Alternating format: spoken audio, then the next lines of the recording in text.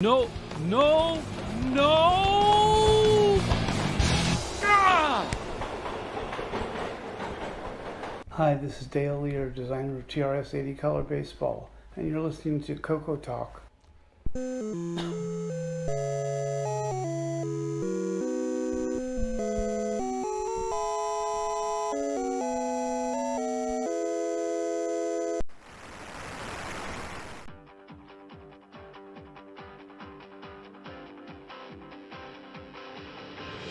This is CoCoTALK, the world's leading live talk show featuring the Tandy Color computer. It's time to drop your socks, grab your real-time clocks, and let's rock. CoCoTALK is rocking the 8-bit world, keeping the Tandy flame alive. We may be mocked, but we'll never stop, cause CoCoTALK is rocking the 8-bit world.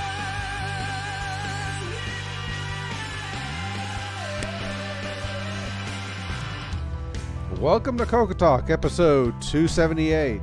Today is all snoozy newsy with a report from the VCF Midwest.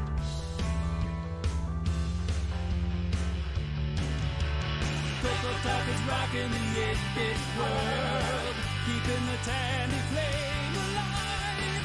We may be mocked, but we'll never stop, cause CoCoTALK is rocking the 8-bit world.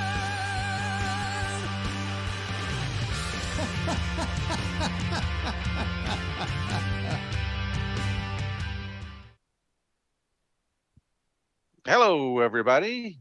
We made it. It didn't blow up. At least we assume so if you're seeing this. Yeah, we think we're going out over the air anyway. Okay, let's see. I gotta flip screens over there. There we go.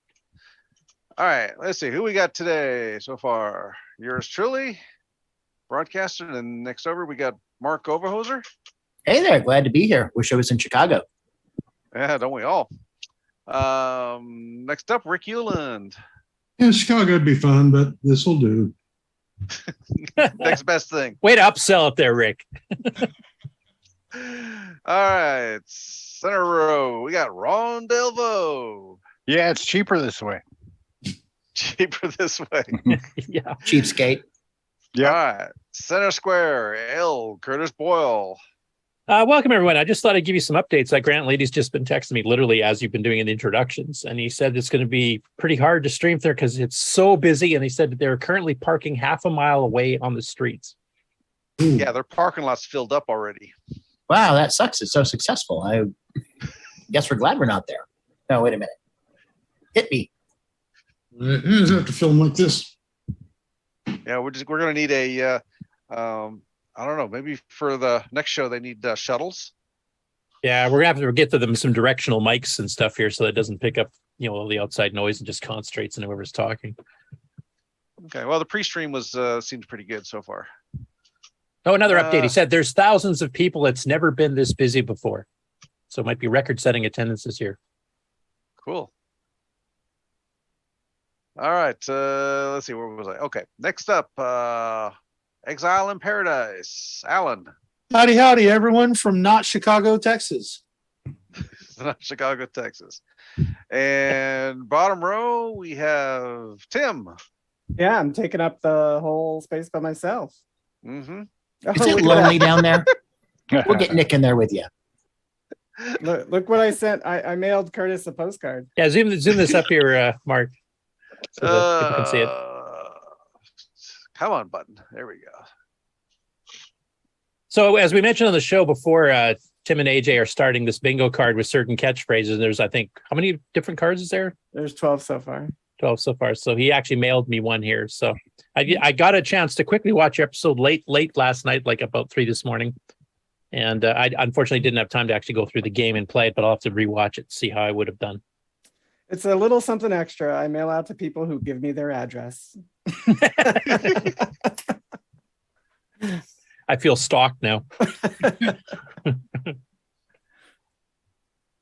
Okay, let's see. That was panel intros. So Right Yeah, in into case the news. anybody is wondering why our panel's so small today, it's because just about everybody else is at VCF Midwest in Chicago. Seems like a perfect time to join. Yeah. We're gonna take attendance when we do the report.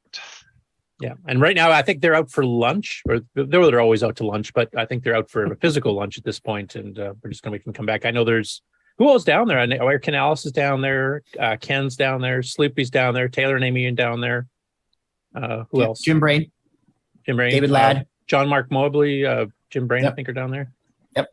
So hopefully, from the sounds of it, it's going to be so noisy with all the people attending there that's going to be kind of hard to. Jason, don't forget Greg Leakey. What was that, Mark? Jason Reichert is down right. there. Timmons? And Greg Leakey. I mean Grant Leedy. Grant Leedy. Is our GCC newsletter editor down there too? I thought I saw a picture of him. That's a mistake. Grant Lado? Yeah. Maybe, I don't know. Okay. Tell you what, do we want to go into any project updates to begin with? Yeah, let's do or that into first, the because I mean, news? I don't want to start the news, and there's 2 weeks of news to catch up. Remember here, if they're going to be coming on for a report pretty quick. So yeah, we can get the small stuff out of the way first. Yeah, I'm thinking that it's still going to be most of an hour before they're back. They're on. Oh, okay. They didn't plan their life around us. I just don't understand this. Cool. Well, I can show how my project's been growing. Sure. Let's see if I can change my face here. I'm on the wrong screen. Come on, work with me. That sounds dangerous. OBS. Give me the C monitor. I can't tell. It won't do it. I'll have to go find it. MEU. Canadian Retro Thing says VCF is great and far too loud to join the call. Can they step outside just for a second, just to at least tell us what they're experiencing? I'm sure Grant will jump back in here. His wasn't too bad earlier. I mean, you could kind of hear him as quiet and everything else was really muted. So it should be okay. Okay, well, shoot. Everything's blown up. I can't change my camera. It's, OBS upgrade, first world problems. Exactly. So let's see. Capture. B monitor. Nothing. Main. Nothing. Is the stupid camera even on? Online troubleshooting. Don't you love it? Stop virtual. Welcome to the rehearsal. Start virtual camera. Switch to B. Do it. I see a Burke and Burke interface Okay. drive. Yeah, so this was the original project. Can you get to that off this hard drive? So started with that and couldn't. But then they gave me an extra controller, which is a different model. So maybe I had the wrong model in my Burke and Burke. So I tried that and that didn't work. Well, I've got some in my junk pile. So I'll try this other controller, which is a third model. Maybe this will match this hard drive. And that didn't work. So I dug around the junk pile some more and found another Burke and Burke with yet another controller, which That's matched. 4 for the audience at home. So yeah, 3 types of controllers, 2 Burke and Burkes. But that still didn't work. So I found my last Burke and Burke and my original hard drive. This was the run when I parked it version. And I haven't had time to try to test that yet. But so we're up to this. And I think I've got a couple more of these Western Digital controllers somewhere, but I'm running out of table space. So I've got to get it fixed pretty soon. Did you make sure the cable wasn't broken? Well, I'm using a whole bunch of different cables. I'm at the process of, okay, try B&B1 with controller 1, controller 2. The problem is you have to have the right controller, and I was given 2 different models, and then I've got 2 other different models, and some of them will work in place of each other, and some of them won't. And then on a more humorous note, remember I zoom this up enough to read it.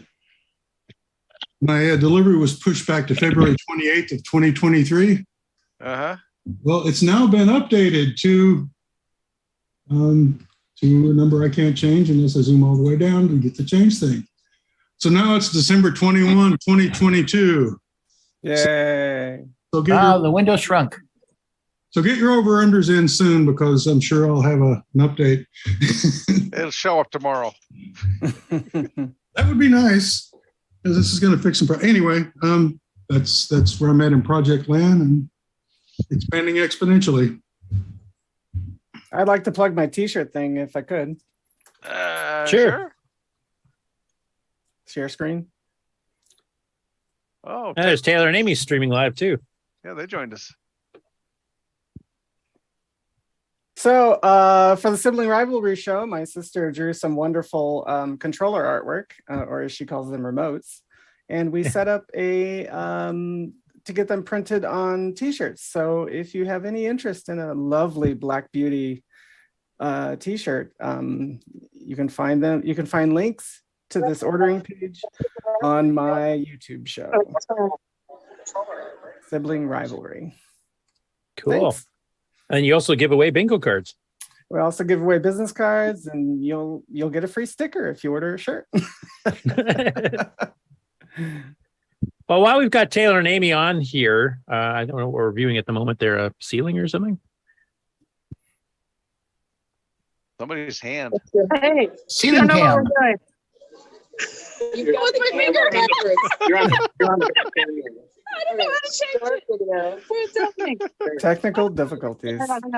First world problems. Hey. There we go. There you are. Oh, and John. VCF Midwest.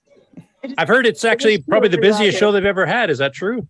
Not mind you, I've never been to one before, so I guess you wouldn't know. I've never been here, but I mean, we're having fun. Can you see everybody? So, Taylor, my question is, did they bring the entire warehouse we looked at last year? Oh, I'm pretty close. I mean, I don't see an Atari. I don't see a Mattel Aquarius, but I've seen there are several pets, and I've been trying to make sure I pet all of them. And they've put all the CoCo guys in CoCo Corner. Do you want us to run over to CoCo Corner? The audio may get a little dicey, but we can show you what our friends are up to. Sure, even though it sounds like a detention room. Yeah, right. And we are in the back hallway. Yeah, we're in the quiet place. So actually, if we turn the camera around so it's not facing us, we can march you over there. Okay, sounds good. We'll get a nice snapshot of the VCF okay, too. We'll do that. Okay, I'm gonna give this to you. All right. Wait, now you gotta turn the camera. Oh my God! That button that you found. Okay, there. Here we go. I love how this goes as smoothly as your shows do. That's not too bad, internet. Say hi. You're on CoCoTALK. Yay! There's our prize winner from last year's CoCo Fest. So this is the first room. Wow. How many rooms? Look like there's 2 or 3 stacked together. 3? Yeah. There's a seating chart available. Plus the hallway. Discord. Plus the hallway. Tony Pedraza. Yes, Tony Pedraza. Okay, so here's CoCo Corner. Just knock that Atari off like you're a cat or something. Here is CoCo Man set up. He's got his stuff and the MC10 in the back. Love that. And Cool. then Looks like an MC10 corner. You're live on CoCoTALK. Oh. Yep, we're doing great here. And then if I go this way, I can show you celebrities. Ooh. They're actually right here on CoCoTALK. Or they're streaming.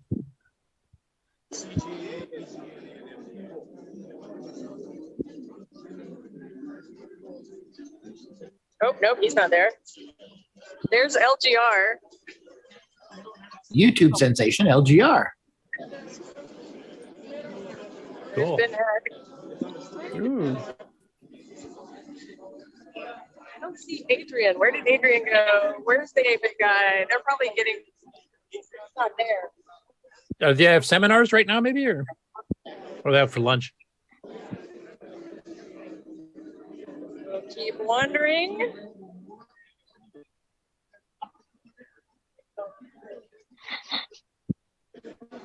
Robots.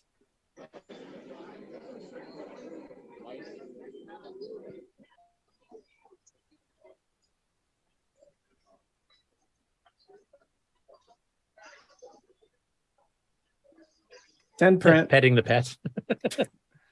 Petting the 10 print pet. At least they don't shed. And they're pretty much Somebody find hyperallergenic. Ken. Oh, where's Ken? Oh, wait, there's Robin. Here's Robin. David Show and Tell. You are live on CoCoTALk. Uh-oh. You're live on Hopefully, CoCoTALk. Say hopefully he hi. doesn't get set on fire. Have you seen Ken? No. I think he's still at lunch. Yeah, that guy.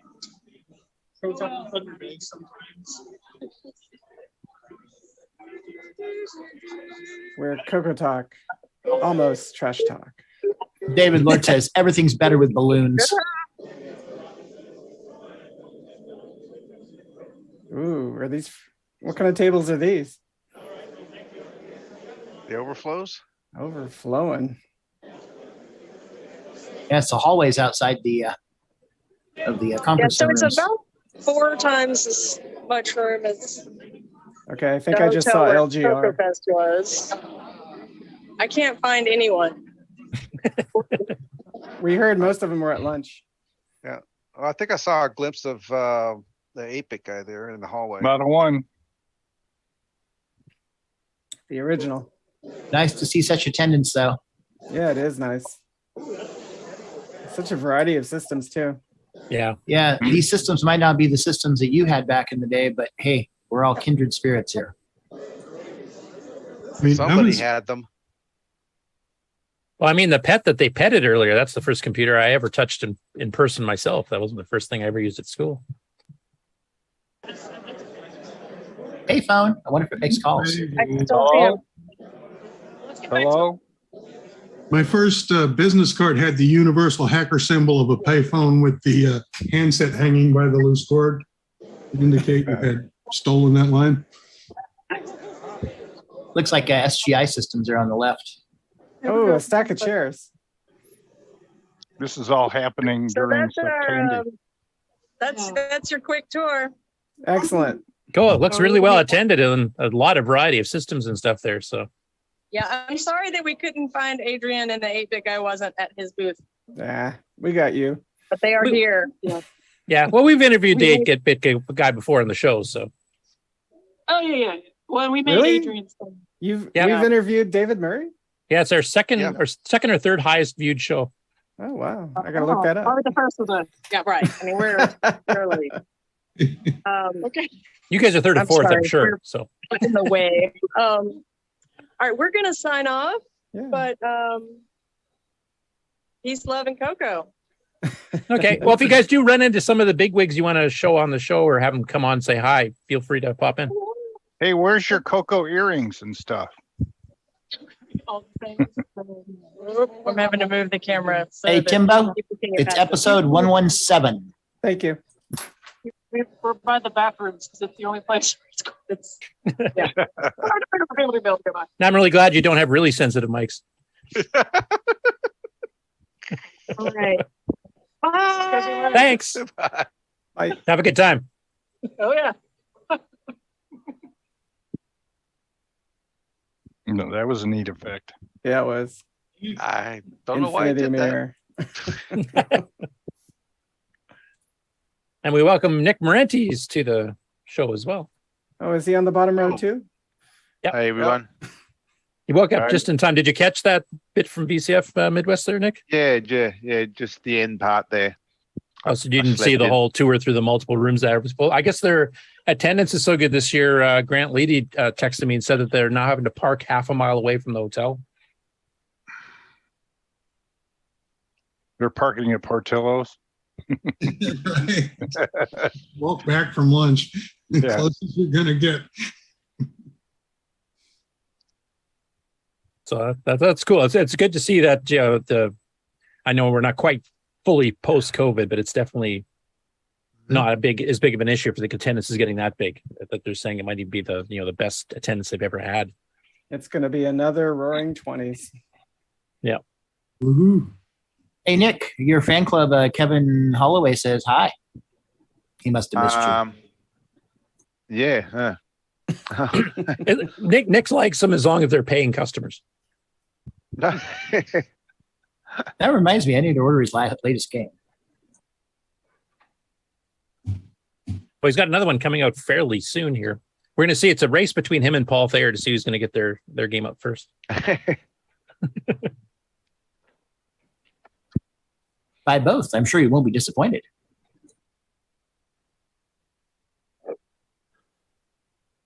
So, Rick, did we cover everything you wanted to show there before we had the live stream feed from VCF? Oh yeah, I just a couple of little things till something happened. Everything else we're waiting on JLC, which finally accepted my order after the second time I redid it. I guess. And thank you for sending the last part of the keyboard, which I haven't had a chance to install yet. But hey, there's John. No, there's Jim Brain too. But I had to find something else to do because my son did the orders and enjoyed the money, but he went to college. Now he's married. So, John, can you hear us too? Wave hi to CoCoTALK.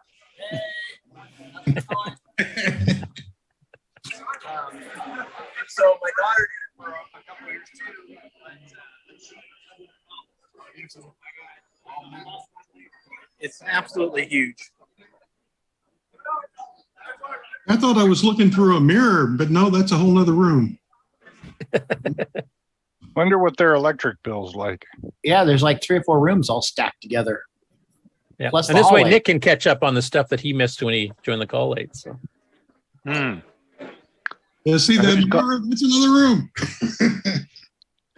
You know what's cool? This is all plugged into one outlet. Right? I lost a bunch of equipment at CoCoFest because of that stupid misunderstanding with the power. That was yeah, their power was terrible. I had so many problems there. well. We found out we were supposed to have that octopus thing to bring the 220 in and break it out, and they never gave it to us. Oh, there's Ken. He's back from lunch. Say hi to CoCoTALK. Hey, I tried to connect, but my phone's a piece of crap and I couldn't get on. excuses. He's running Nitrous 9. Oh, my heart just feels great now. So COVID. That's why Taylor and Amy couldn't find me. I was out trying to get my phone to work. Check out that multitasking smoothness. So maybe John can give you a recommendation. I don't know if he can hear us. Say that again. So Ken needs a recommendation on a new phone. iPhone 14 came out. You knew that was going to be coming from John. So who's holding the camera right now? John Laurie. All right, yeah. Yeah, there's probably at least 10 CoCo people there that I know of. From the sounds of it. They're not all in, right there right now because they're just for breaking for lunch. Cool tape punch. I wonder if John has the latest iPhone. I have the serial interface half built. It announced itself as a 13. Yeah, the 14 is just on pre-order right now, I think so. Yeah, but he works for Apple, so he gets the early stuff. I don't know if he does. Yeah, it doesn't work like that. They sell out so much they don't have to do that with employees. They can wait like the rest of everybody. Live and what you do?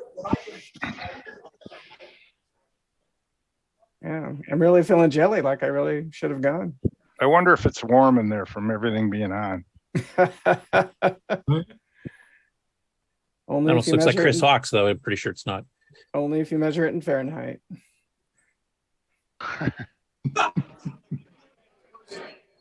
Everybody wave hi to Crazy Ken if you watch his YouTube channel.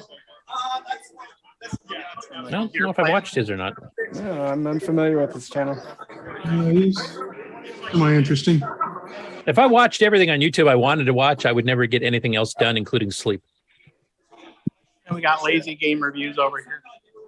Oh yeah, there's Clint. Yeah, them I've covered yet on the show. And they're not here at the table, but 8-Bit Guy and Adrian Black from Adrian's Digital Basement. They're sharing a table? This is the Big Shot YouTuber corner. Yeah, it is. And if you guys know who Ben Heck is. Oh. Yep. Oh yeah. Hey, man. Ben Heck. Yeah, let's build a computer on a breadboard. Why don't we? That filament looks like the wood grained filament that you see every now and then. It's crazy. He doesn't realize CoCoTALK's right near him. Sometimes you just can't feel the power. No. Sometimes they have no idea who we are at all. Let's see that Tandy 1000 there. He can't hear us, can he? I don't think so. Once in a while he does, but from what I've heard, it's quite loud there.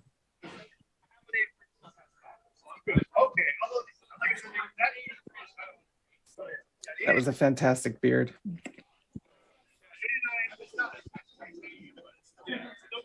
We have some on this show.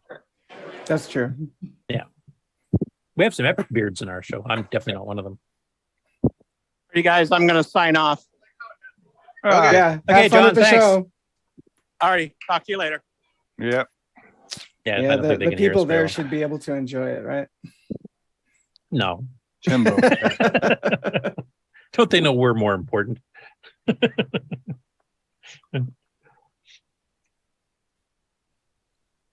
The Brady Bunch. I didn't see any live stream of VCF verse. I'll put that up in the corner.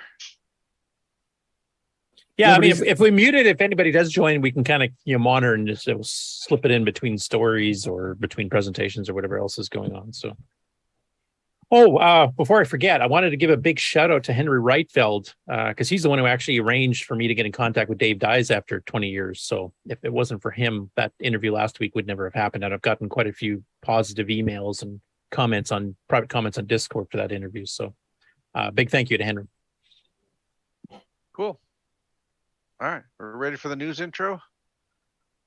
I guess unless everybody else has any presentations. Nick, you weren't on when we were doing the original go around and any updates and acquisitions and that kind of stuff. No, nothing to show. Okay. And I think everybody else was already on. Tim covered his bingo cards and the merch. T-shirts. T-shirts. Nick, didn't you have anything to contribute regarding the Queen that passed? No. well, Nick, you are in the Commonwealth, so come on. As am I. But one thing of note, though, at least England and Canada are going to have their currency redesigned. Yeah, though that's going to be a gradual thing because we only do it when we're due to reissue a new bill or coin anyway, so we don't just rush out and change. Right, you don't have And a Australia. tradition. Let's petition to have the Coco on her. No bank runs because the Queen died. Okay, that's good news. Yeah, no, it's just we've gone through this before with King George. I've still got a $10 1937 King George bill. So Well, we actually have a new king, right? So yeah, King Charles III. Yeah. Exactly. We've got to change our public holiday, the Queen's birthday holiday. What did someone say? 76 and he finally got a job? Yeah. Yes, I saw that. Oh, cutting ribbons is a job. I'm sure he gets paid more than us retro people do for our jobs. So just to tie in, you can see their lovely faces on my Ron's garage. Oh yeah. Actually, before we do the news, do you want to go do a Ron's garage? We haven't done that in a while, and you've actually put quite a bit of stuff up. So I'm not ready. I don't have no. We'll give you time. We'll vamp for a while. I think that's a technical term. Sure, I have T-shirts to sell.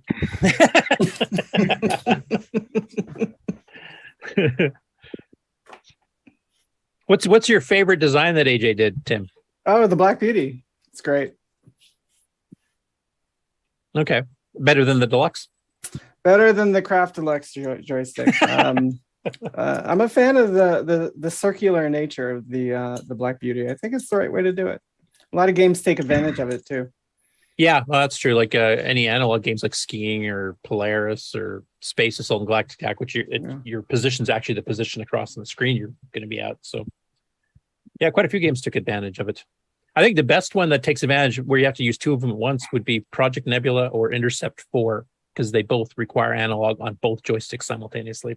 Yeah. Some sort of Velcro plate to make it easier to hold. Yeah. All right, I used to Brett. have a big armchair in the basement. I lived in my parents' place, and I used to tape the Black Beauties onto the armchair so I could be like Captain Kirk on his command console. Playing Project Nebula. That was me. Ready? Thank God there's no pictures of it.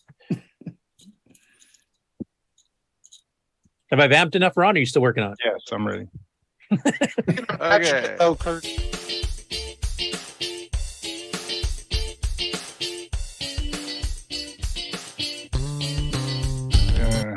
Okay, go ahead. It didn't Go. work properly. All right, go for it. I think I Screen think I share. interfered Okay. with you. All right. Dun, dun, dun, dun, dun, dun. There you go. Yeah, there we go. All right, so what we have here is the Queen taken off of VCC after I took the picture, and then a VG6 picture from CoCo VGA for CoCo's 1 and 2. Can you believe it? This is actually on a CM8, and it smooths out all the pixels and makes it look better. Looks fantastic. She has great green eyes, huh? Anyway, there's our The new king. Yeah. Not too bad for pixelization. Yeah, I mean, the CoCo VGA that you're running there is running at, what is it, 128 by 96 by 16 color, if I Which remember is correctly. tiny. Yeah. It's very small. Also, did some Xenix last week. Was playing My God, around. Ron, what's happening? You're playing games more and more often. That was fun. This is a good game. Yeah, This it's has one of the lots best. of sound and the Music. screen shakes and pictures, and it's really good. Yeah, and it runs 128K too, which is actually a good feat. Yeah. Now, didn't this come out nice? This is our rival groups. Oh, rival. Nah, we're kissing cousins just about, I think. Yeah.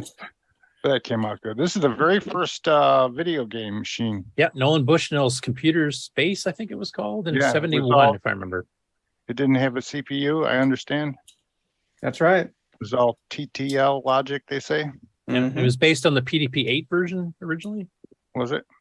I think the one in 62 that I can't remember the guy's name. This is actually a white one is shown in the movie Soylent Green.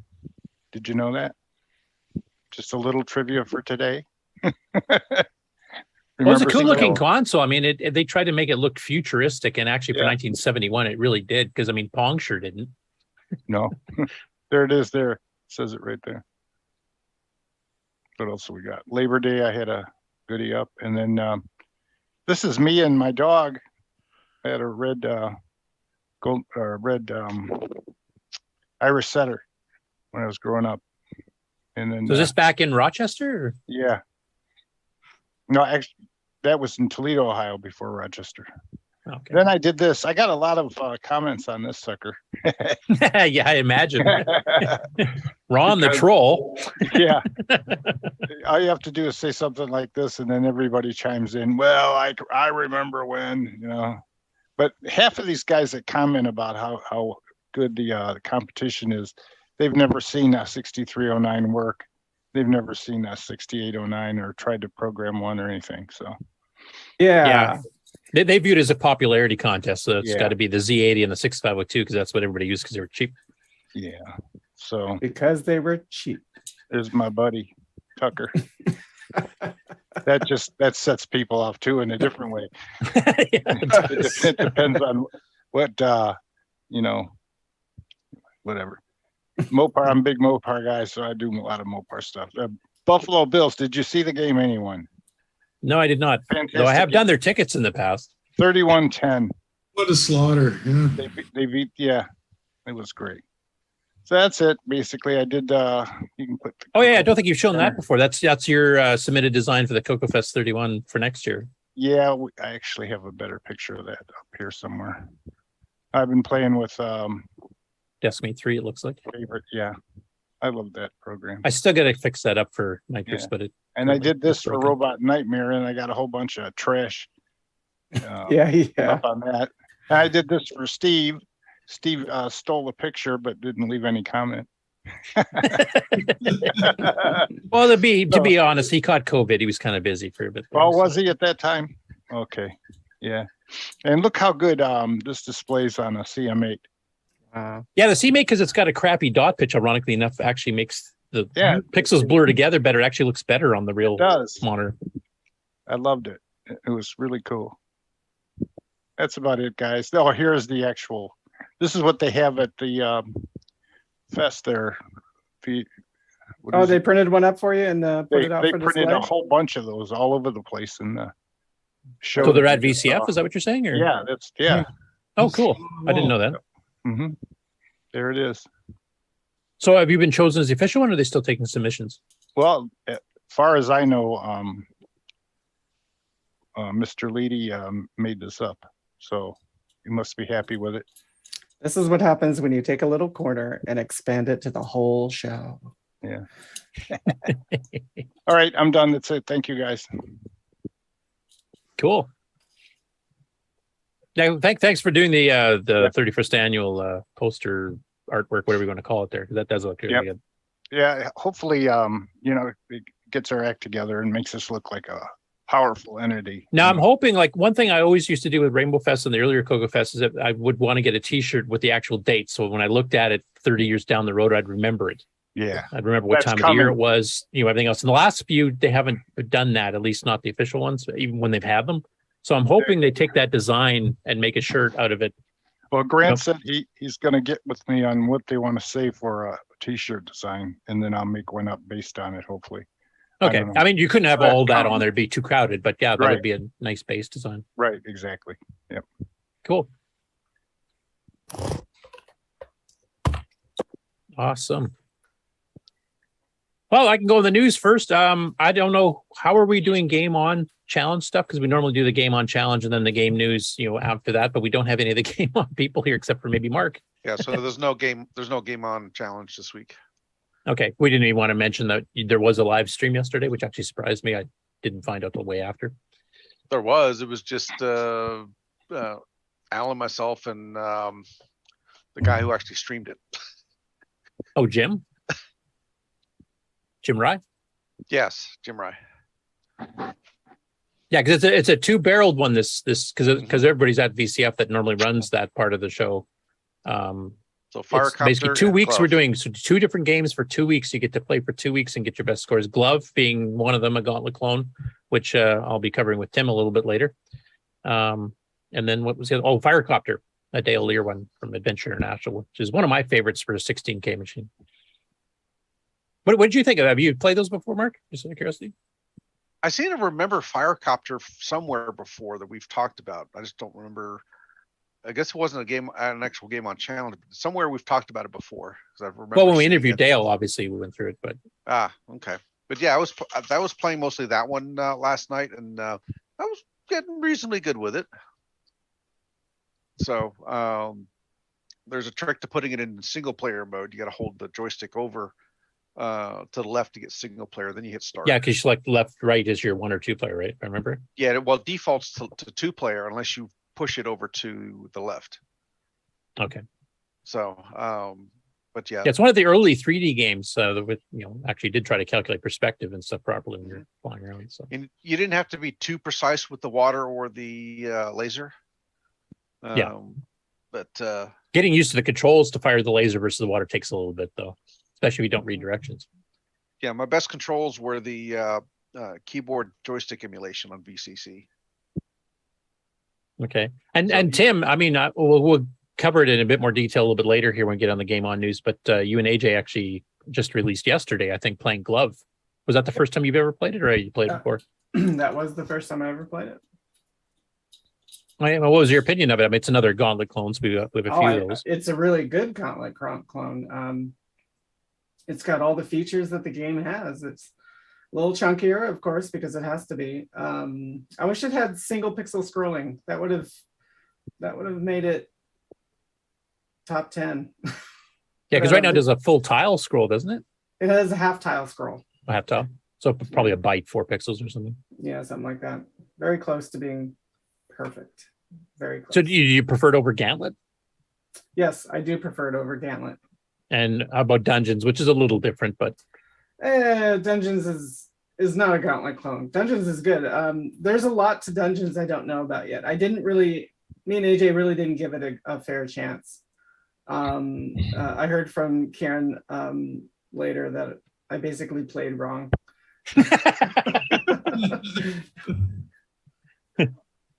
We hear that a lot on the Game On Challenge. Yeah. No, I quite liked it too. Like when Glove came out, that was James McKay actually came out with a couple. We've covered a couple of his games now. So the Death Chase, the port from the Spectrum, he did that one too. He also did Caves of the Unwashed Heathen, if I remember, which Jim Gary later ported to the MC10. So he was cranking out this stuff in the mid 2000s, like 2005, 6, 7, 8, somewhere around there.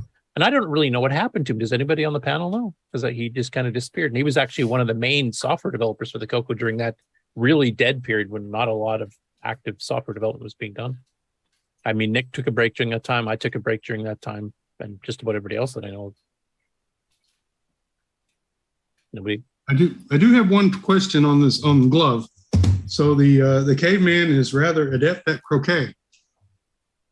Do we think this is because you have to knock the ball through the 2 hoops and hit the wicket, so you're sort of running a gauntlet? Or am I the only one that thought that was what he meant there? And if not, what did he mean by that? In the instructions, there is a notation somewhere in here. Yeah. Caveman. The caveman is also rather adept at croquet. And what do they mean by that? And all I can think of is they're running a gauntlet at the end of the croquet pitch. You gotta go through some hoops and hit a wicket. And is he better at shooting through walls? Because I mean, in croquet you have to knock it through those little metal thingies. It's a gauntlet you have to run. You have to get through both hoops without touching either one, and then hit the post at the end. So you've got to. Yeah, and of course, Glove's a play on Gauntlet itself. You know, Yeah, Gauntlet there's some more Gauntlet puns in here for whatever reason. Just so I could worry about it 40 years later and stay up at night going, what did he mean? Yeah, this is the instructions off of the archive. Yeah, because he was actually selling that. He actually made a full color tape sleeve and the whole bit for it. I think he lives in England, actually, because this game actually works on CoCo 1, 2, or 3. It auto detects. It detects if you have 32 or 64K RAM. It detects if you're on a dragon. It kind of adjusts itself, you know, keyboard controls and everything else. So it actually auto senses all that, just runs properly. Yeah, 50, 60 hertz is part of that. Yep. Yep. And he says possibly a ProLogic of 400. That's the Brazilian one? I don't know. And then, Yes, I believe it is. There's the tape. Yeah, like he went all out producing this. I'm just wondering if he kind of disappeared because he blew a bunch of money doing this and not too many people bought it back in the day. I hope not. Because it's actually quite a well done game, as Tim said. It's probably closer to Gauntlet than Gauntlet is, to be honest. I mean, it's a bit lower res, but with some of the. But it really works well with the resolution it has. I really like the style, the artistic style he's chosen. Yeah, especially for the res he chose, because I think he's doing 128 by 96, if I remember correctly.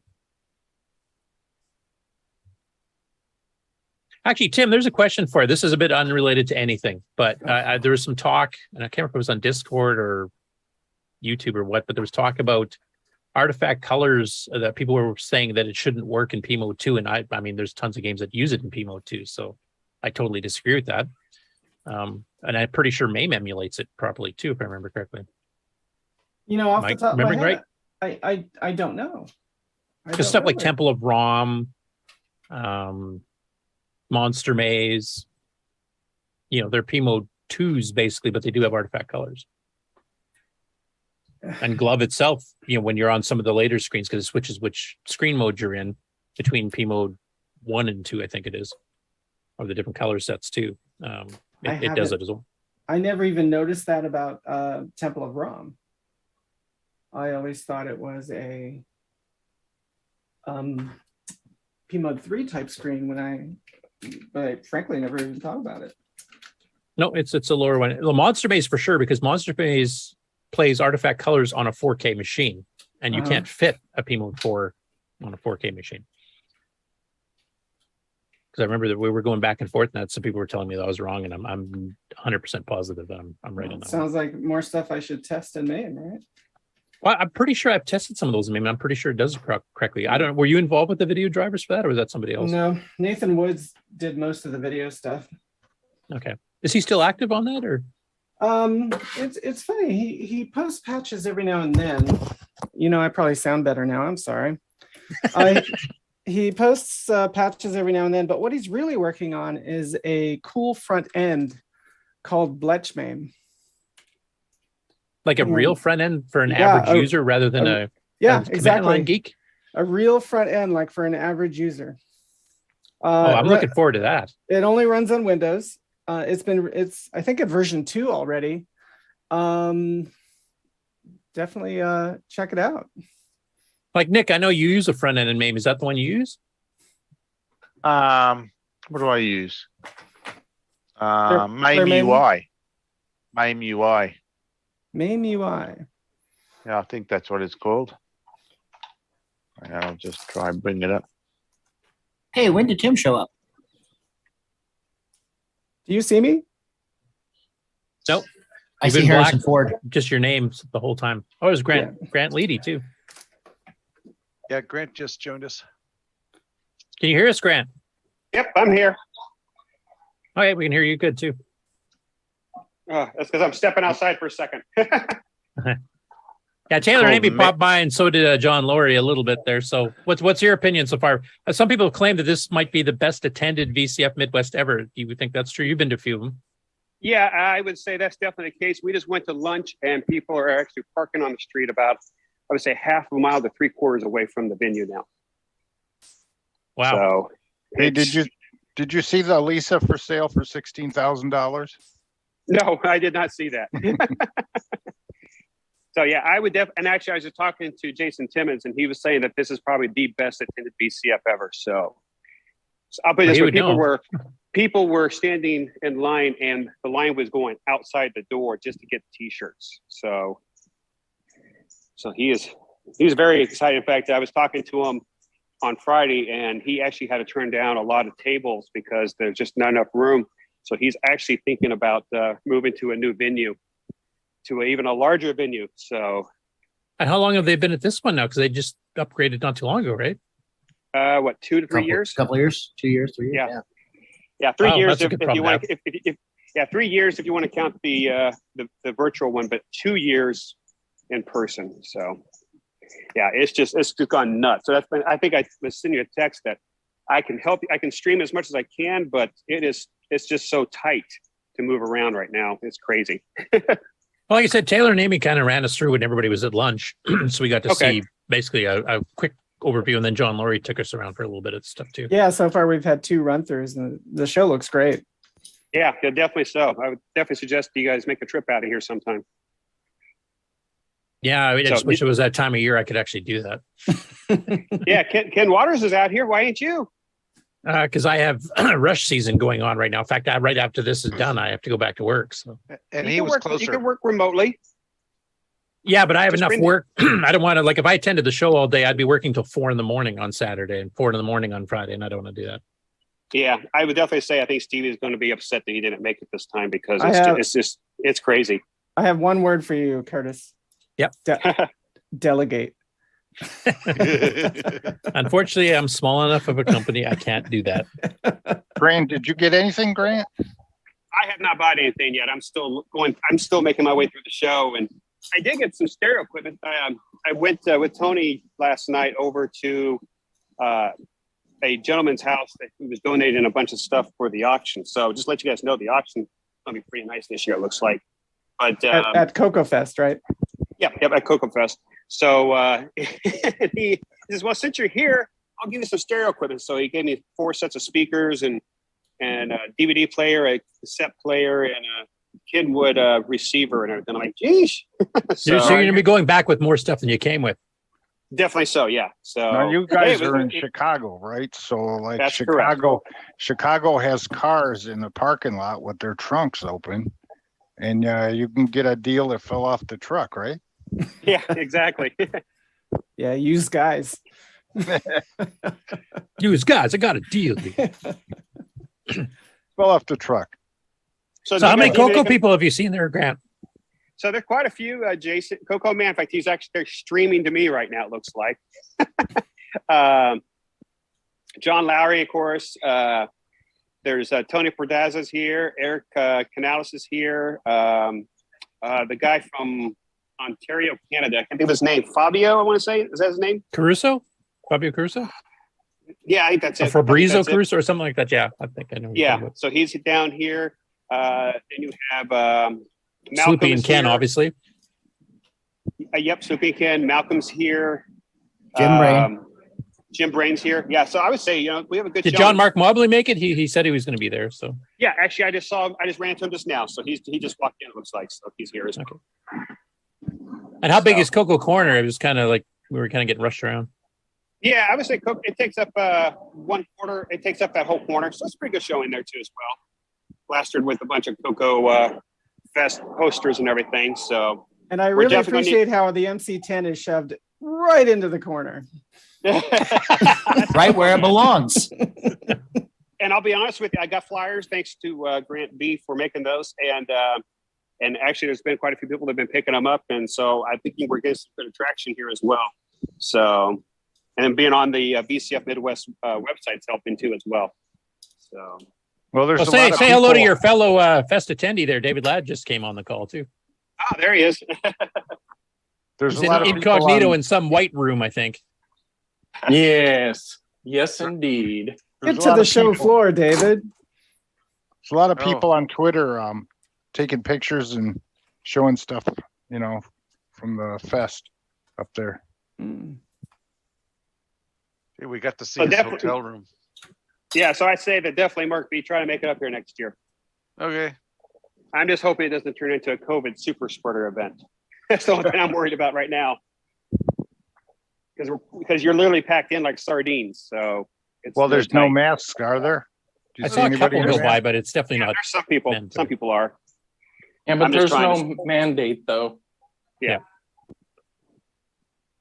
So any women? There's a lot of women here. Oh. Yeah, I saw quite a few just when they were walking around. So, but yeah, definitely a good show. So, David, are you going to show them the showroom floor? Is that your plan?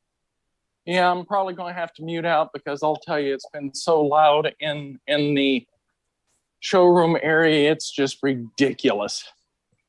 Well, look who's coming here. Look at this crazy guy. Where? Who are we talking about?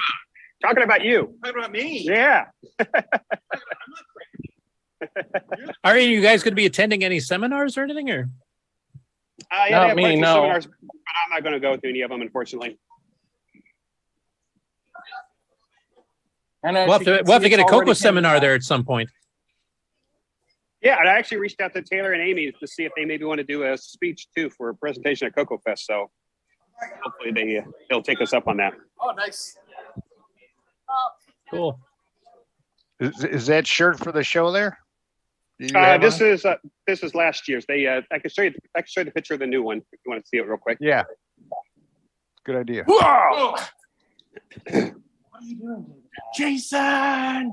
Jason, David. Look, it's Jason. Look, it's Ron Delbo. Where? Hey. Oh, he's on the screen. He's on your screen. Yes, He's on your screen. He's in his garage. See, look. Yeah, he's in his garage. He's right there. There's All right. Or we're gonna get some good echo now. Oh yeah. There's 537 from the air. I have to say the wireless is actually holding up pretty well considering how many people are there probably sharing it. Oh yeah, definitely. Well, I'm using the cellular, so I'm not using the Wi-Fi. All right, guys. So that's a picture of the new shirt right there. Where? Oh, I'm sorry. Let me flip it. Actually, speaking of the shirts, Right there. I'm going to mute for a moment. Actually, I guess David's going to buy one. I can show you one real quick. Yeah, Okay, they're well- kind of hard to read, aren't they? Is there one laid out on the table there? No, this is the old one. This is from the virtual year right here. That was 2 years ago. Yeah, and if David's going to buy one, we can actually see him like hold it up and stuff. Yep. So There we go. That's what it looks like. Punch card. That's the front side there. And then there's the back. Oh, that's almost a CoCo. yeah, it looks So, like a V20 or C64. Except it's not. Thank you, sir. I appreciate that. Maybe. So, Yeah. and I just let everybody know, I talked to Jason Timmons, and believe it or not, Jason does make T-shirts himself. So I might be using him. He's like, I've been waiting for you guys to contact me here. So I'll be talking to him in probably about 2 or 3 weeks after this calms down for VCF. Yeah, so let me know what it looks like. I'll So it looks like we will be having T-shirts this year at CoCo. Good. That's my goal. I'll put me in for one. Oh, I just looked at the VCF panels today, and there's something interesting happening at 2200 hours. Frank Palazzolo is demonstrating some new software, his Demon Debugger. He's the fine young gentleman that helped me dump the ROM inside this speech sound cartridge. Oh, cool. Oh, cool. He's a hardware genius, is what he is. He's like the anti-me. Yeah, they do presentations until the wee hours of the night. So Yeah, what is 2200 hours? That is 10 o'clock, 10 p.m. So everybody there should go see that. Say hi to my friend Frank. I'll do that. Because at 10 o'clock, I probably won't be doing anything. Good. Tell him Tim said hi. So yeah, definitely. I would definitely say though, seriously, if anybody's been on the fence, definitely try to make plans to go next year. So because this thing is getting bigger and it's getting bigger and bigger each time I've been here. So has the date been set next year? I'll ask Jason before I leave because you know that's one thing that we've done differently now is CoCo Fest and VCF Midwest are kind of working together to you know advertise on both of our platforms. So I'll talk to Jason and I'll let you guys know as soon as I know. Yeah, because if it ends up being like a couple weeks later, I probably could make it. It's just not this early in September. I can't. Yeah, I think they usually do around the September 11th because it's cheaper for hotels because nobody wants to get married on September the 11th. That's my understanding. So As much as I think I'm important enough for people to just shift their entire show for me, it just never works out that way. So. Just think, if you had your wedding on September 11th, you could play Bridge Over Troubled Water. So do you guys need us to go through the showroom floor again, or are you guys good? I think we got a pretty good look at it, though. If more and more people show up and it gets even busier, I wouldn't mind seeing like just how big the crowd gets a little bit later on if you guys are up to it. It'd be great to see people that are actually looking at CoCo stuff. Yeah, we didn't see that because we kind of just breezed through. Well, and again, that's probably because all of us were at lunch, so I think that's probably why. So, in fact, I'll make my way through there now, so therefore you guys can just Before see we what hit it's the like. news stuff, sure. Yeah, but yeah, this is more interesting my news crap anyway. So yeah. And Grant, when it's time, send me a text when you're ready to have me submit some ideas for the T-shirts. Yeah, we just got to come up with a theme for this next fest. So everybody think about a theme. All right. I'll probably want to try to get that figured out here in the next couple of weeks. So, and actually, here's the star of the show right here, Jason Timmons. Who am I talking to? CoCoTALK. Hey, CoCoTALK. Who's on the line? Which of you aren't here? Yeah, there's some that are not here. They need to get their butts here, right? That's right. Thanks a lot, Jason. CoCo Cluster is thriving. Yeah, CoCo Cluster's thriving. Thanks again for your help this year. And David saying hi to Jim Brain too in his booth.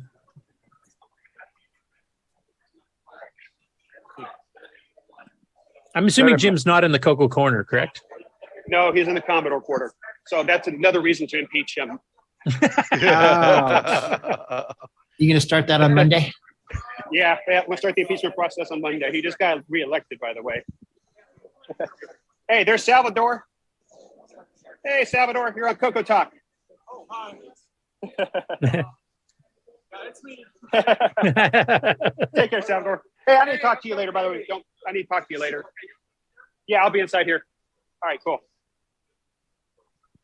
Look at all that commerce.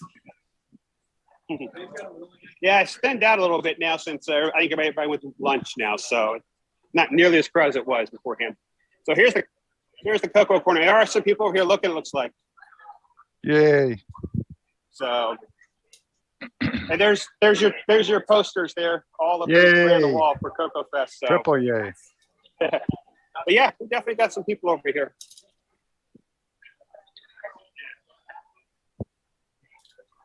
This is Malcolm's setup here. That was a Model 1 and another Model 1. Yep, and he's selling one for $250. So if anybody wants one, and there's some flyers here. CoCo Fest. Cool. Cross I've been seeing Alice on there. So, and there's Ken Waters. He should be doing the game on second segment right now, but he's not doing it. Because my phone's a piece of crap. No, you're from Canada. You guys have bad phone service. No, just I can vouch for Ken's crappy phone service from our drive down to Chicago last time. Yeah, there's Curtis. There's Tony No Baloney. Tony. And there's Sloopy there. Worked hard at work on tearing up a computer, looks like. And I'm looking at Commodore products. Actually, for Sloopy's booth there, you should get a CoCoCat to like push the Atari off the table. Ah, yeah. They want to get a CoCoCat, so you push the Atari off the table. So. But yeah, as you still see, it's still pretty busy in here. Show that beautiful 6809 goodness. You're right, Curtis. They must have a killer Wi-Fi in here because I'm not struggling at all, am I? Well, No. it's not like super smooth 60 frame per second, but it's not dropping out to a slideshow. Okay, good. I'm impressed because considering the number of people there and how many people are probably on the Wi-Fi just for the show, never mind the rest of the hotel, that's pretty good. There's a lot of YouTubers here. Yeah, there's the 8-bit Slicks, which is the 6502 network racing game, and there's people watching their Discord, and it says they're having trouble connecting right now. We're stealing all their bandwidth. Ah, boo-hoo. Yeah, I know. Have you seen any? Hey, by the way, just let you know, Curtis, I just bought my iPhone 14 this morning. Are you getting the red one or the green one? I'm getting the black one. Oh, okay. I'm getting the. Oh, were you being serious? I thought you were talking about those dial-up phones. That was your iPhone 14. No. I'm getting the. No, I'm serious. I just bought my iPhone 14 Pro Max this morning. So when you get lost, you can actually use the satellite tracking now. Exactly. I remember I hated Apple phones, and then you turned me into one now. I thought it was going to take John Lurie to do it, but okay. Does that look familiar for you guys? Yeah. Yeah, that looks like it's stolen out of a DeLorean or something. Back to the future. Yep, and they're playing the playing the movie off of Laserdisc, probably. David Ladd is sneaking up on Ben Heck. Somebody warn Ben, quick. This He is brought something his you'll see every calculator day. collection. The Weather Channel in Telestar. Oh, wow. Looks like snow on the screen. Get it? Yeah. Look at that. Local authority has issued. This is direct community access. Yeah, there's a lot of cool stuff. I mean, I've been to this day now 4 years, and there's a lot of stuff I've never seen before. So definitely new blood coming into this show. Yeah, well, I mean, Taylor and Amy were with us last year after CoCo Fest. We went to the warehouse that Timmons has, where they're storing all the stuff, and they didn't have everything there yet. But I asked her just kind of as a joke. I said, "Did they take everything out of the warehouse and bring it to the show?" And she said, "Yeah, probably most of it's here." She didn't see any Mattel Aquarius. That was the one thing she didn't see. Hey, that was on the warehouse. Didn't they have last year? Didn't they have the Apollo computer? Was that last year? I wonder if they have it this year. They had that at VCF West a year ago and 2 years ago. Oh, yeah, the one in California, right? Yeah. Yeah. There you go. Some Macs for sale. $700 for a Quadra. Macintosh. I mean, Mac servers. $750 or something. Maybe like the servers or workstations. 68040, goodness. Yeah. I found a computer for Stevie. Right here. There you go. So is Stevie at the show? No, he canceled because of COVID. He got it because of COVID. He was quite sick. He got a sinus infection at the same time, so he was in really rough shape for a bit. But he's getting better now. He was hoping to be on the show today, so I'm so kind of hoping he'd drop by. Fell through. Just getting interviewed by some slacker. Has anyone there had any purple By the way, hair? Ken needs to get a haircut. They don't have. I guess you don't have barbers up in Canada. Just in the northwest part that I'm in. Because Curtis doesn't have a haircut. You don't get a haircut. Well, we got to grow our hair long because we can't grow beards. I thought this was kind of cool. Silicon Graphics. Yeah. Yeah. Oh, which one is that? Oxygen or something? I can't tell. The purple one. They're all purple. Ezra. Tezro? Tezro. Ooh, that one I haven't seen before. That one's neat. No, I haven't either. So you guys seeing a lot of people coming by the CoCo corner there and asking questions, or Yeah, about the same as everywhere else? I said we've got more, and also a lot of people are taking the CoCo flyers with them. The CoCo Oh, good. flyers. Maybe we'll get some extra attendance in the next show then. That'll be good. Awesome Yeah. if that works. Yeah, we printed off 100 and some odd, and I probably given out myself probably a good 30 of them myself, and I don't know how much Jim Brain's given out. So I'm hoping. Hopefully you guys don't run out because the show's all day tomorrow too, right? Yep, that's correct. What do the flyers look like? Let me find one here real quick for you. Yeah, Grant B, the person who does the newsletter, he produced it for me. Is he at the show? I thought I saw him earlier. No, he is not. Hey, Oh, okay. there's John. Hey. So here we go. We're definitely going to have to get a big banner though next year, so we can hang it up against the wall here. I think it'll look good. Yeah, I agree. So this is what the flag looks like here, That's good. Looks good. and then flip it over to Great. the other side, and then you got the hotel information here. Oh, cool. And all We didn't see the other yeah. side before, so Yeah. So Great. It's got all the details and everything like that. So like Looks I said, I nice. think really making a partnership with VCF Midwest is really helping us out. So You did a nice job. Hopefully we can help them out too. yeah, I think we will. well, Maybe we are. can We've got a take- dozen CoCo people there already. So Yeah, maybe we can take credit for the size of this your show. yeah, obviously it's all because of us.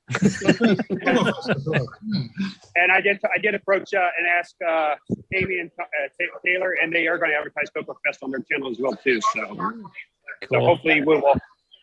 we Do should they have get a their lot own of booth? I attention. forgot to ask them.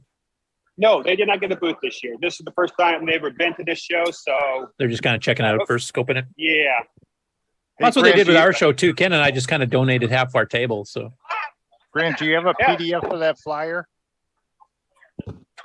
yeah, I do actually. I think I can send it to you when I get back home.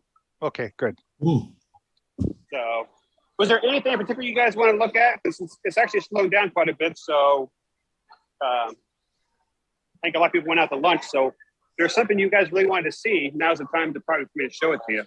any gimmicks are running? Any what? Gimmicks? What's that? The 6809 business computer that was sold.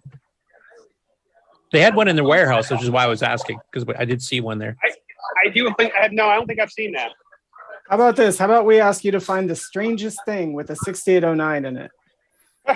Like a super Oh, here- pet. There's something that's kind of cool. Look at this big keyboard. This is a huge keyboard. Just to give you an idea, this is my hand. That's a and big how keyboard. big- Now that's something I can type on. I'd hate to see what kind of a laptop size that has to fit in. Yeah, that's a space bar. All right, that's Jesus Eric, by the way. You guys. Oh see yeah, him I at just CoCo recognized him. Yeah. Fest. He's a regular now at CoCo Fest with us. Yep. He's a supplier of hard liquor. Yeah, everybody's like you because you're the hard liquor supplier for CoCo Fest. So, Hey, David. David seems to be sitting down having a break here. You're muted, David.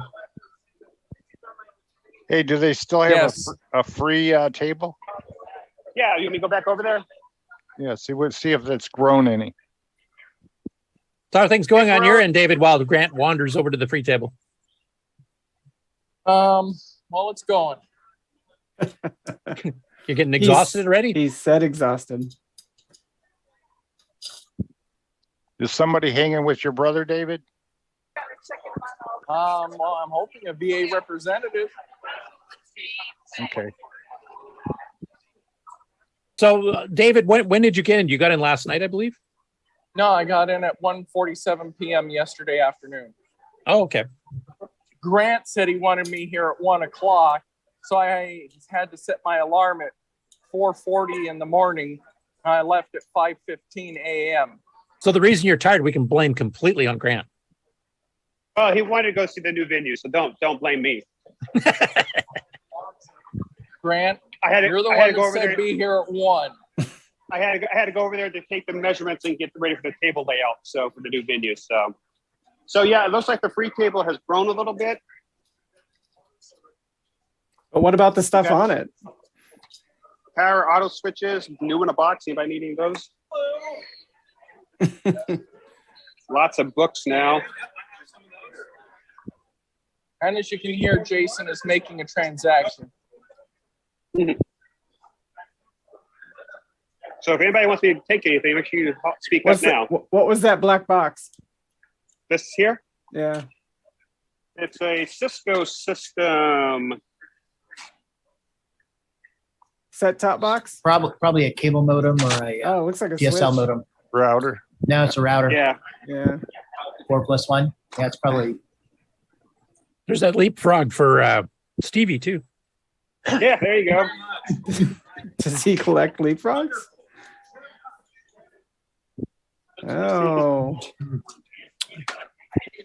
I know that Yeah, device. so this will grow and then get smaller and then grow again and yeah, and I imagine some of the again. vendors, if they brought some stuff they don't want to take back, they just dump it off there on the last day, right? Exactly. Yeah, Sunday afternoon it'll be a bunch of good stuff. I don't know if this is actually going to work. Been looking for a DVD player. Score. Fax machine. Software. So there's more than one table, isn't there? Yeah. Oh, There's yeah, a whole there's a row whole corner. here, it looks like. Whole corner of stuff, you know. So, oh, So here you go. Dreamweaver. Anybody need a TV? CRT? RCA? 28 inches. Don't The ask me size to lift matters. that. I can see you sitting in the plane with that on your chest. It's my support TV. Yeah, I'll bring this on its carry-on, right? There you go. Anybody need some, want some Mac stuff? This guy here is selling it. He's even got the sign up around his neck here, and I've seen you walk around several times. Yep. Oh, that's a oscilloscope. So if everybody wants Some it, let me Apple know, II and I'll drives pick and- it up. Yeah, He's this got some good too. stuff. Does he have the Lisa for 16,000? Do what? I have one more piece as well, but it's pretty air conditioning. It does work though. Okay. Like turns on, boots to Mac OS, this program's on there, mouse and keyboard work. Cool. This looks kind of sketchy. Is he supposed to be there? Oh yeah. Thank you. So, Grant, Buck Owens has a question and a comment for you. Yeah, what's the question? The question is there free coffee? No, they don't have free coffee at this venue. Okay. And then Do you his have comment is that carpet always made me think I was tripping over cables. That's true. never thought of it that way before, but yeah, it's true. Do you have a nickel for the payphone? Do I have a nickel for what? For the payphone. Oh yeah, no, I don't actually. Everybody, here's a whole bunch of people here playing. I think it's Doom, right? Everybody's playing Or Quake, maybe, or something? Doom. Quake. That's way too graphically advanced for. Oh, that's Doom, I playing think. Doom on SGI That one. machines. Look at that. Oh, is it? Yeah, so they got Oh, a maybe whole you're bunch right, of yeah. people over here playing it. Oh, the original Doom. That's the way to play it. On a $6,000 box, brand new, Yeah. at least.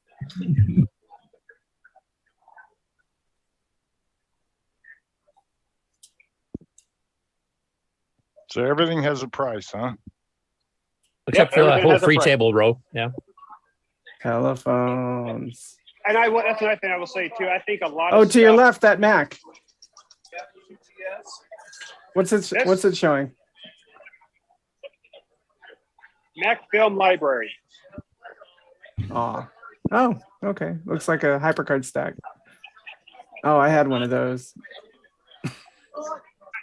There's a Macintosh Plus. I had one of those. I don't see any aquarium there. Hey now. But as I've already said, that's one thing I would definitely say that I have noticed is the prices of all the retro computers are definitely going a lot higher. So it's not just the CoCo prices going up. It's everybody. The old Macs. It's everybody. Yeah. And it makes sense with this show expanding and getting bigger. People are getting more interested into it. I think that's why. So,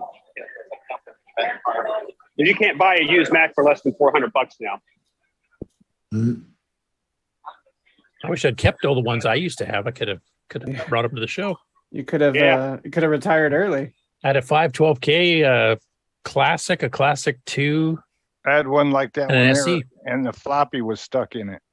Here you go. Here's a Macintosh SC/30, 100% recap, SCSI, $600 for this thing right here. So Yeah, I should have kept them because I gave mine away. Tempting. An SC30 is a wonderful machine. if you want it, send me the money PayPal and I'll pick it up for you. Those are black and white, correct? Correct. Yeah, monochrome. $600 for one color. 2. Right? 300 per color. Black and white's not a color. Oh, sure, it's either all the colors or none of the colors. Yeah, white is all the colors and black is none. Yeah, and I have 5 thumbs on my hand. You do? Let's see your feet. No wonder you keep beating AJ in all the games. It all has to do with the BAC. I know it's 2 corner. Table. Yep. Meatloaf. Do you have Microsoft Flight Simulator running somewhere? No, I have not seen that. Yeah. No, And also, Adrian Black has been running around here too. For those that know Adrian's Digital Basement. Excellent YouTube channel. Highly recommended. Yeah, that one I do try to watch. Don't always have time to catch every Any week. Unix machines running over there? All those Yeah, it's also SGIs. Unix. Yeah. I think this is amazing here. That looks like PC corner. Atari corner. Oh man! Every And time There's a CoCo in there, there's isn't a there? CoCo in there. CoCo 3. CoCo 3. Keyboard anyway. Why does it have painter's tape on it?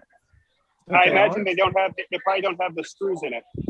$300 with expanded RAM. Is that like a 512K or 2 meg or what? That's actually not bad, depending on how much RAM's in. Make sure it's not a 2 with a 3 keyboard. It's a 3. No, it says 120K CoCo 3, so it's actual CoCo 3. Yeah, it's got a 3 badge. It's got a gray door. It's got blue tape. The They love that painter's tape. All tape taped is, together. How much must be extra missing for- screws. I bet it's 512. I bet that's why it needs my expanded RAM. I bet. Well, you could look in the grill. Look through the grill. Wow. Just don't drop it. Yeah, 'cause I don't want to buy You it. drop it, you buy it. Yep, there's a Tandy upgrade. Yep. Wow. A Tandy one. Yeah, official Tandy 512K. You can heat your house in the winter with that one. So Yeah. that makes the price. That makes the price even better. Yeah, because honestly, almost everybody I know here that got 512K back in the day did not buy it from Tandy because they were too expensive. There's some So if sun you wanna buy- boxes. So if you want to Actually, buy Curtis, this I Atari have- home computer, this cabinet here, it's $2,000. Ooh. Sorry, what was that, Wow. David? I was going to say, one of the CoCo 3s I upgraded, I replaced it, the Tandy 512K with Richard's 2 meg. Yeah. Actually, 2 different Tandy 512Ks with different AAX numbers. I've got both of them. Yeah, I got one of them, and it runs hot. Yeah, the second one's a little better in terms of heat. Okay, guys, just to give everybody a little bit here. We don't need to worry about impeaching Jim Brain for CoCo because he does have a CoCo thing up here. Oh, there we go. He's redeemed himself. Yeah, he's redeemed himself. Now he needs to put OS 9 on it. Look at that SX64, my favorite Commodore. No, go back to the green screen. There you go. I actually own an SX like that, so it's my favorite Commodore. He sold some stuff. Is it color, Mark? Oh yeah, it's a Commodore 64 in a metal box. It's got a 5-inch monitor. This one here? Yeah, With That's the one that Franklin Harris brought to Boat Fest. Yeah, some people have replaced the monitor with an LCD because it's a chunky 30 pounds, but it's got a Commodore 64. It's got a single drive and the keyboard, and that's a little carry bag on the top. You put your stuff in. Yeah, do you know it's not wood grain like Frank Swigert's old CoCo system used to be. It's portable. It's Battleship Gray. That machine there is for young people that can read tiny letters. Exactly, 5-inch screen. It has an external port. You can plug it into something too. You could also use the max headroom magnifiers. There you go. Yeah. Here's the floppy Brazil. Dave podcast area here. Oh, is Kindig there? Or? Yeah. Yep. Cool. Say hi to him on behalf and thank him once again for being our guest there a while back. Okay. Yeah, I'll definitely. I keep on missing him. Is that a Timex Sinclair down there? You know, I have not seen one. That looks like a Spectrum or yeah, it's a Specky, I think. Oh, okay. And Atari 400, I saw. Stickers. If you run across the Timex Sinclair, wiggle the power cable, see what happens.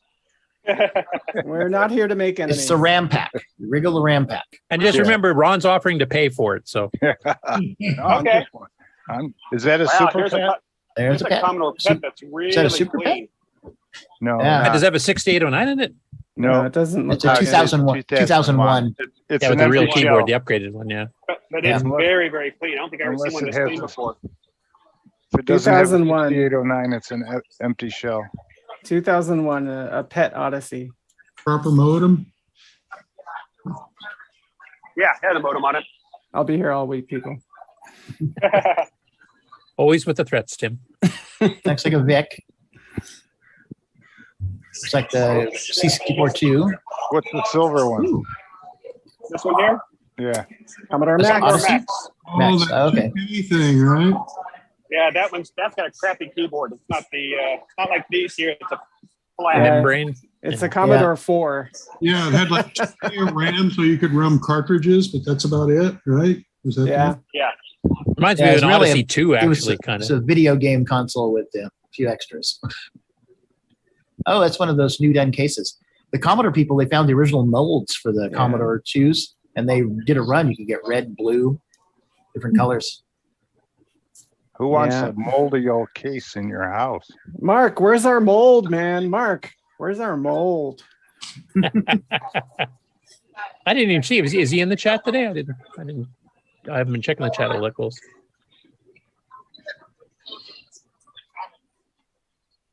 Is any of those old machines running any video? There have been a couple. Have there? Yeah. There's Ken again. YouTube tired. celebrity Ken. He's out looking for a phone that can handle the Wi-Fi.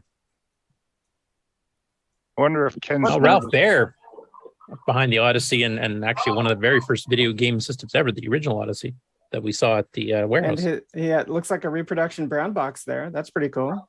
Right. The original wood grain wrapped computer. Yep. Those wonky controllers that came with. Robots. Yeah.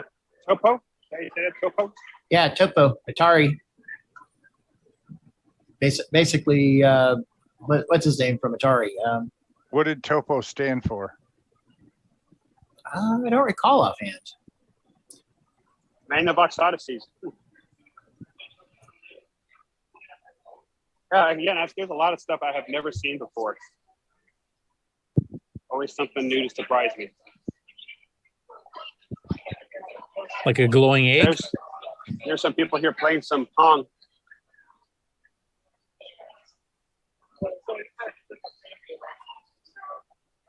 Look Boy, at that. you play that for a while on the TV like that, and then you turn it off, and there's still a line there. Right. Yeah. I just remember the controllers on those were so weird compared to what we eventually all kind of settled on, because that's pre-joystick. Right. The twist knob and a keypad. How did that make sense? Was that a multi-pack on top of that TV there? This here? Looks like a television or something. Something The television is what it is. Some sort of pack for that. For the television.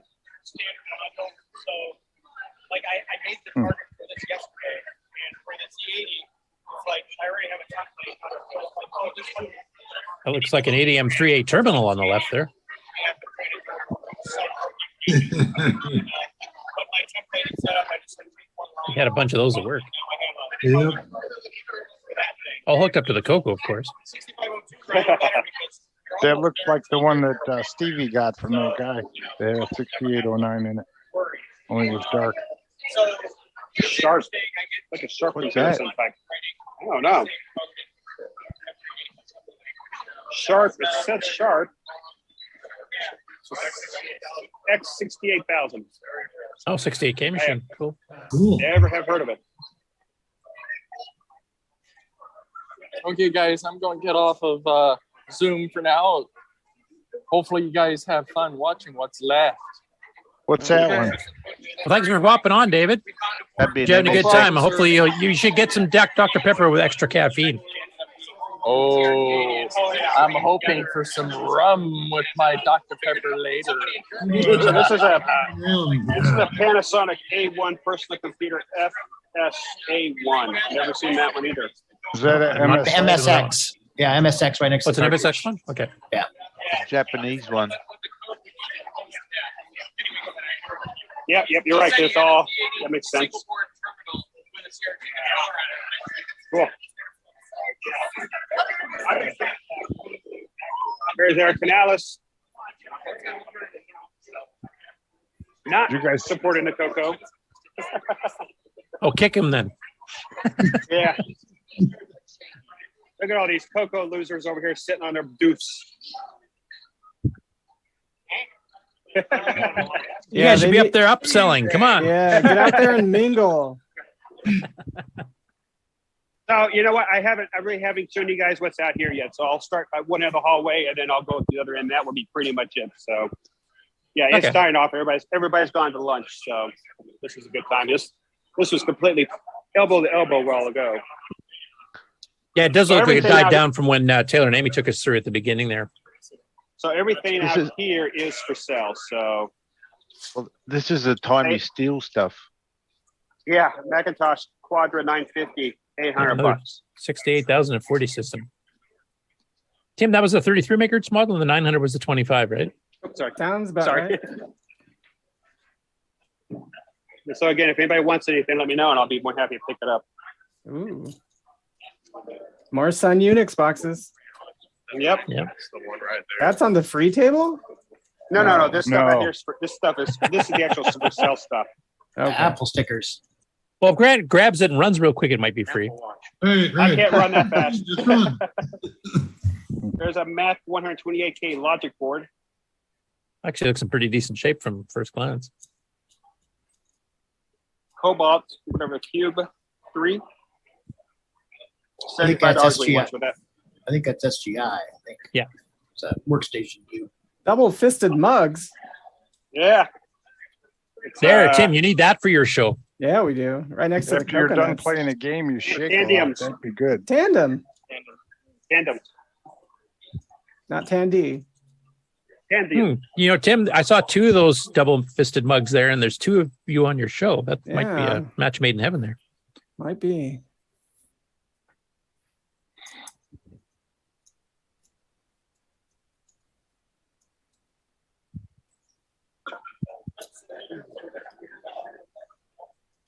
One thing I want to ask you, Grant, from you people walking around, kind of showing the show there, it does look like there's a fair bit of people that are younger than these machines, like not just kids, but also like younger 20, 30-year-olds. Is that what you're seeing too? I would definitely say that definitely is the case. So yeah, a lot of younger people here. Is that the Again, that's Lisa something that's else. for sale for 16,000? It's a Lisa. Yeah, it definitely is a Lisa, but I don't see a price on it. Yep, it is 16,000. You're right. It's That's got it. the original Twiggy drives. Those the 5 1/4 that are double actuators. There you go. Get your Apple Pay and get that thing for 16 grand. Why don't you go ahead and pick that up for me? Okay, Yeah. you can send me some PayPal money first. No, he's good for it. No, yeah. Here's an Good. Apple Come on. 2C here. Boy, Wow, look that at the looks- paint job on That's that. shiny. Yeah. No, that's a 2E. So 2E. Okay. Boy, you it's got black keyboard though. It's cool. How do you get it so shiny? What do you got to do? So somebody makes those clear cases. I say there's got a drive 2 case. I don't know. Maybe it's painted clear with the Here's an Apple 2. Here's an Apple 2E clear keyboard. Mac effects. Yeah. Yep. I see the clear cases. Yeah, you know what? It's Oh. an empty box. Don't go for it. Yeah. Rainbow Yeah. cables. Probably got the shoe guard in it. Finally, an Apple II I can take to prison.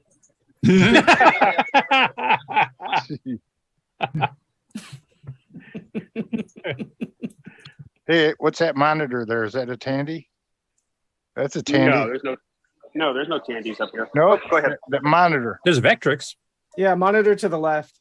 Yeah, that monitor's a Tandy, isn't it? No, Or Magnavox? So, it's like, yeah, it's another Gorilla. brand X. Yeah, Gorilla. Gorilla. No, it's a Gorilla monitor. I remember those. Okay. And a Gorilla Vectrix, another branded. 6809 based Oh, system. There. yeah, Oh, three of them. finally. Look at that. Look at those lovely Vectruses. It's I still Vectron. want to see a 6309 game for a Vectrix made. All right, now in Yeah, all these are seriousness, going for $499. So PayPal me and I'll pick one up for you. $499. You say? Yeah, $499. How much for the multi-cart? Yeah, it's got got all the games on it and everything down there. That is super tempting. More than one Vector. All right. Maybe you'll get somebody to buy one. I'm live on the show right now. So Oh man, lovely display of software there. Oh man, I am. Have a gin and tonic, and you'll be ready to buy it in about 10 minutes. Here. I'll get a couple Timmy tonics, and I'll buy all three. here's a dragon. Oh, look at that. They're Dragon 32 too, not the 64 that was sold in North America. How much do they want for that? Let me see. Oh, there's original Pet too with the key cassette. Dragon, here we go. $199. $199. That's not too bad because that's an import. Price. That's a good price. And includes the, I guess just the Amstrad includes the converter and the MSX. Yeah, I got to play, Tim. I finally got to play a Vectrix a little bit at Boat Fest because Aaron got his fixed by Frank. Oh, cool. Is it as awesome as I think it is? Oh, of course. Oh man, one of these days.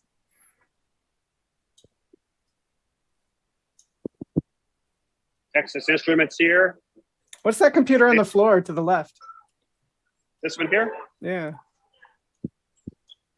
It's so sad. It's an Apple computer. Is It's that an a Apple Lisa? computer. It's what it says. to Lisa.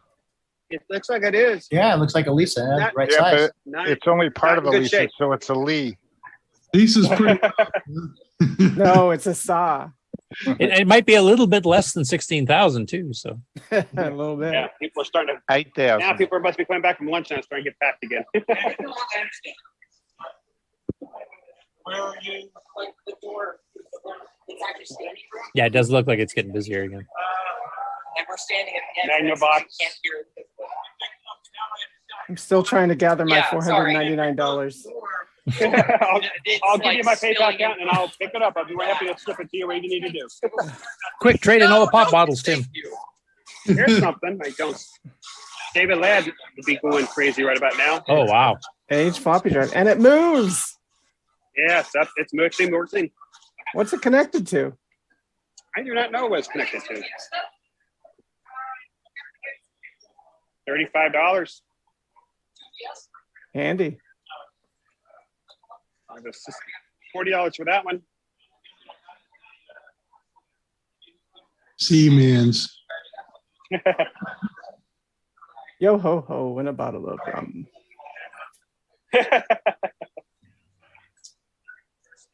Oh, those Kim one. Oh, those are Kim ones. Go back to the Kim ones. I'm actually a fan of those. These here? Or? Yeah, That's one of the really old kit computers. Yeah. I think that's a Kim one. No, it's not. no. Emma is what they call it. Emma 2. Emma 2. Another And a training Visa. computer. And a Visa 2 is what that one over there is. Oh, they still look cool. They probably have 6502s on them. Emma, Probably. Microprocessor is Z80. 6502. 6502. Rockwell. Yep, Rockwell. I'm sorry, it's not plan appropriate.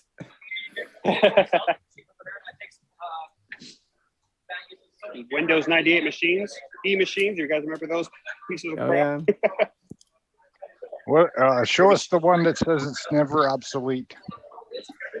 Right? Remember that one? That was the E-machine, wasn't it? Yeah. See that one right there? That laptop is what I got on right here, and no, the one next to it, the white with white on it. Ooh. I have one just like that running here, Windows 95. Adele? Then Windows XP, I should say. I love Adele. She's a great singer. Adele. Here's a bunch of games. 400. Probably find any game you want. A lot of games. PC, right? Yeah, Wisconsin Computer Club here. Sign me up. Wisconsin Computer Club. A lot of swag. Hey, here's another computer for Stevie. Wow. Keyboard. Yeah, look at this mouse. This is a mouse. That is amazing. Somebody needs to have Mr. Dave check that out. That's cool. That really almost looks like one of his keyboards. The Ken Tech. I guess that's a clock radio. Clock radio. That's the kind you beat when you wake up. Canadian Retro Things will have to pick up one of those because then he has one named after himself. Yeah, we'll just pass over that Genesis. That's nothing. Macintosh Classic here. With flying toasters. I see an LC.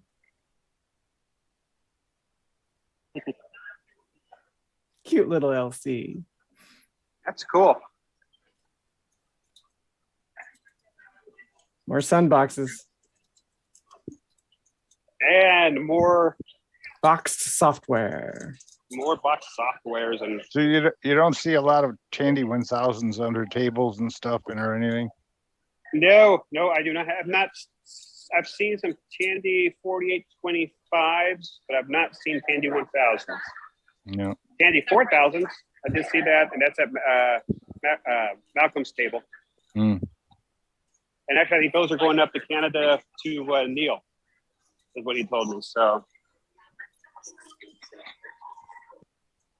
you didn't see any. Well, you saw a couple of Model 1s, but no 3s or 4s, huh? Nope, I did not.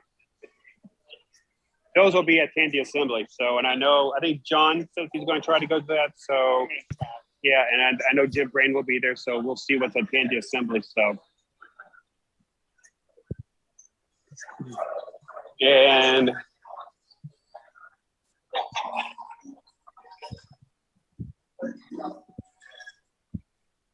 Pretty H15. Is that printer printing a product or what? Do what? No, that it's not printer. That's one printer, by the way. Yeah, it's one big printer. Tried to pick it up once.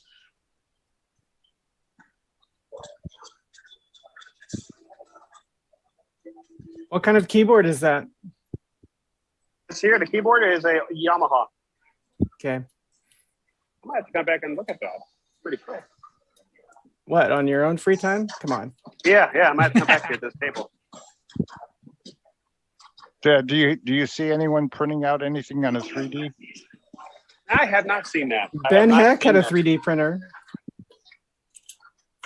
Yeah, I might have to go back over. It's usually a big crowd over there, so it's hard to get over to see it. Yeah, popular guy. Yeah, very, very popular. That's kind of cool. I don't know what that is, but I'm a fan from way back. A lot of old VHS and cameras here. Prosumer. David Retro Labs, Video Labs, YouTube Dave's guy. Retro Lab. Huh? Oh, cool. Thank you. All right, cool. There you go, guys. YouTube channel and everything. Ooh, show We're us the streaming QR code right on the now, back. so- No problem. And there's a QR code. So cool. And there's a lot of video cameras there. It's cool. Yeah, I would say so. Retro PC style. Windows Mini Windows 8 computer. That's a cube. Yeah, I might have to put my name on that for that. Must be present to win. Yeah, he'll draw it tonight at 5 p.m. Oh, I like that retro inside sticker. You want to spell my last name out for you?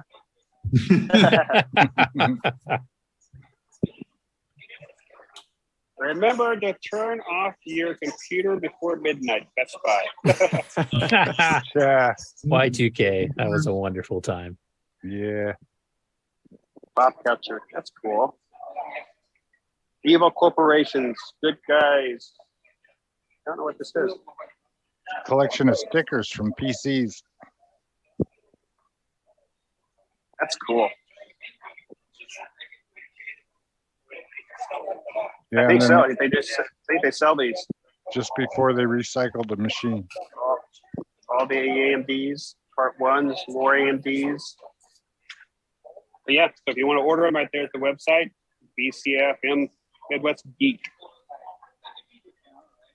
Wow, all the NVIDIA stickers.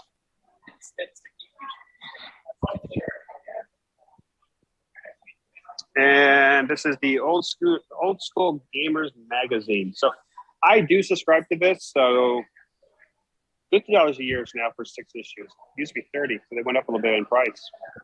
But it's a great magazine, though. Seriously, for the they have a lot of old video games and stuff like that. So I can worth, vouch, being in the industry, that paper prices have shot up like crazy the last year. So yeah, I can it see why. used to be $30, now it's $50. But it's a great magazine with great articles. It's professional. I mean, it's a professional magazine. So Do they cover any CoCo stuff at all, or I have not seen CoCo. This is more like Nintendo's, like more gaming machine versus home computer type thing?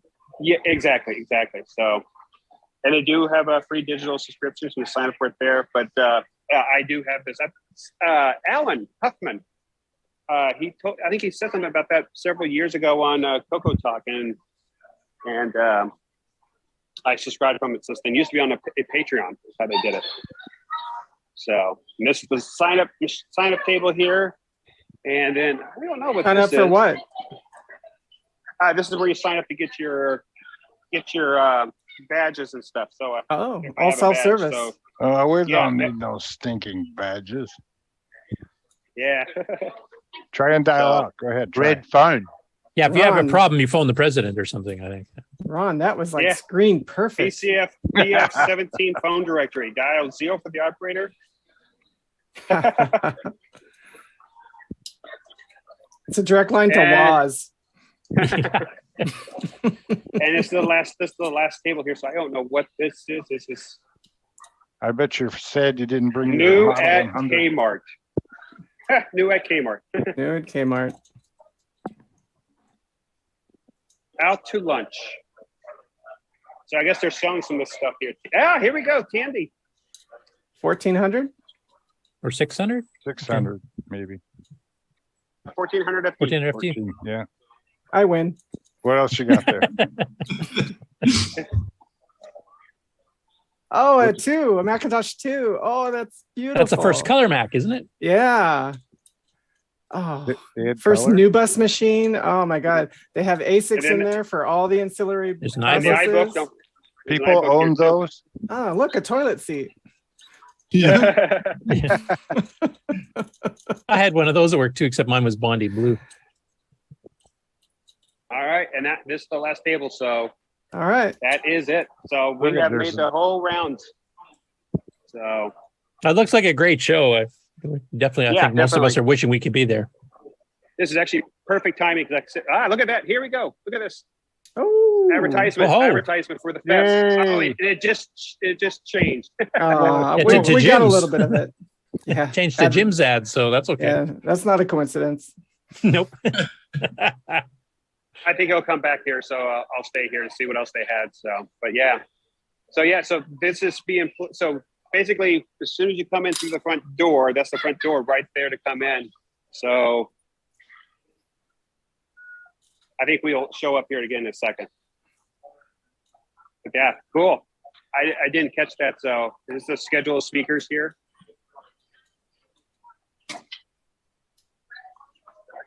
Yeah, I would have liked to seen Salam Ismail speak.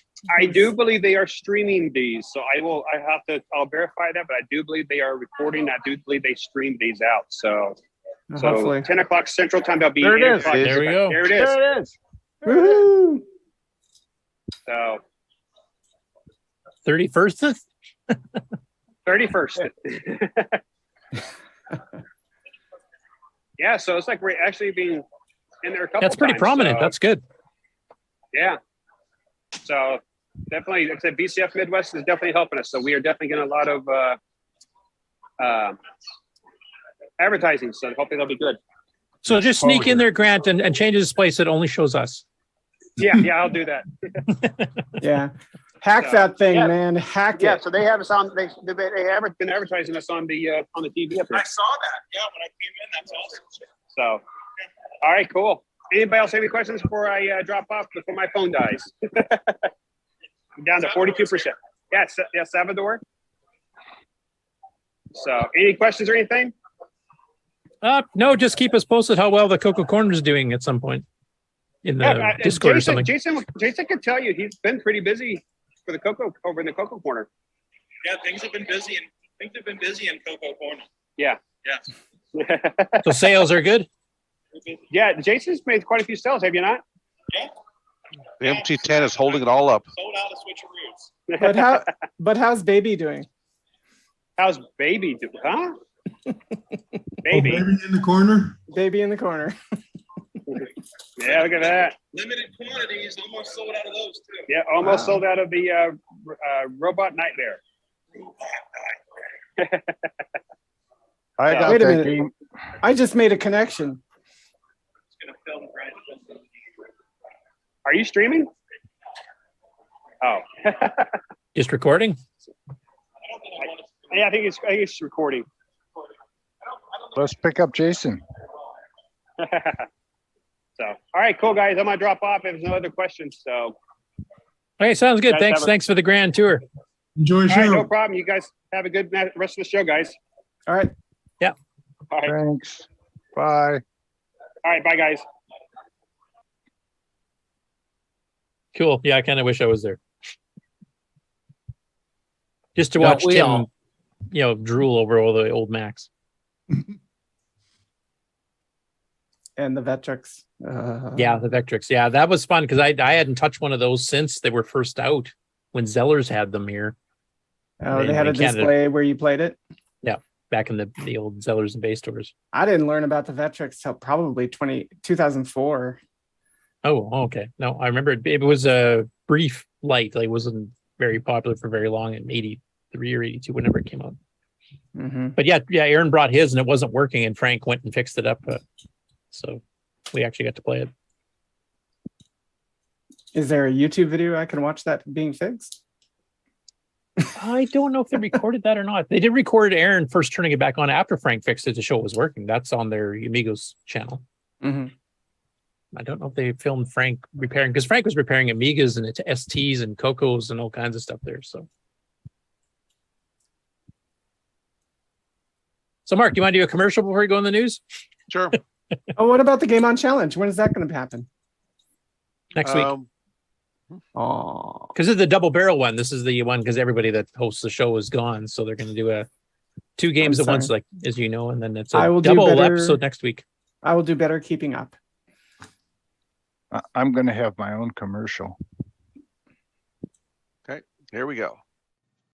You are watching CoCoTALK, the world's leading weekly video podcast, featuring the Tandy Color computer. We spread the love to the past, present, and future for all models.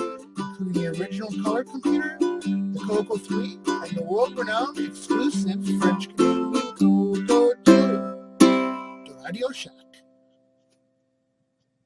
CoCoTALK would like to thank the patrons who sponsor our program, so our heartfelt gratitude goes out to Alan Huffman, Alan Murphy, Blair Ledoux, Boat and Aaron, Brendan Donahue, Brian Weasler, Brian Walsh, Karen Anscombe, D. Bruce Moore, Daddy Burrito, Daniel Williams, Diego, Eric Canales, Glenn Hewlett, Graham Vebke, Grant B., Grant Leedy, Henry Strickland, Jason Downs, J Style, Ken Reichert, Malfunct, Melly, Michael Pitsley, Mike Rayburn, OG Hugo, Paul Fiscarelli, Paul Shoemaker, Paul Thayer, Retro Tech Time, Rick Hewlin, Rob Inman, Rocky Hill, Stephen Wagner, Steve Batson, Steve Rasmussen, Terry Steen, Terry Steggy, The Backyard Shed Gang, Tim Thayer, Tom C., Tom Gunderson, Tom Heron, Tom S., Tony C., and William Athing. Thank you ever so much, patrons. It's time for everyone's favorite segment, Who's New to Discord This Week? Watermelon says, my name is Steve and I like PC. The reason I'm here is for new updates on CoCo.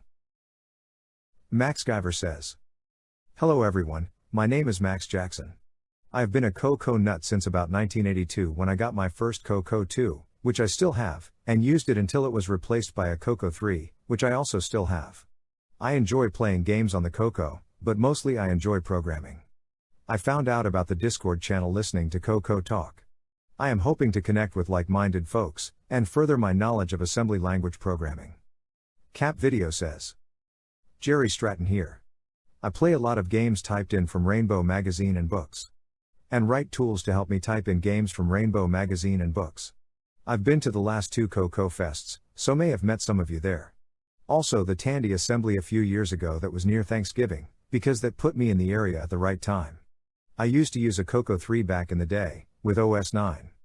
Nowadays I focus on the CoCo 2 to get the full historical experience. Grandaldian says, hi, I'm Grandaldian. Looking for information on the TRS-80 Model 1. Is that PNP really supposed to get that hot? Where does this bit of hose go? I'm a Tandy noob. It's the Japanese one. Homer KM says, my name is Keith and I am from Ohio. I have a CoCo 3, 128 megabytes computer and a MM1. I would like to get answers to my dumb questions. The previous bios were edited for time, thanks to Grandaldian, Boys in Tech, Paul Fiscarelli, Paul Shoemaker, Nightbeard, Glenside Computer Club and the CoCoTALK patrons for boosting the server. Please consider joining Discord and visiting the welcome section to read these bios in full and see what the community has to offer. Just go to discord.cocotalk.live. See y'all on Discord! It's now Septandy, and the hottest game this video is talking about is Robot Nightmare. Robot Nightmare. What new accolades are being shown upon Robot Nightmare? Robot Nightmare.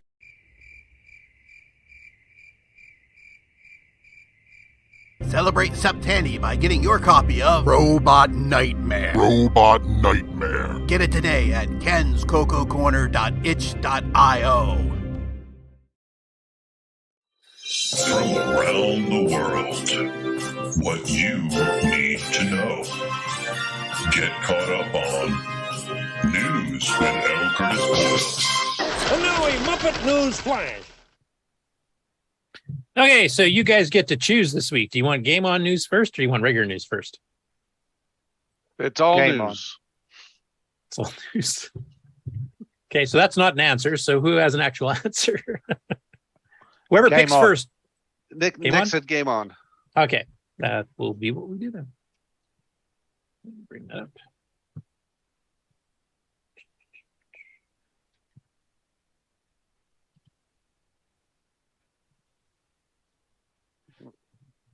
Okay, you guys seen that? Yep. Yep. Okay, Nice. so those. Sorry? Nice. It looks like a 80s computer store. That's exactly what's intended to be. Excellent. Got it in one. Yeah. So this is Neil from formerly Retro Man Cave, now just called RMC. So he's actually affiliated somewhat with the Amigos. In fact, Boat used to help co-host a show that Neil still does with a couple other people, including an Australian, that covers retro topics in general. So he's actually got the Retro Man Cave Museum, and he's been gradually building this over the last couple of years. And he's got like hardware displays and software displays and a ton of other things here. So this one, he decided to do a kind of a special episode of his video podcast on YouTube of the weird and wonderful world of 80s British video game shopping. So he goes through a lot of the heavy hitters like the Amstrads and the Spectrums and stuff that's more popular, but he decided to go through the stuff that was a little bit less popular at the time, which I will take a little bit of an issue with because we have actually discovered some sales figures for the Dragon 32 in particular that for a period in 1983, the second half of the year, they were actually always in the top 4 or 5 out of all the computers that were being sold in Britain at the time. So it had a brief bursting flame of being one of the most popular ones. It was, bouncing between second and third most of the time and beating out some of the, the big ones. But it trailed off in 84. And the Dragon 64 didn't really take off because, of course, Dragon Data ended up having to sell off to Eurohard in Spain. But I thought I'd play this little clip here where he kind of goes through a little bit of the Dragon stuff and see what you guys think. Taking up a chunk of space on the top here is Microdeal. Now, you'd be very thankful for Microdeal if you were a Dragon 32 owner, because very few people catered for that system. But we've got a good selection here, although they're mostly arcade knockoffs again. So we've got things like Caterpillar Attack, very much like a millipede or centipede game. Mr. Dig here, Dig Dug ripoff. Cuthbert in Space. So Cuthbert became the mascot for Microdeal. You see him pop up in quite a few places. The King, a Donkey Kong clone. Defense, a Defender clone. Glaxon, a Galaxian clone. It goes on and on. So quite simple games, but at least you had something to play thanks to Microdeal if you were a Dragon 32 owner. And of course, if you were a hardware maker like Sinclair or Amstrad. Anyway, he goes through, like if you're into the history of the UK microcomputer scene, which, as we've talked about on Dragon Talk, et cetera, it's actually a fair bit different than what happened in North America. There was machines we never saw and vice versa. So, but it's interesting. And the fact that you could actually go to and actually attend this in England, if you're in the neighborhood, Neil takes, visitors all the time, and you get to actually play on the machines that are actually set up and running live. You get to see the old hardware. You get to see the old software. He's got these little sections that are kind of set up to look like stores would have had back in the day too, like displays like this one here for the software and stuff. It's a really cool looking place. And if I ever get back to England here, I'm definitely going to have to pop by and check it out.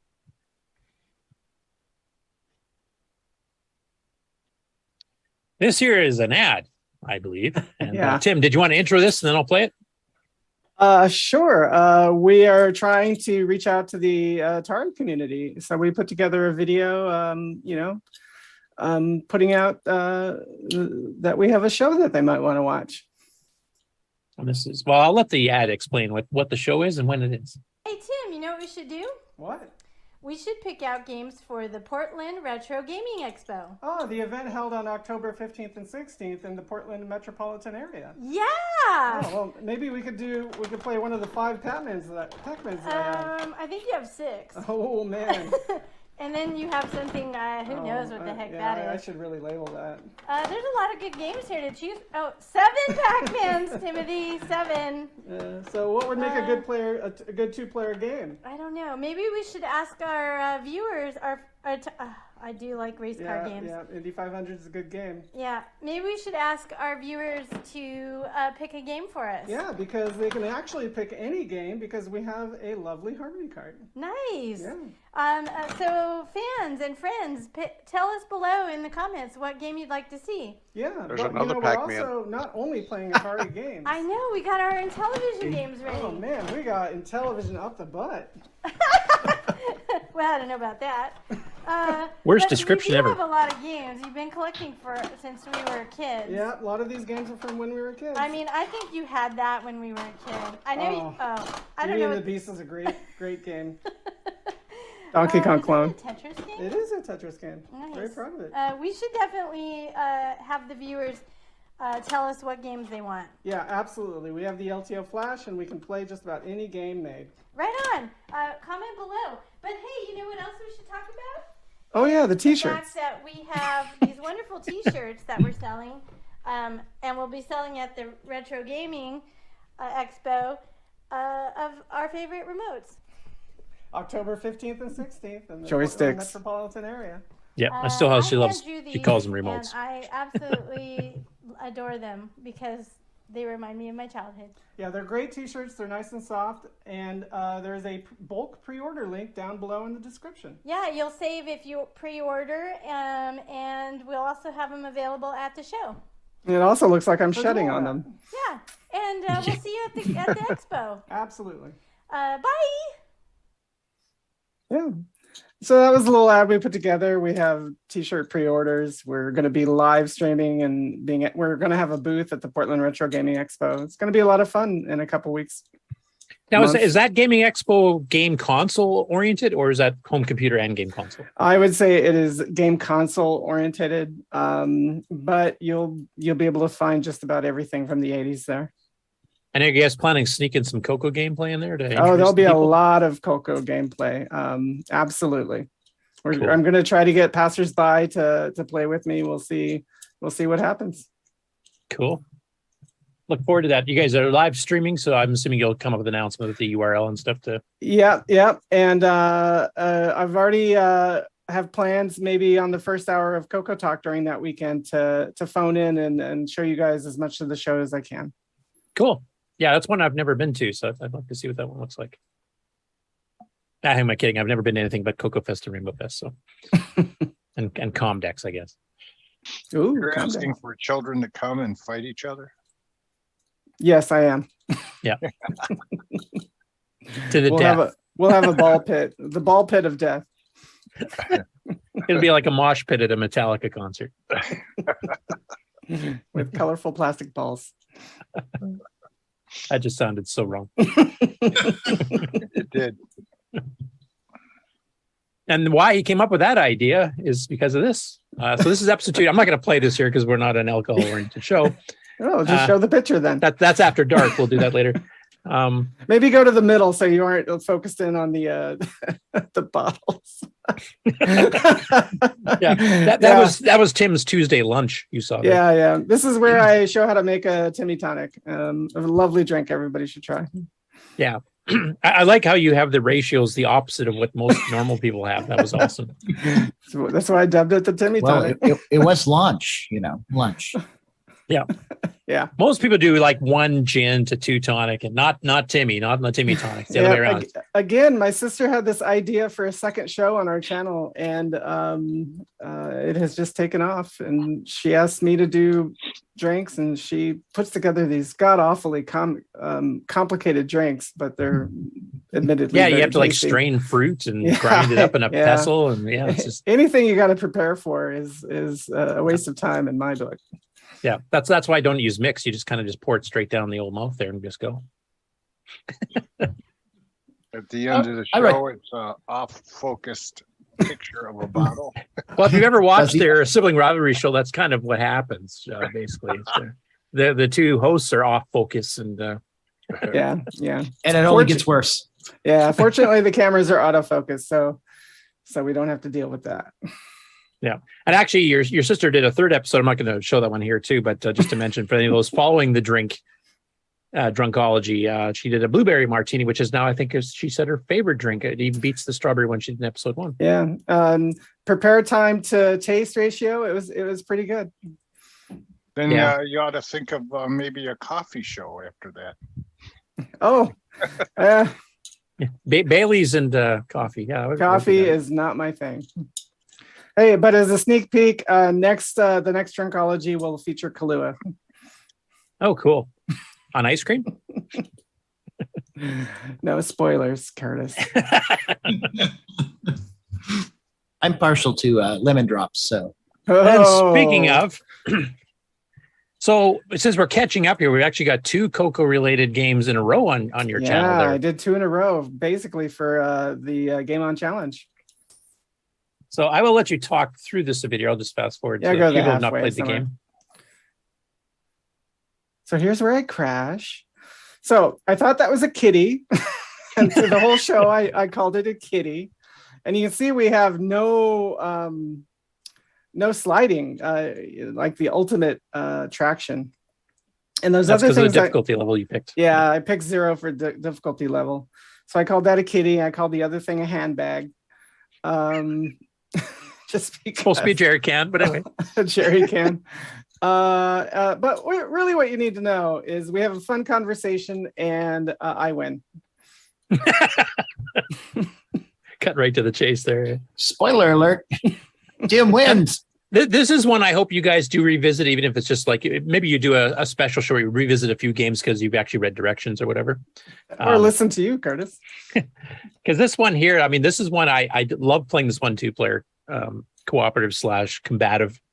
But if the more difficulty level you add, the more skidding you do. Like, and when you play level 15, it's like wide arcing skids, and that's just so much more fun than the precise one. So I hope this is one you do revisit. I did have a problem with how you stick to the walls, though. I don't think it needed to be that sticky. Like maybe just slow you down while you go through. But man, you really get into those walls, and it takes forever to get out. Tim, are your parents still alive? No, they are not. No. They miss seeing you on the show. Yes. Especially the bar show. Yeah, especially the bar show. My daughter commented on the Drunkology episode. She said that in the 18 years that she spent growing up with us, she never saw me and my wife drink. So the show is just like a brain scramble for her. Well, you're making up for lost time now. So. Damn straight. At least she didn't say that she's never seen you play a game on the computer. Oh, well, she can't say that. That would be a lie. Yeah. Then the kids figure out the parents are cooler than they are. A little bit of your theme there. So then this one you just released yesterday, and this is actually one of the 2 Game On challenges for our 2-week span here. Yeah. Me and AJ play Glove 2-player. Oh man, this is a fun game. High fast pace. The graphics are great. The controls really work well. You never seem to I'm stepping on the next week's episode, but we'll just let that go. Go to the middle, where there's just some gameplay. Oh, and she gets so angry at me for hoarding all the food, because in real Gauntlet, the food looks like a plated turkey, but in this game, food looks like a potion. So I thought I was picking up potions. Well, the destructible food on the original Gauntlet also looks like kind of like a potion. I guess it's a little brown bottle of something, while the permanent food you can't shoot is the one that looks like a plate full of. So you can see how it has half tile scrolling, and that bugs me to no end, but we can't all be great programmers. I thought you guys would wear gloves playing this game. Would that be cool? And make it harder. I just like the green screen effect where, Tim looks like a disembodied head. Yeah, I need to stop wearing black t-shirts. Yeah. I don't know really what I'm thinking about there. Well, you're actually wearing one of your own shirts, so for the show, so you're trying to promote it, but since it's not showing the logo, but why? You can't see the logo. It's just a black shirt. I'm not gonna size my head up so that I look like a melon. You should dress like this when you do Fang Man or something, though, because then it's appropriate. Oh man, I should wear a green shirt and be a real floating head. Anyway, both really, really fun episodes. I haven't had a chance to comment on any of them, so I'm kind of commenting on here. Yeah, it's amazing that we have all these games from yesteryear just on the archive where you can download them and play them. If you haven't played your CoCo today, you're really missing out. Yeah. The nice thing too is the CoCo actually has quite a few multiplayer games. I mean, I think that's one of the reasons Tandy sold the original Black Beauties as a pair. You couldn't buy them separately. You had to buy 2. Yeah. So they were kind of encouraging the 2-player game. Most of them, you take turns, but there's quite a few simultaneous ones too, which is fun. So definitely check those episodes out. Check out the merch. Get your bingo card, which you can play along when you're actually watching them, and see which. I think you said you go for lines in here, not blackout, correct? Yeah, you go for lines. Okay. On the bingo card. Yep, links to everything. And I like some of these too, like gin and tonic. Yeah, AJ hates the game. I'll add the link below. Damn it. Wow. if you have AJ hates the game on your card for this episode, you will get a square. Yep.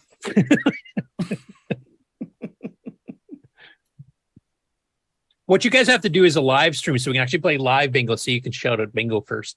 Oh, that reminds me. I did a live stream test a few days ago.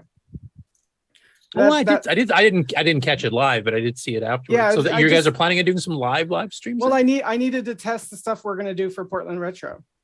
Oh, okay. But do you have any plans on doing it other than at the show? No, we don't have any plans on doing it other than the show. Oh, okay. But AJ comes up with ideas all the time. Yeah, I mean, you guys have been in Game On Challenge live. Yeah, we did do that. Yeah, that was fun too. Cool. Anyway, 2 CoCo related episodes over the last 2 weeks. So a lot of CoCo content there. I know my peeps. We'll tell your sister we said hi. I will. Yeah. And I think it's official now. Both of you are attending CoCo Fest this next year, correct? Yeah, we will be at the CoCo Fest coming up in April. Is that right? Or May? April. 22nd, We will be there. We'll see what we can do about streaming. We'll definitely be playing the games during the show. So since we're getting people that haven't been to a show in a while or never been, like AJ, Ron, are you going to finally come back so you can meet everybody? I might. You just might. It's my son's birthday is on the 22nd. And he's in. Bring him down too. We can all wish him a happy birthday. We'll even play a Jimi Hendrix version of Happy Birthday electric guitar on the Saturday Night Jam. Well, that's cool. What else can you ask for, huh? Well, now that it's copyright free. Yeah.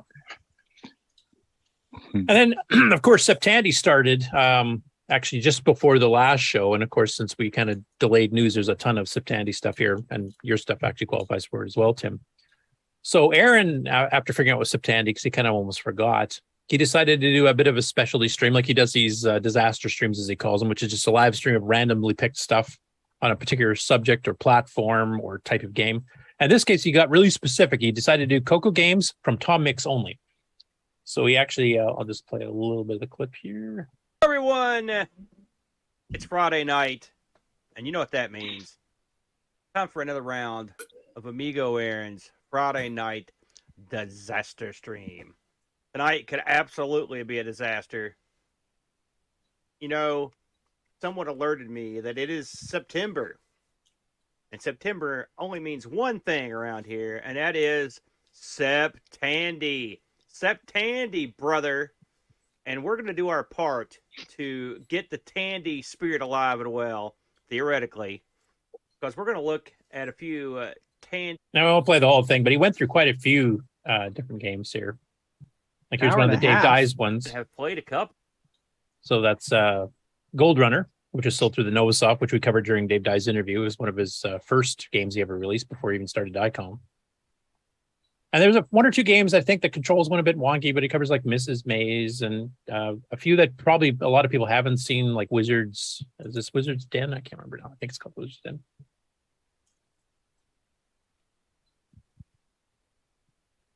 And a bunch of others. He's got some, like, you'll see if I'm scanning through, you'll see some stuff that's not Tom Mix, but that's just because in between games, his machine that he's running this on, the emulator, is actually just running kind of like little movie clips of various random CoCo games. So, but the actual gameplays are all Tom Mix all the way, both the Novasoft and the regular Tom Mix. Grabber and Chambers and just a ton of them. So I think he tried to play one of the CoCo 3 Tom Mix, because Tom Mix got out just not too long after the CoCo 3 had come out, and they only brought out a couple of CoCo 3 specific games, like Wild West. I think the graphical adventure game is one, but he had some problems with some of those, so I think it was mostly CoCo 1 and 2. But it's a good stream, and over an hour of CoCo goodness and Tom Mix goodness. Let's go check that out. CoCo Forest, who's one has been doing these 2-packs lately of Dragon 32 games. So he's actually got the original boxed artwork, or not box, but cassette artwork. And he usually picks a theme, either it's the same publisher, same clone of the same game or something like that. So he's, over the last 2 weeks, published quite a few of them, including a few that are uniquely Dragon games. Now, I think we've pretty well shown all of these on the show at some point or another, like Datafall, which is kind of a Kaboom clone, Tea Time's an original, Robin Hood, Chucky Egg, obviously we covered that one. Quite a few of these are conversions from the CoCo, from Computerware and Tomix and Spectral that sold a lot of stuff rebranded with Microdeal in the UK.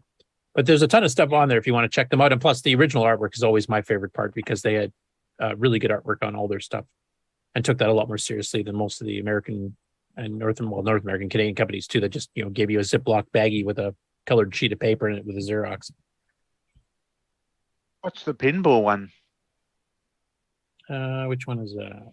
Bottom second from the left. Oh yeah, that's one that's actually a Uniquely Dragon one here. And I'm going to guess YouTube's going to give me an ad at some point. There's the artwork for it. 8-Ball, of course, was the Antico program that was on cartridge by Charlie, the guy who did Charlie's Machine column in Rainbow. Charles, what's his last name? Anyway, let me find the pinball here first. And we just learned that Cuthbert is on all these games because he was the Microdeal mascot and they make all these games. Yeah, and Cuthbert looks totally different on some of them. He's Cuthbert on 8-Ball here without the name. That's him. And I don't think this was on the CoCo. We've had a few like Pinball Factory, Tandy's Pinball, Radio Ball, but I think this is different. It was unique to the Dragon. Keep the ball moving around the table for as long as possible. When it falls to the bottom of the table, press the button to move the flippers and bounce the ball back up the table. It had awesome speech synthesis. No, I'm just kidding. So the narration is on this channel is computer generated. Yeah.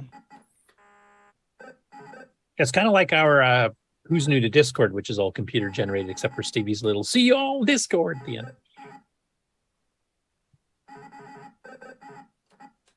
Maybe, yeah, this is one I don't recall. I mean, we had another, there was one by Nova Pinball, I think it was called. This might be Nova. I haven't played Nova in so long, I don't remember what it looks like. I think I did see this back in the day, so it might have been that Nova Pinball, yeah. Yeah, because that was done by a company that was only around for a year or two. They did a Robotron clone, lower res Robotron, kind of the same graphics mode as Glove is. And they did a Demolition Derby game, I think, too. Anyway, there's a ton of videos, a ton of artwork to look at. It's really cool. Definitely go check out that channel. I check it out every week now because I just like looking at all the artwork up close. Next up, Paul Thayer. Now, this is the main rival to Nick to see who's going to get the next game out fastest here. Because Nick's working on Jumpin' Joey, and you're getting pretty close. And Paul's been working on Cocobon, and he's getting pretty close. So, but this year, he actually did a little bit of a video just to kind of show this is the emulated composite. So it's not exactly the same. Now, it's not going to look as clear as this on a real composite monitor. I did try it. I'm helping him test it a little bit here. But for those of you who have not seen the gameplay or don't know about the game, it's similar to Sokoban. You got to move things over to certain spots to fill them in. And it's kind of a puzzle where you have to like push things around, trap yourself. But Kokoban has a ton of extra things. Like Sokoban is basically just you pushing stuff around with little gold bars or whatever to their receptacles. This has like opponents that are wandering around and laser beams you have to unlock keys and keys you have to grab and pressure pads that unlock keys that as soon as you move something on it, or a group of them on them, it'll open up the thing. But as soon as you push one off because you've trapped yourself, all of a sudden the door's locked again. So there's a ton of extra gameplay on it. And just show you a little clip here.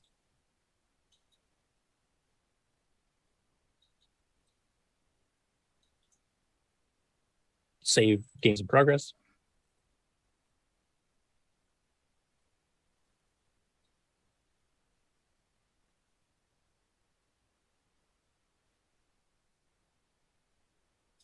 He blew up. Yeah, he killed himself. You can, if you figure you're trapped yourself, you can kill yourself too. So he didn't technically, like I said, I was just showing the effect. There you go. Grab the key, the code door unlocks, you get the green gem, you're on to the next level. So he showed a couple of the earliest levels here just to kind of give you a feel for the game, but there's a ton of extra stuff that starts showing up. I don't want to go through all of it because he wants it to be a bit of an exploratory thing from what he's told me, where the player actually has to figure out what some of the new bits are. But I can tell you there's definitely some monsters that start chasing you around. Some real-time arcade goodness. Yeah, and he's planning on at least 25, 30 levels, something like that. So it ramps up. I've tried the first 12 helping him beta test it, and The first few are just puzzle things, kind of like the original Sokobon. And then after that, it starts adding in all kinds of stuff, and it actually gets quite interesting. So I'm looking forward to the final version of that game. And then, Nick, did you have any update on Jump and Joy you wanted to mention, or? Not yet. No, I might have one next week. Well, I might beat you. Yeah, he might. But what I was just wondering, do you want to talk about that other game we were talking about this week? Yeah, actually, after I don't have too many more game things to go through. Once I get to the end of those, I'll queue you up and you can show that. Ah, well, you can talk about it and I can play the video. Yeah, I guess we can both talk about it. I'll talk about it too. Okay. Okay. Okay, next up, we have 8-Bits in the Basement, who, of course, has been a guest on the show a couple times.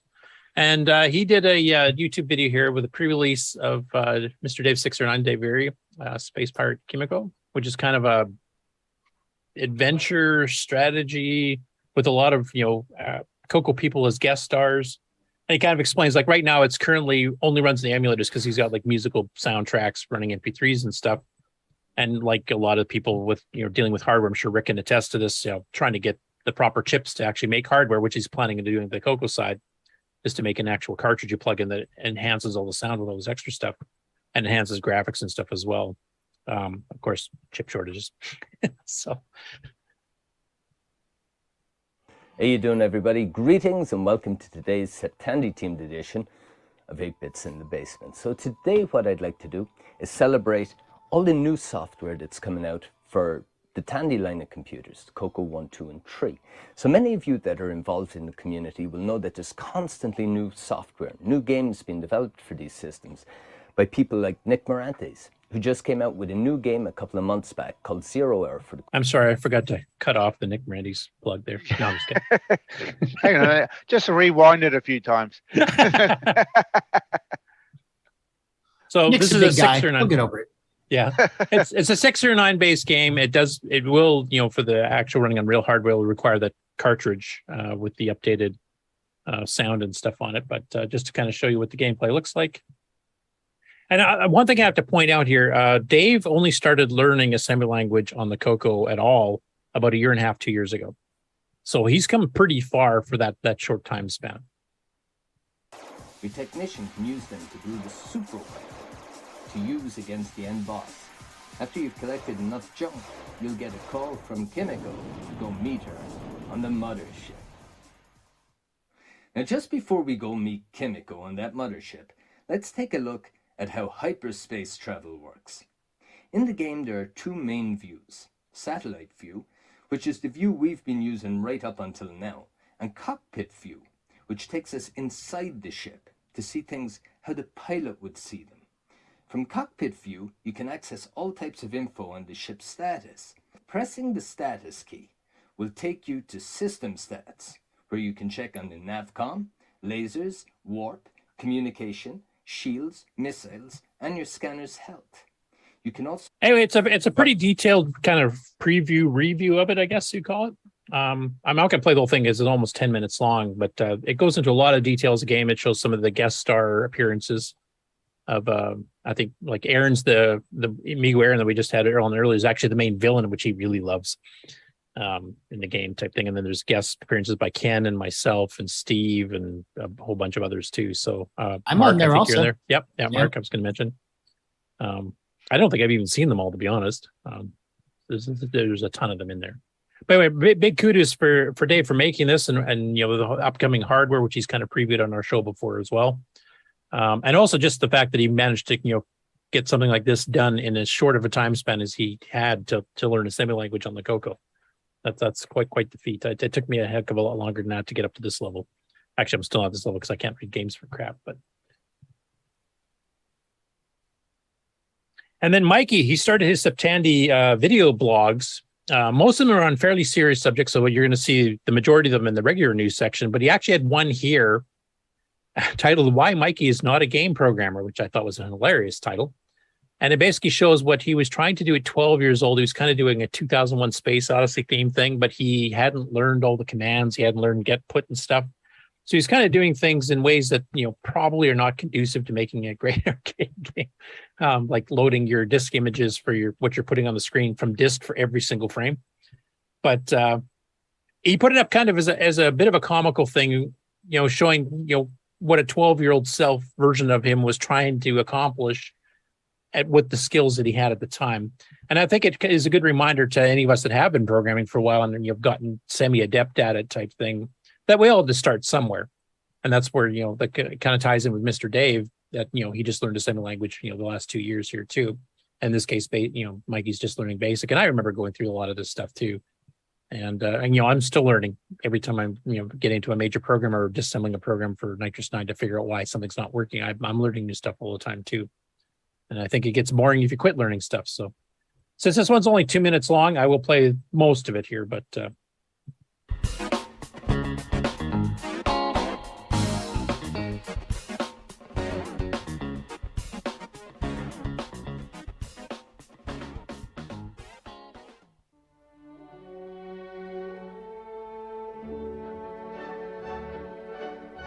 Good sound card. yeah. And a song that's old enough it's not copyrighted. We won't talk about performance copyrights. I suppose I can mute it because it's not really sound required anyway.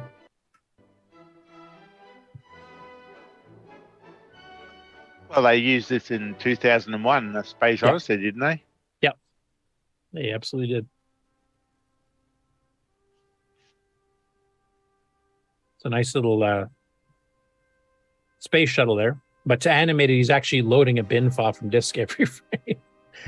Oh, painful. But you're just starting. You just finally learned, especially if you came from cassette. I mean, this is going to seem so fast, you actually probably think it is animated. So, and you're flying towards this, which he's doing with draw and paint commands.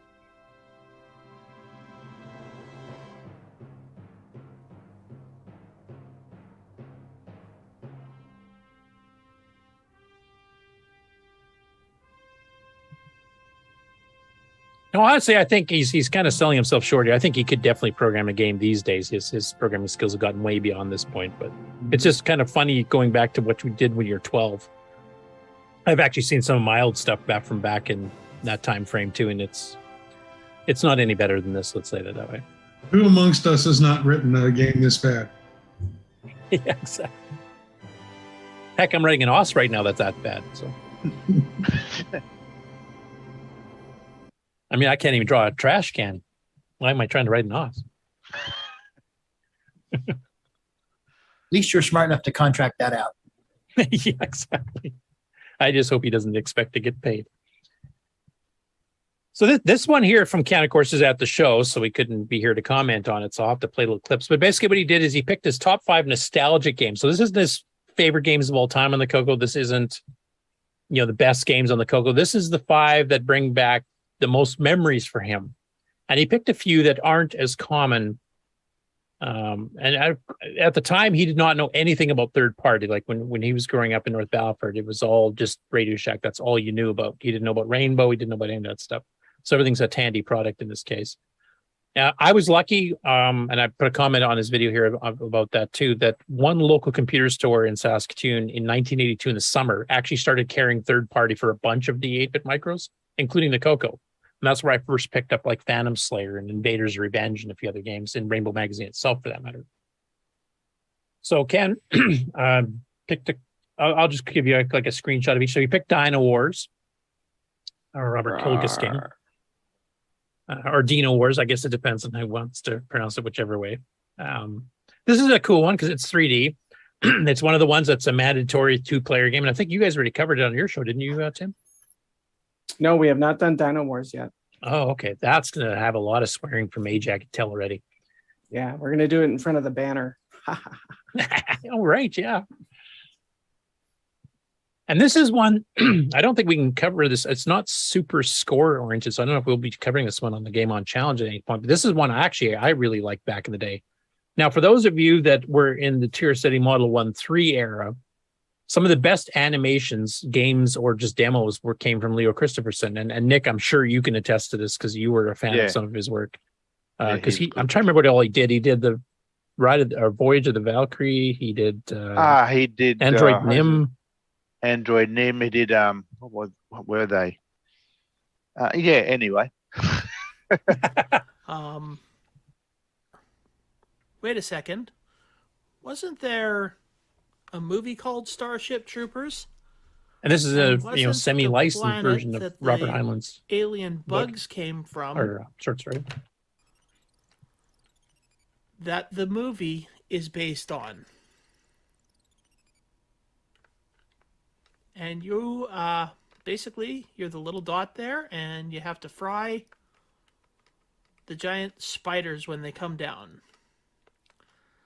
So interestingly enough, that would make this the very first Starship Trooper game. It came out a long time before the actual movie ever came out. So, and I'll mention it's a fun game. Like there's a little bit of planning. You got the little map where you're finding the bugs, and you get paid by how many bugs you kill. Do bugs set themselves on fire? No. That little arcing that little arcing circles them firing at you, so you can actually get damaged, and your suit will get damaged. But lighting them on fire is totally up to you. The first thing I think of when I see this is Polaris or Missile Command. Yeah, and for me, it reminds me actually of one of the games this week, Firecopter, because it came out about the same time. They're using the same screen resolution, the same screen mode. The puke one's a bit set? more 3D, and you're lighting stuff. There's stuff on fire all over the place.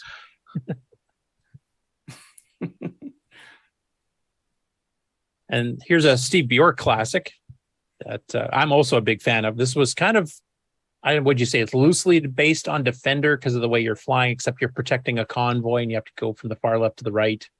And as your levels progress, it adds more stuff you have to worry about. First of all, there's just asteroids that might destroy you or the ship. Then you get aliens firing at you. Then you get mixtures of both. And they drag them off to the side, and your convoy gets spread out, and it's harder to protect them and all. For those of you who have not seen, I'll play a little clip. I don't remember. It really captured my imagination.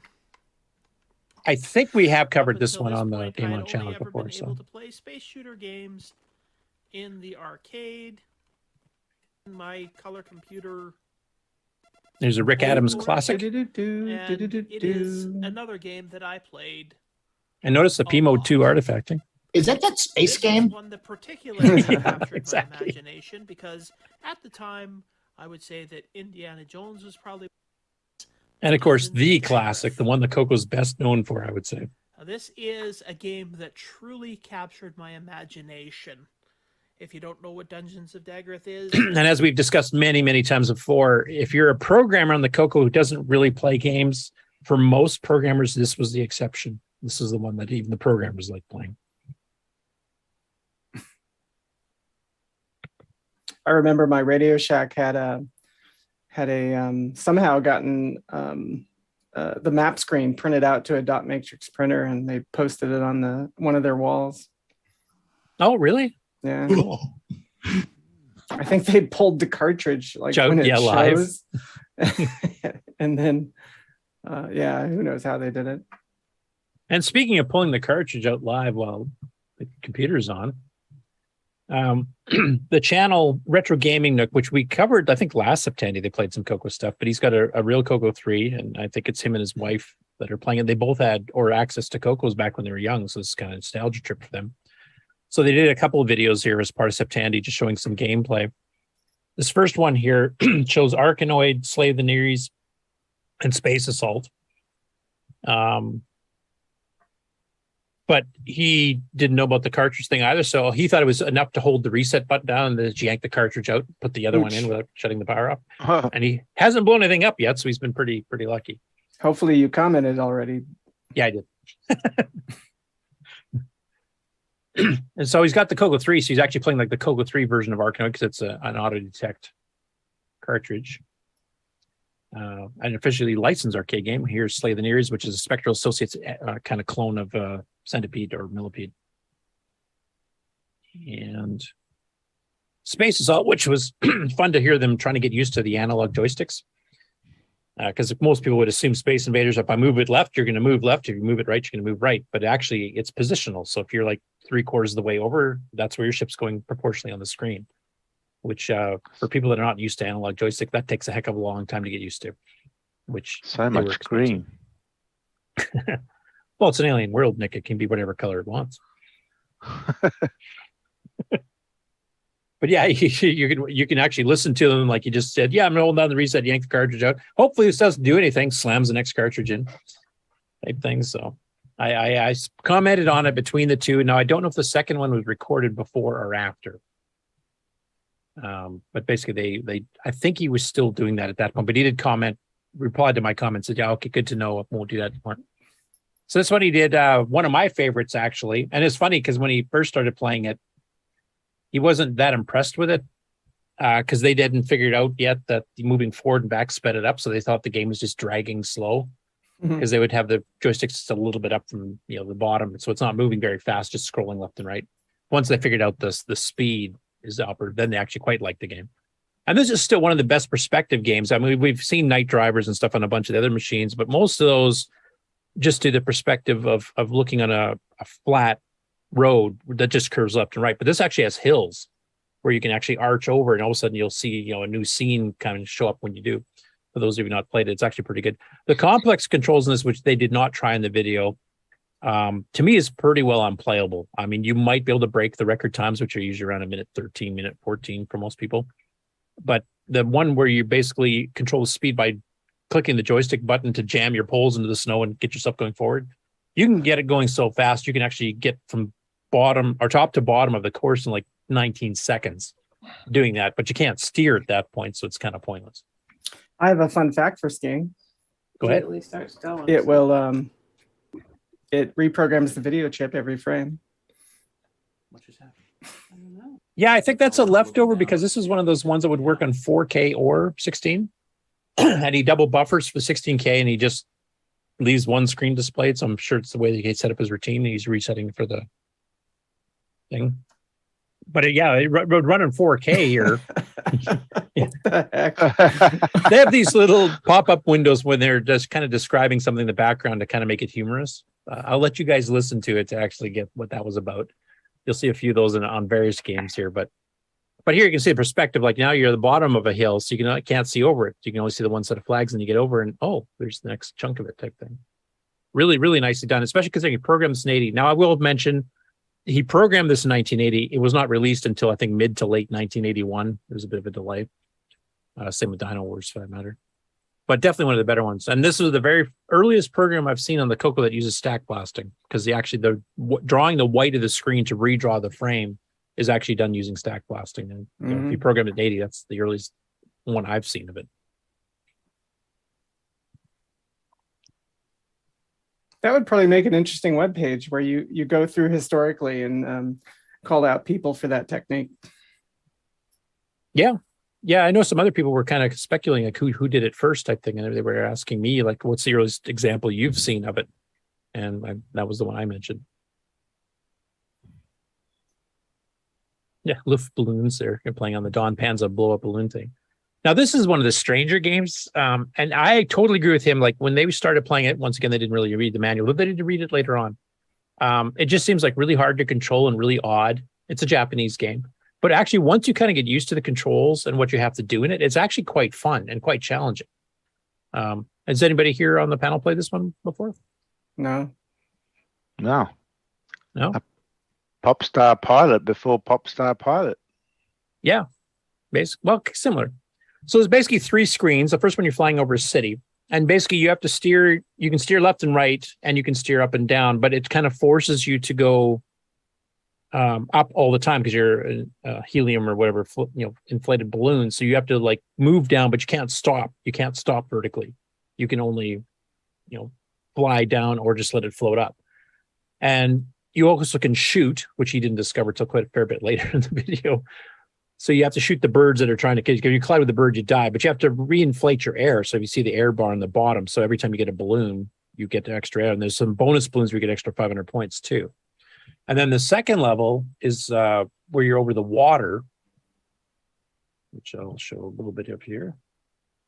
And that one, you've got sharks diving out of the ocean trying to kill you, plus a narrower playfield because you can't float into the water, so you have less room to work with, and you still have to do the thing. And then there's a third level after that they never got to, which I can't remember because I've only got to it a few times myself. And then it cycles back and gets, faster, harder, etc. So it's actually got 3 different levels of play, and it's actually a fun game. And they kind of came to the same conclusion I did, where this seems really weird and stupid at the beginning, but once you kind of get the hang of it, this is actually pretty fun. So if you haven't tried it, that'd be a good one, and that's a good one maybe suggest to have on the Game On Challenge if we haven't done it before. And the last one's a CoCo 3 one, of course, with Steve Bjork's Rampage, which came out in '89, I believe. Now, I think they only have one physical joystick, because this one, he played it on the keyboard, and he was complaining about the keyboard controls. I don't recall them being that bad. It's kind of set up more like as if it had a CoCo 1-2 keyboard, so all in controller, you're up and down, and I think left and right arrow keys. So it's a 2-handed keyboard kind of setup, and then you have your 2 keys for your jump and your punch. I guess I got so used to CoCo 1 and 2 keyboard games back in the day, it never has bothered me playing on a keyboard, but they really hated it. But anyway, I'm guessing he's probably going to be doing some more CoCo games as Septandy goes along here too. So, and hopefully he remembers to unplug the cartridges or shut it off before he unplugs the cartridges.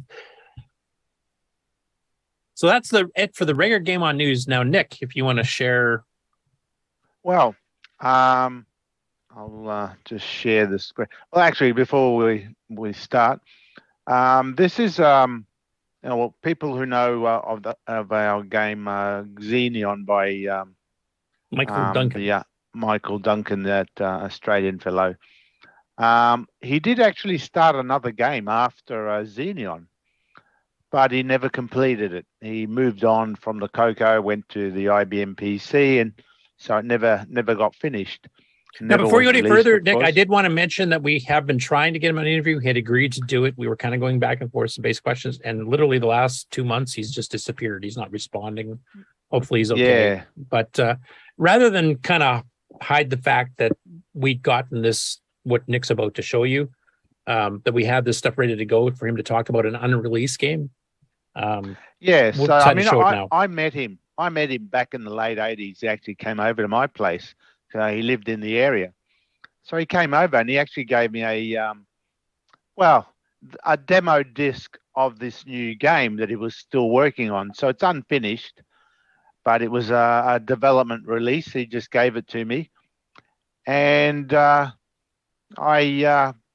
packed it away and never saw it again for years. So since we found him the other day or the other month, that he's still around, I dug it out, but unfortunately the disc didn't work after all these years. Well, I eventually made it work. So I do have a video recording of the game, of what was done with the game. It's unfinished. So I'll play it to you now. I'll just hopefully. We'll mention this was meant to be a 2-player only game, so this would have been perfect for sibling rivalry. Well, 2-player, we think. As far as we can tell, yeah. So so he might have had plans to make it 1-player. I'm not sure. Yeah, but this was a CoCo 3 only game. It's a CoCo 3 game, and it's a continuation after his Xenion game. It's called Cyber Clash, and you basically, it's an arena. It's an arena where robots enter the arena and fight. And I'll just play the video, and if you want to make any comments on the way. Did you share sound too, Nick? Or? Yeah, I did this time. So here it goes. Not hearing any sound. Get ready. There we go. Round 1. Did you hear that? Yeah. Yep. Yeah. Yeah. So there's a bit of voice in there as well. So the 2 robots enter the arena, and I think the one I'm controlling is the green one, or attempting to control it. The red one is currently computer controlled. That's why I thought this game is also for a 1-player, because I'm not moving the red one, and yet it's moving around a bit by itself. I don't think he had it so that the firing worked properly. So you're meant to be able to shoot as well. But I couldn't get it to work correctly, so that might have been something he was still working on. But if you just bump into the other player, you can see some damage happening, and you do eventually die. But that's as far as he had, and that was the demo he gave me way back then in the late 80s. Yeah, there it is getting hit now. And you die. He's got some sound in there, but I think the plan was to have more. Then he goes to another round, the colors change, and basically that's all that this demo did. Get ready. So round 2. Cyber Clash, which was in development but never got finished. It looks amazing. Yeah, no, he's a very good artist. His attention to graphical detail is very good, as it was in Xenon as well. But this one is a proper 16 color graphics game, where Xenon was only a 4 color one. Yeah, he did amazingly well for just 4 colors in that game. Yeah. So he did a good job, and this was would have been nice to see back in the day. But that's about all I have about it. Get ready. Really cool. Round 3. Yeah. I'm really hoping that, just maybe he got busy with work or something, and he still is going to be able to come on at some time in the future to talk about, the development of Xenon. It'd be good to hear. Yeah. And then where this was going, like, what was the ultimate goal of this game? And, because this actually looks really good. Yeah, it would have been good. But alas. But we didn't want to keep holding this back. We'd kind of had the video and stuff here, like Nick and I just going through getting set up for the interview we were supposed to do, and recorded the video when Nick finally got it working. Because it looks really cool and nobody's ever seen it before, we wanted to show it during the interview. But since the interview we're not sure if it's ever going to happen at this point. We wanted to show you guys so you at least see what either a sneak preview if the interview does happen, or what just to show the history of here's another game that never got finished. Yeah. Anyway, and that's all I've got. Okay. Well, thanks, Nick. What'd you guys think of that? That was amazing. I love the graphics. Yeah. There's a couple of sound effects I thought that were in there, like when the 2 robots meet in the middle. I didn't hear, Nick, or am I remembering wrong? Or maybe it's no, yeah. It was very much a work in progress. So, it wasn't finished. Yeah. But as far as we know, I think it was just supposed to be like a 128K CoCo 3, 1 or 2 players. I know when you sent me a copy of on MAME just to give it a quick try to see, like we were at that time, we were still trying to figure out how to even get the controls to work.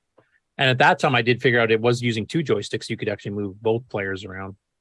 Because I set up my MAME on keyboard to have like 2 different sets of keys, and I actually could control each one individually. So, right, yeah. Well, I only had the 1 joystick in, and I was only controlling the 1, and the red one was sort of moving by itself. Yeah, maybe just detects the joysticks and decides whether it's going to be a 1 or maybe there's some certain key I hit by random because I was trying to figure what to do. So, yeah. Hey, a bit of CoCo history there, so. Yeah, I'm glad I got the disc going again because, like you say, it's a bit of CoCo history. Good to know what doesn't get finished. Yeah, and you've actually been on the show before. You showed some of your unfinished stuff in the past too, so that's been kind of cool. Yeah, it's always good to know what could have been. Yeah, or even just hearing like why did you stop? Like either technically you couldn't pull it off, or the market was dying and you just didn't feel like finishing it, or you figured a better idea for a game and you decided, I like this other one better, so I'm gonna stop this one. Yep. Okay. All right. I will now share. Let's I find the right window. Actually, I'll show something else first here because this was sent to me this morning before the show started.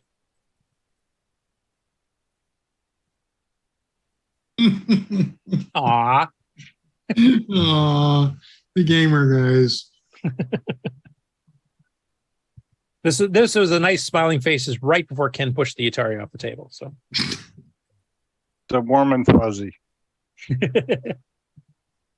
I thought I'd just show that.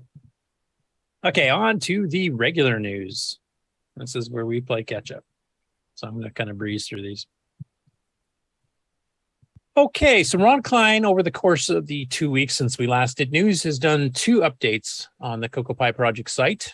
The first one was that the new CMOC, which we covered a couple weeks ago, C compiler or C-like compiler, 1.79 was now included with the CoCoPie image. So if you have a CoCoPie and you do the automatic updates, you will get the new version of the C compiler. And we did cover this on a previous show when the C compiler itself updates were, so I won't repeat what everything was in here. There's some stuff for OS 9 specifically and a few bug fixes, enhancements, blah, blah, blah. And then shortly after that, and Tim, you probably know better than I do, new version of MAME 0.247 was made available for the CoCoPie automatic updates. Do you remember anything specific CoCo related that was part of this? Nothing CoCo related with that update. Okay. Yeah, because he kind of mentions he didn't see anything new for the CoCo Dragon MC10, but you're more intimately involved. So I figure if anybody really knows, it would be you. Took a couple vacations and haven't touched MAME code in a while. Oh, okay. Yeah, you're up in Alaska or something, weren't you? Yeah, I was. Highly recommended. Yeah. CoCo Crew released their latest episode, 87. Now, this was a much shorter than normal one, and that is due to John's being in the hospital for a week with a fairly serious medical condition. So glad that John's out and feeling better.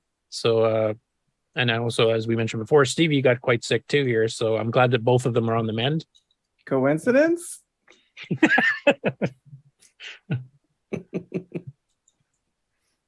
Maybe.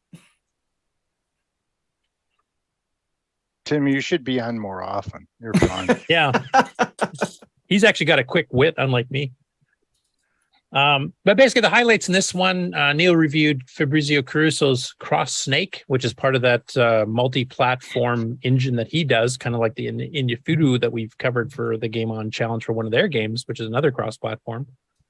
And his actually is even for more systems than the Inyafudu. The Inyafudu is actually meant for graphical-based systems.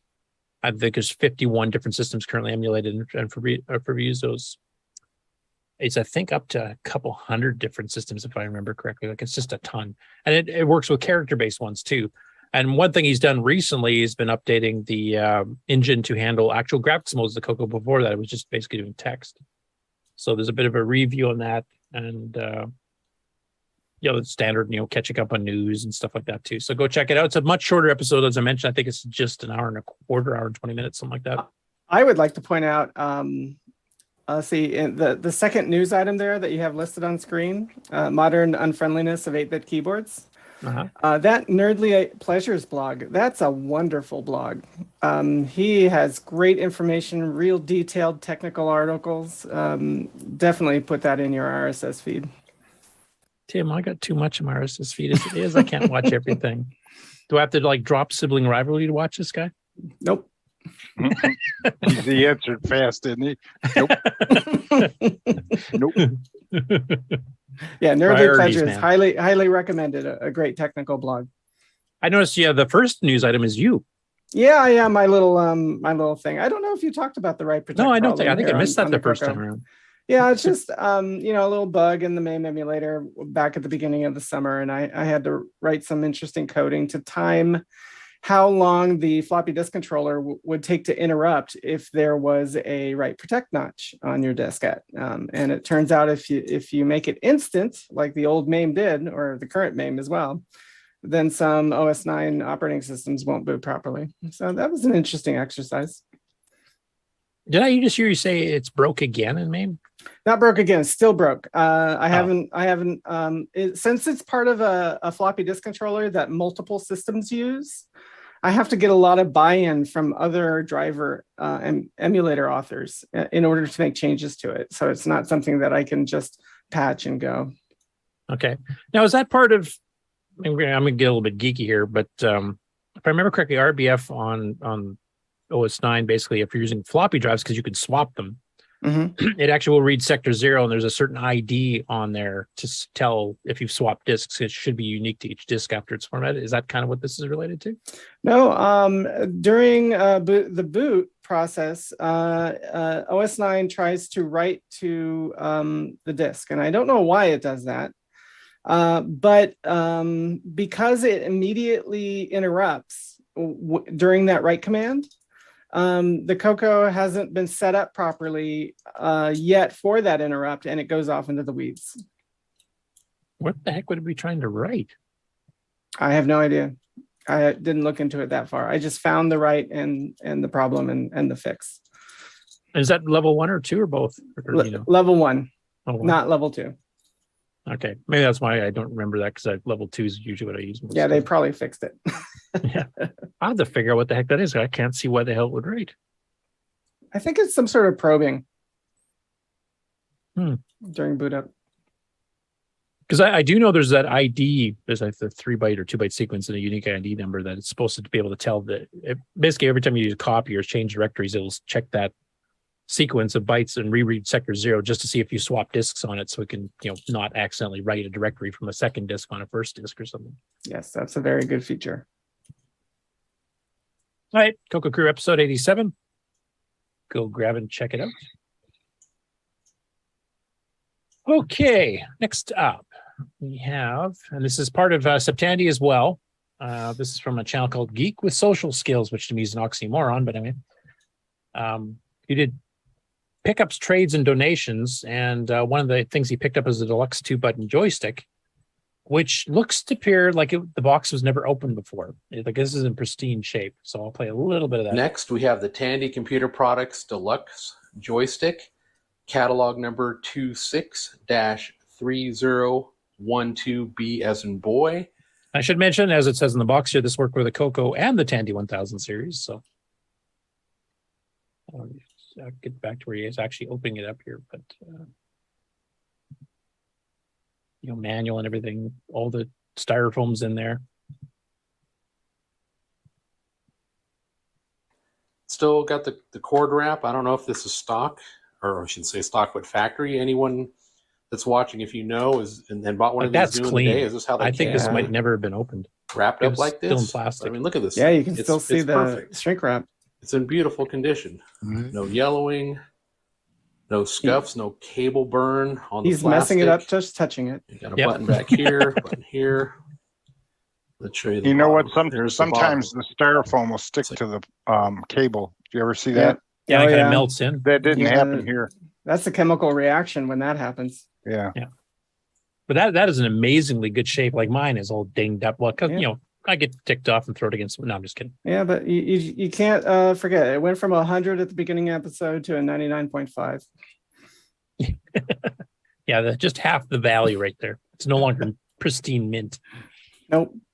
Anyway, I just thought it's kind of cool that he actually has like basically a brand new one, still in the plastic, still like he's mentioned as the cable, still wrapped, like when you bought a brand new. That's And exactly how they come too, with the cable coiled stuck on top with the little white ties. That's even the IBM ones came that way. That was the official craft packaging, I guess. yeah, really, really good shape though. I none of mine are even close to this.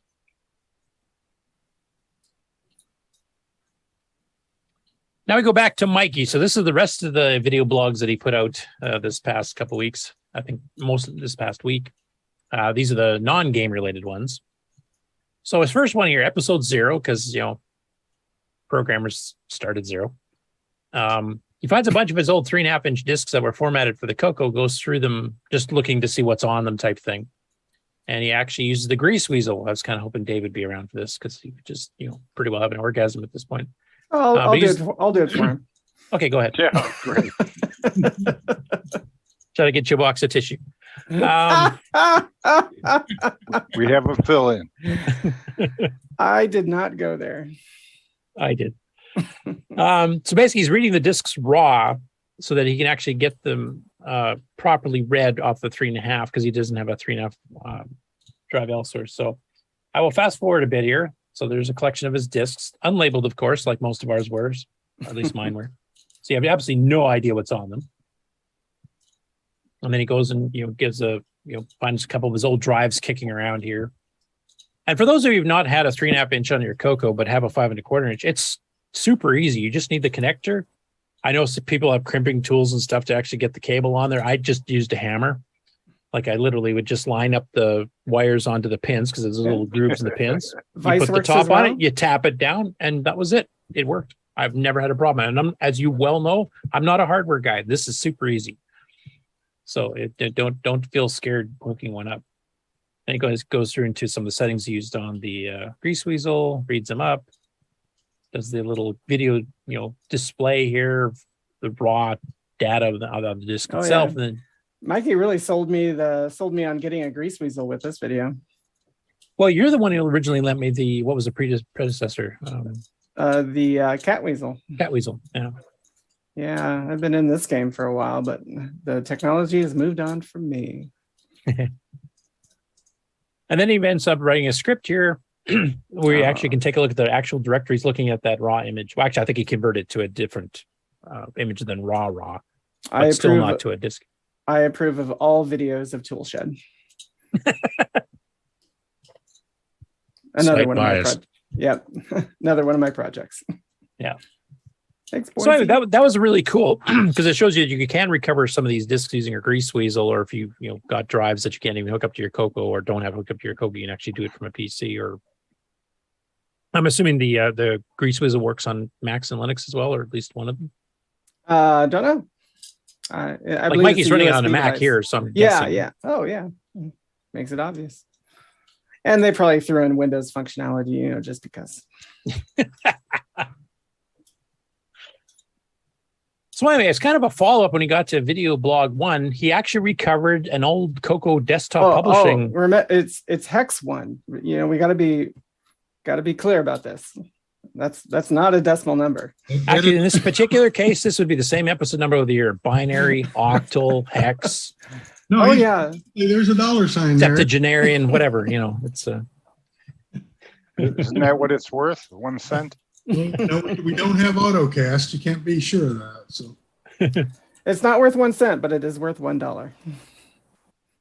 Yeah. So basically, he recovered some of the graphics that he did with his desktop publishing software that he wrote back in 1989 when he was 13. So this is a year after he tried doing his space shuttle thing, and he progressed a fair bit by then. Yeah, this was pretty incredible watching him put together those. He took an 8.5 by 11. He cut it into, looks like 8 sections, each the size of a CoCo screen, and he worked on them individually, and then was able to print it out as a unit. It was going to be a pretty neat thing, and he got pretty far with it. Yeah. And he's firing up MAME to take a look at them. There's his little Michael R. Furman, publisher, 13 years old. Yeah. And mixed graphics, mixed fonts, mm-hmm. and original program that he wrote himself when he was 13. So that's pretty impressive. Yeah, being able to display fonts on the screen. Yeah, I'm guessing it ran faster than Home Publisher too. So, and then he managed to recover it enough that he could import it. And this is where he was trying to import the raw graphic data of the 2x4 or 2x3 combined screens that do the entire page. Yeah. And then he figured out he had to do some, endian fixing. Bit endian. You don't run into that problem very often. Usually it's byte endian. Yeah. Anyway, here's what the Furman Gazette actually looked like back when he did it back in 1989. So his little test bed for the program here. Extra. Read all about it. And that little graphic, I believe that's from Graphicom, isn't it? The face there? Yeah.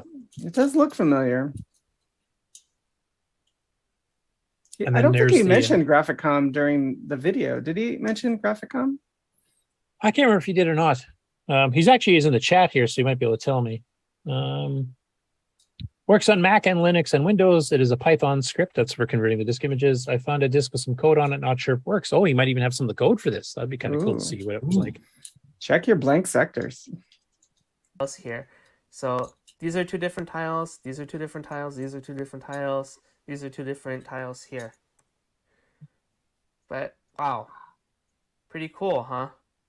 I actually recovered some work that I did when I was 13 years old in 1989.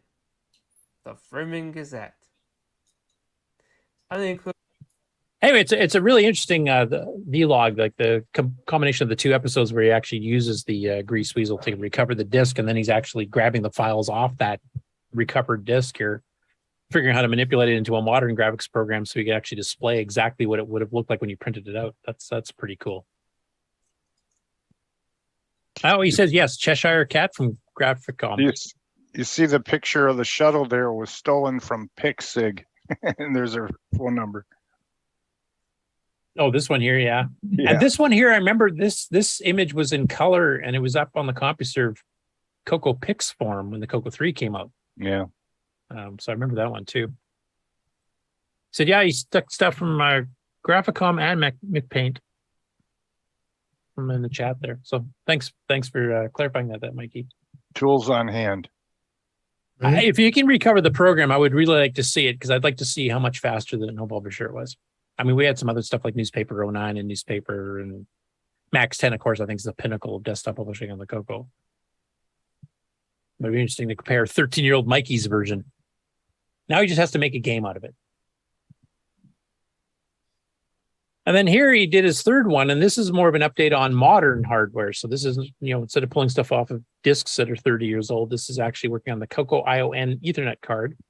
Now, Rick, this isn't yours. This is the other one, or is this yours? I can't remember. This is mine. That's yours. Okay. I keep getting the names confused. No, you say start at 0, and this is 3. So wouldn't this be the 4th one? Yes. It would. Because that's not confusing to new people coming into the retro hobby. Perfect sense. Huh. So yeah, everyone's coming back from summer vacation, so we should see some software soon.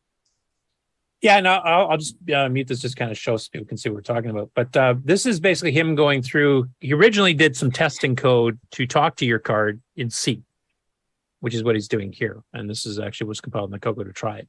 And now he's been I can't remember if this was CMOC or if this was in. No, this one's in. Oh yeah, it's 9C. Or is it CMOC? Okay. Yeah, I think it's CMOC. Oh yeah, if def CMOC version, duh. And then he actually ended up rewriting it for assembly language to run on the CoCo as well. And basically what he's talking about in this one is that he's been away from the project for a couple months. He was busy doing other things, and he's just kind of getting back into it. So he's kind of explaining what he's done in the past and then kind of hinting that he's going to be working on the future. So I don't know, Rick, if you have any updates beyond what he did in this blog or. Not really. He's going for drive wire, so he's not going to, it's going to be assembly from the get-go to get the best performance out of that. So this refactoring he's about to get going, is what I'd say. Yeah, and here's the assembly language version of it. I'm getting it to work with drive wire too, as a drive part is drive wire. Drive wire with an infinitely long cable. Yeah, I'm just catching up on his comments here. So he said machine language and basic, of course, kind of still Ken Reichert there. Years started 0. And first DCC on Nitrous 9. So first he was doing it on Jeff Tennyson's optimized C compiler, which is based on the micro one, but more modern and more bug fixed, optimized, etc. And he said then ported it to CMOC later. Probably, I'm guessing, to run it under RSDOS because the C compilers I remember from RSDOS are not as complete, even though I have a few of them. So this is a project I'm definitely watching to see how it does. And then are you working actively with him on this, Rick, or is he kind of doing things independently? Or well, there are many things going on, but basically, he's writing for the card as it exists, and. Okay, I heard you say as it exists. That means you're going to pull the rug out from him and suddenly like switch chips or something? Is that what you're doing? Well, no, we're going to do things like maybe we can put a ROM on it so you don't need a multi-pack to boot off of the stupid thing. And there's the DX chip where you can address the buffer directly. I want to put that where the ROM used to be, but then I want the ROM to be there when we. So there's some hardware toys for me to play with while we get this going, but. As the card we're shipping today will presumably run DriveWire pretty soon, and it has most of the BSD socket library from Henry Strickland, who's also working on it. So when these guys all get together and have a boot ROM and DriveWire into a ROM pack, pretty slick CoCo, I think. Cool. He just said something else here in the chat too. He said code complete but not tested. Yes, for RSDOS.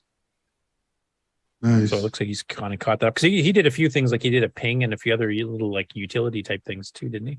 Rather than just talking to the card. To this day, my clock is set by his NTP because I put it in startup and it still works. So I left it there. So you have a real time clock. You're just trying to just drive me nuts now. Exactly. Anyway, really cool project. Definitely follow that along. As Rick mentioned, multiple people are working on it. Rick's even done a simple web browser. Oh, you have a fancy name for it too, if I remember. Oh, the worst web wrangler. Say that 10 times. Yeah, I'm going to get back to that pretty soon myself. I ran out of RAM was the problem, so I'm doing my own refactoring and getting rid of string arrays and some other things. So. Yeah, well, if you use some of the module swapping around too, you probably get a lot of extra RAM doing it that way too. I got some ideas for that if you want to talk about that offline. I don't want to bore everybody. Okay, perfect. Yes, because that's the next hurdle is 64K just ain't enough. Yeah.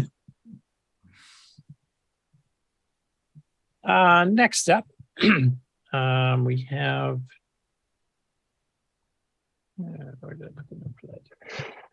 Matt Heffernan of Slippy Games. Now, he's a person that we covered probably about a year ago. They were doing a comparison video of 8-bit machines doing Mandelbrot sets, if I remember correctly, and they were comparing the speeds of the different basics. And the CoCo Basic was, middle of the road, a little bit slower. They also compared the C64. They did some more modern pseudo 8-bits, I guess, FPGA-based 8-bits that are running at 8 megahertz, like the Commodore X16 or something like that. Is that? Yeah, that's David Murray's system. Yeah. So they did some of those. And I remember I actually did one where I just threw it in basic 09 and actually we beat every regular 8-bit system except for, I think, a 4 or 5 megahertz system or something. Yeah, but you didn't want to submit it. No, I just don't do GitHub and all that stuff. I offered to send him a disk image because he said he was familiar with emulators and he never did anything with it. So you want to submit it on my behalf, Tim? Please go right ahead. That defeats the purpose, Curtis, of attribution. I don't care if it's attributed to me. I just want to show Basic 9's great. You can do that on my behalf. You have full permission. Oh, man. I'm going to submit a Linux kernel module in your name. Because I do all my development on the CoCo, so I don't deal with GitHub and all this crap. I'm true retro, like Tim, or like a Nick, I should say. I am aware. I don't need this modern LW ASM and stuff. I'm just going to do this in ASM. If it's good enough for Grandma, it's good enough for Curtis. Exactly. I'm pretty well as old as Grandma anyway. So anyway, he actually did an unboxing of the Mister here, and he actually goes through a bunch of the cores to see what they ran like. And he mentions actually when he gets to the CoCo part of it that the CoCo 2 was his first computer that he actually physically owned himself. So I really seriously, Tim, if you can submit it to him on my behalf, that would be great because I just want to show those guys up. You can take full credit too. I don't care. I'm doing this on behalf of the CoCo, not on me. I didn't do any original programming. I just basically typed it into the real pièce de resistance for me is to be able to bring up my very first computer that I owned myself. Yeah, thank you, YouTube.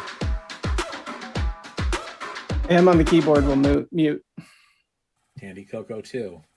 And so for like the first time for me, for over 30 years, I have a CoCo 2 again. Right? And this is the platform where I learned BASIC. And really where I start learning how to program in earnest here. And all of the type-in programs over time that I've put into this very version of BASIC, it's just untold hours upon hours of doing that. And anyway, I know it's the Mister, something like the Amigos have used a fair bit, and there's some other people in the community that use it a fair bit too. I know Buck Owens has fiddled with it as well. There is a CoCo 3 core, but I think there's two actually. There's a public one, and then I think Roger Taylor has one.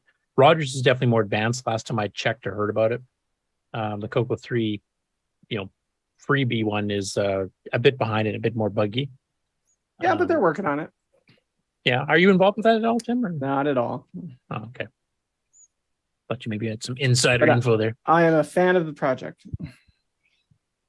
So have you played with the Mr. Much yourself personally, or? No, I am a fan from afar. Because it is a cool solution. The fact that CoCo 3s are so flippin' expensive these days to buy. I think we saw one at the show was like $300 at the VCF for 512K. Yeah, you pack a lot of systems into one nice little unit. Yeah, and then because they're constantly evolving, it's kind of like MAME. They're getting more and more compatible and better and better. So. Mm-hmm. Next up, computer programming, and this is a guy that I've covered a few times before. He's basically learning as he goes, and you get to witness his learning as you go. And I've been sending him some comments on some of his videos here because, like, he did one I mentioned 2 weeks ago, where he was trying to figure out what the heck is the purpose of P-copy. I don't understand why you would ever need this, and that type of thing. So I gave him some pointers, and he actually did some stuff kind of roughly based on it. I won't show the videos here. You can check them out yourself here. But he's also been doing his own thing. He actually started working on his own graphical word processor with lowercase letters in P mode 0 or no 1, P mode 1, I think. So you're kind of restricting the size of characters and stuff here. But he actually got it printing text. You can backspace it, enter, and stuff like that too, and it all works. So definitely a cool learning project. And if you're into one of those types of things where you're not getting taught something, but you're learning along with the person learning, his videos are really good for that kind of thing. We covered his Defender thing, trying to get scrolling terrain and stuff in BASIC, which I honestly wouldn't have even attempted. But he actually got it working. I mean, it's not the quickest thing in the world and flickers a bit, but he got it working, which is pretty impressive. I really like this channel. I am a huge fan of his, and the way he gets exasperated on during filming is amazing. Yeah, it's so realistic. It's just like me programming Nitrous 9. It's pretty well identical, except I swear more. Yeah, great channel.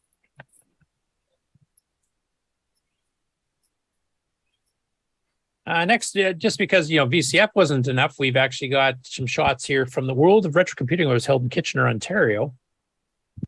This was yesterday as of August 29th, but I believe Fabian is one of the people actually at VCF Midwest we saw. Yeah, we saw him earlier. And then Neil Blanchard, I don't think he made it down to VCF, I don't believe. I haven't heard anything about him being there. And of course, Frank, who's our guest next week of Retro Rewind, holding a CoCo 1, the final edition, the white case, 64K CoCo 1 model there. That is the most awesomest tiki room I've ever seen. Or a CoCo 2 down under. Yeah, it's actually held in the farm, if I remember. Like this is in somebody's barn or something. I thought that was a horse barn. I thought that was bamboo. You West Coasters. Yeah. No fake barn. No, it's not a fake one. I think this actually is a barn that's held in. But it looked like a really awesome show. There's a lot of retro stuff there. And of course, Frank has been obviously expanding the CoCo the last year or so. He's got some other projects coming. He's got a diagnostic cart. He's got cap replacement kits for all the CoCos. And he's making CoCo STCs, and he sold out at this show. He had made, I can't remember what he made for the show. Neil had pre-ordered a batch that he's going to resell. And then they had some others. I think it was 31. Correct me if I'm wrong, Frank, if you're still listening. But between the show and the pre-reserve stuff, I think he completely sold out, and he actually had to work till 3 a.m. like the following Friday night, because there was people on Facebook and elsewhere already asking for him, and it was sold out. Ed's is sold out. So, he made a whole batch of them. So there's more there now. I think he had parts still for 50. And I know they're still trying to get Darren to agree to switch the mount type of the chip, because the ones that are being used in the original CoCo STCs are no longer manufactured, and they're almost impossible to find. But the same chip software compatibility wise is still made. It just has to be one of those fancier ones that you have to machine mount.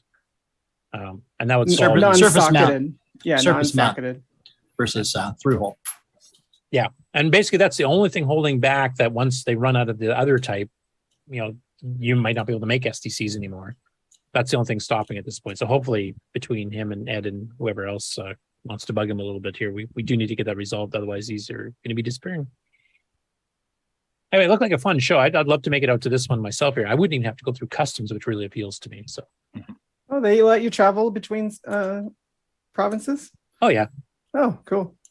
Currently, we don't even check your fruit at the border like you guys do. Hey, California has reasons. Medflight. So does Washington State. And Alan Huffman has been a busy, busy boy. Now he has kind of mentioned before that he's pre-designed and pre-made some of these, like for the full month of September. He's got a ton of stuff that he planned for it, and it's a lot of stuff that's kind of pre-made and ready to go. He just turns it on at a certain time. So he's got a lot of blogs here on CoCo stuff that have been going up as part of September. I'm just going to kind of breeze through these because there's so many of them and there's more coming out all the time. So, just kind of follow Subetha Software site. So this one here, he does a 609 assembly save restore screen routine, because he was mentioning that he liked some programs that you exec it and whatever you had left on the screen, when the program exited, it would come back and leave everything intact, as opposed to just, doing a reset and, okay at the top type thing. So he kind of goes through a little assembly language routine here and kind of explains how to do it. So that was the first one. This one here, I found hidden stuff in my own game that he'd totally forgotten about, which is kind of cool. So this is covering his Invaders 09, which is a Space Invaders clone that he did for OS 9 and then Nitrous 9. Actually, I had Nitrous 9 first, then OS 9, because Robert Galt helped him write some code that it didn't need the new system call we added for doing direct screen writes. And we've shown it on the show before. It's on EOU 6.1 if you guys want to try it. But he was going through the source code for it to look something up, and he found some references that he had some hidden stuff in here. And what he hid was he's got this one character in the font, and you can see the font he used here. It's kind of the byte style one. But he's got this one character that actually spells 42 in it. So that was his little hidden, of course, Sabitha and Alan in general are huge Hitchhikers fans. So lots of references. Yeah, exactly. So that I found that fascinating, because I usually remember most hidden things I put in my programs, which I don't do too often, to be honest. Nitrous 9, we put in we replaced Ken Kaplan and all the rest of the people that did the original time. We put, West Scale and Bill and my name in originally. I think now it has a reference to the 609 repository website or something like that. I can't remember exactly, but there's something when you first boot up a shell and hit Shift right arrow without having any other command history in there, it'll print out that little hidden message. And as soon as you type in your first command, it disappears. So yeah, but it kind of goes the explanation here. He's trying to figure out what he exactly did, and then he actually converted the font over so you could actually see what it looks like. This little hidden 42. His next one here is talking about checksums and zeros and Xmodem and randomness. So he was kind of going through his code that he wrote back to do calculating checksums. Now, checksums are kind of like a poor man's version of a CRC. It's to basically make sure the integrity of a package of data is correct. CRC actually does a fairly complicated thing to figure out. I mean, complicated compared to checksum anyway. To figure out if any bytes have been swapped or, the value changed, and you'd get noise on, modem lines and stuff, and you'd get some crap in there that would just corrupt a value. Checksum is kind of the early way to do it. Basically, you would just add the numbers together, usually mod 8-bit or mod 16 bits. So basically just wraps. So if you had like two numbers that wraps over 8-bit, for example, which is what Xmodem checksum used, it would just wrap back to 0. Now, that wasn't perfect, because if you had 2 bytes that were swapped in order, it wouldn't detect that because it would add up to the same. But if a value like 32 got changed to a 34, well, then the checksum would be wrong. And the way Xmodem worked, it would transmit 128 bytes, have a little header that would tell it, what block number we're on, just to make sure you didn't miss any blocks entirely. And then it would do 128 bytes of data, and then the checksum at the end would be mod 8-bit, what the value was when you added them all together. And if it was wrong, it would request the program that was sending to say, something got screwed up here. Please resend that packet. That was its way of doing error correction. If everything was right, then it would just say, okay, send me the next packet. It was a way to actually prevent you from downloading corrupted files. So he kind of goes through explaining that, and there's some bugs in his version of it where, a 0 value would actually not work properly. And I think William Astle actually corrected him on something too, if I remember correctly too. But he kind of goes through that, and then he goes into a little bit of the CRC, which is a bit more complicated, but it will be able to detect stuff where the swap bytes, bytes out of order but the same value. It would actually detect that. And he also goes into like bigger checksums and talks about some of the different things that were done. And this is back from like the 70s, and maybe even the 60s for checksum, I think might have originally been done. So it's kind of a cool history. If you did the old modem download thing, you'd be familiar with all that stuff. Next one here. Now, this is one I actually knew about. I didn't realize Alan didn't. And I'm trying to remember the history of this. And Tim, maybe you remember. or Nick or anybody else who's been in the game a long time with Microsoft stuff, but I know this works in DOS too, where normally we're used to in the manual mentions this on the CoCo. If you want to specify a drive number to say do a load, you would do load, quote, file name, dot extension, colon 0, 1, 2, or 3 for drive 0, 1, 2, or 3 on your floppy drive chain. But you can also put it at the beginning with 0 colon. I know some of the other Microsoft DOSs did this, and I think even, did CPM do that too? I can't Do you remember. mean MS-DOS? Yeah. I'm pretty sure it works on there too, from what I remember. I think the Model 1 TRS DOS did that too. Yeah, the millions of Microsoft early DOSes kind of followed this pattern, didn't they? Yeah, I think I'm pretty sure MS-DOS accepted it both ways, just like the CoCo does. Where you put the drive number first, 0 colon. Like the Atari DOS and all of those tape DOSes that Microsoft sold, I believe, did this kind of thing. Yeah. It's not mentioned in the manual, and no, it's not. That means most people never knew about it. No, I didn't. Yeah, I saw it somewhere. I can't think of where right now, but I think I first saw it in the Unraveled series. I first saw it because I tried it. I was familiar with one of the other DOSes at the time that did it this way all the time, deleted, and that's when I first tried, and it worked. And then I looked at the manual. Oh, I guess I'm not supposed to do it that way. Whoops. right, can't do that. Oh well. So it's actually a pretty interesting thing. I mean, it doesn't really serve any purpose unless you're backwards compatible porting code from one of those other DOSes that did it this way. So it doesn't really serve a purpose. He does point out, and this is something, though, if you wanted to fiddle with it just for fun, most of the third-party DOSes don't bother having the extra code to do it this way. So like RGB DOS, HDB DOS, et cetera, do not support it. I don't remember if ADOS did. I don't think it did either. Or ADOS 3 or ADOS 3 extended, et cetera. So I wouldn't recommend doing it except for as an experiment just to show that it worked.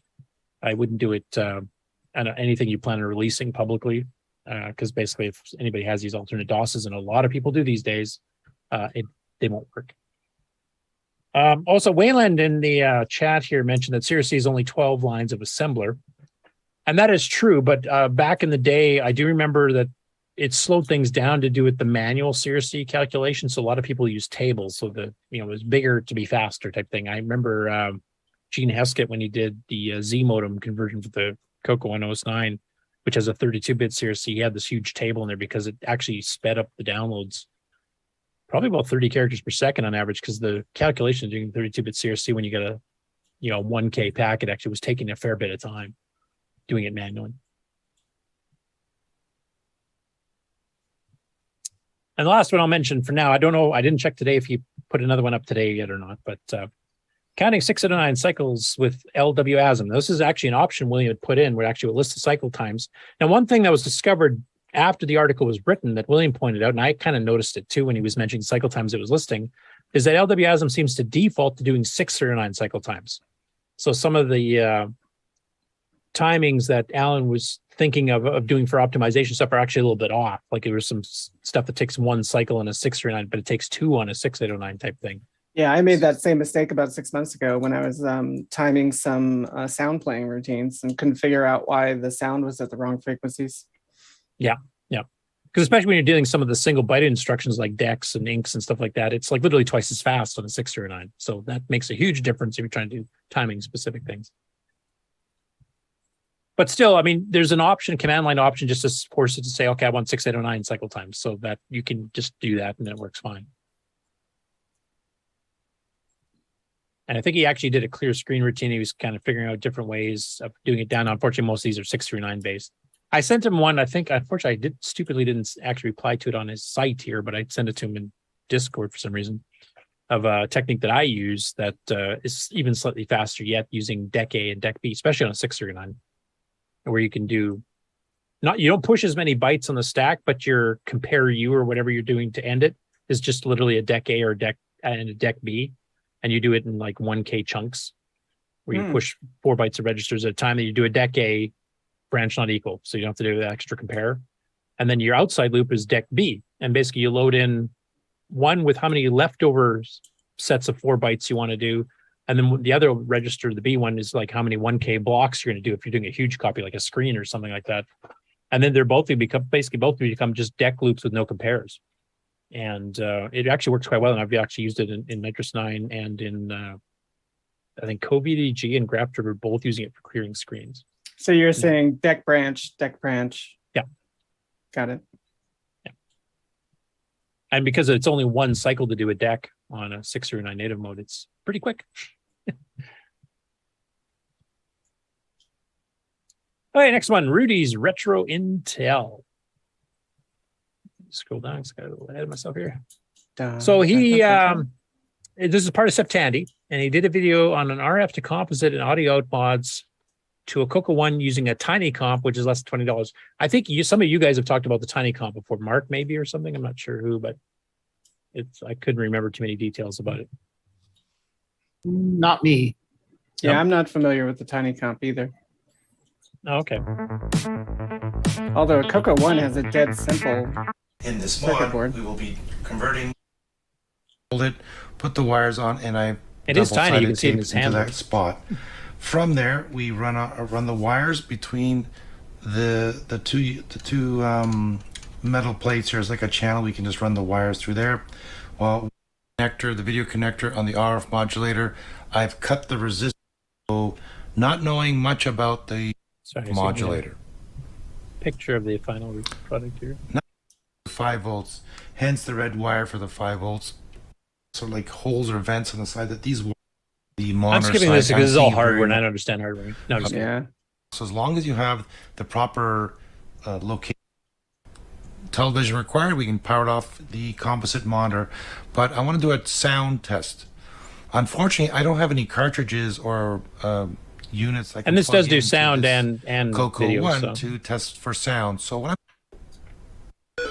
Which he tests you and can have some, obviously it works. find the device, another great product. Pin 20. So I go to Where the heck has he got Where a was good shot of the Around? tiny comp itself here? All right, on the meter, which is +5, around to do that. So where to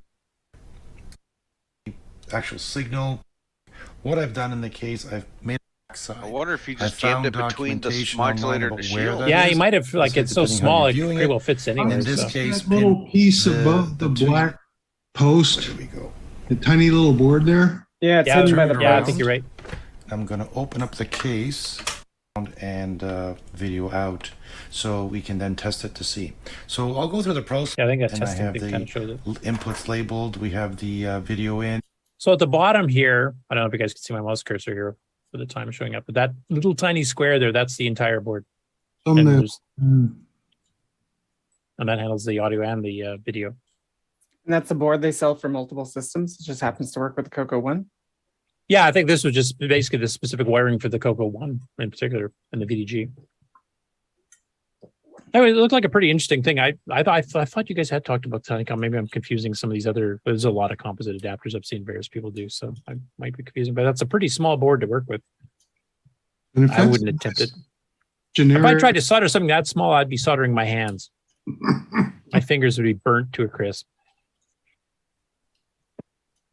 But none of you hardware guys have actually tried the Tinycom, like Mark or Rick or Nope. No. No, but if that's a nice generic little RF to composite solution, I might have to look at that because that would fit a lot of things. I'm thinking. Yeah, and he said it's less than $20. I don't know. I can't remember what the competitive prices are for the other ones, but doesn't seem too bad of a price. Could be fun. Probably Oh, wait, use it's some in the things like basement saying something about. Say the Tiny Comp is a universal composite video mod for any computer with an RF can. Nice. Timex Sinclair's would be a candidate too. Cool. Well, I'm glad I actually brought something hardware-wise onto the news that you guys haven't heard about. That's good. That doesn't happen too often. Actual Usually, news. you guys have to school me on what I'm talking about.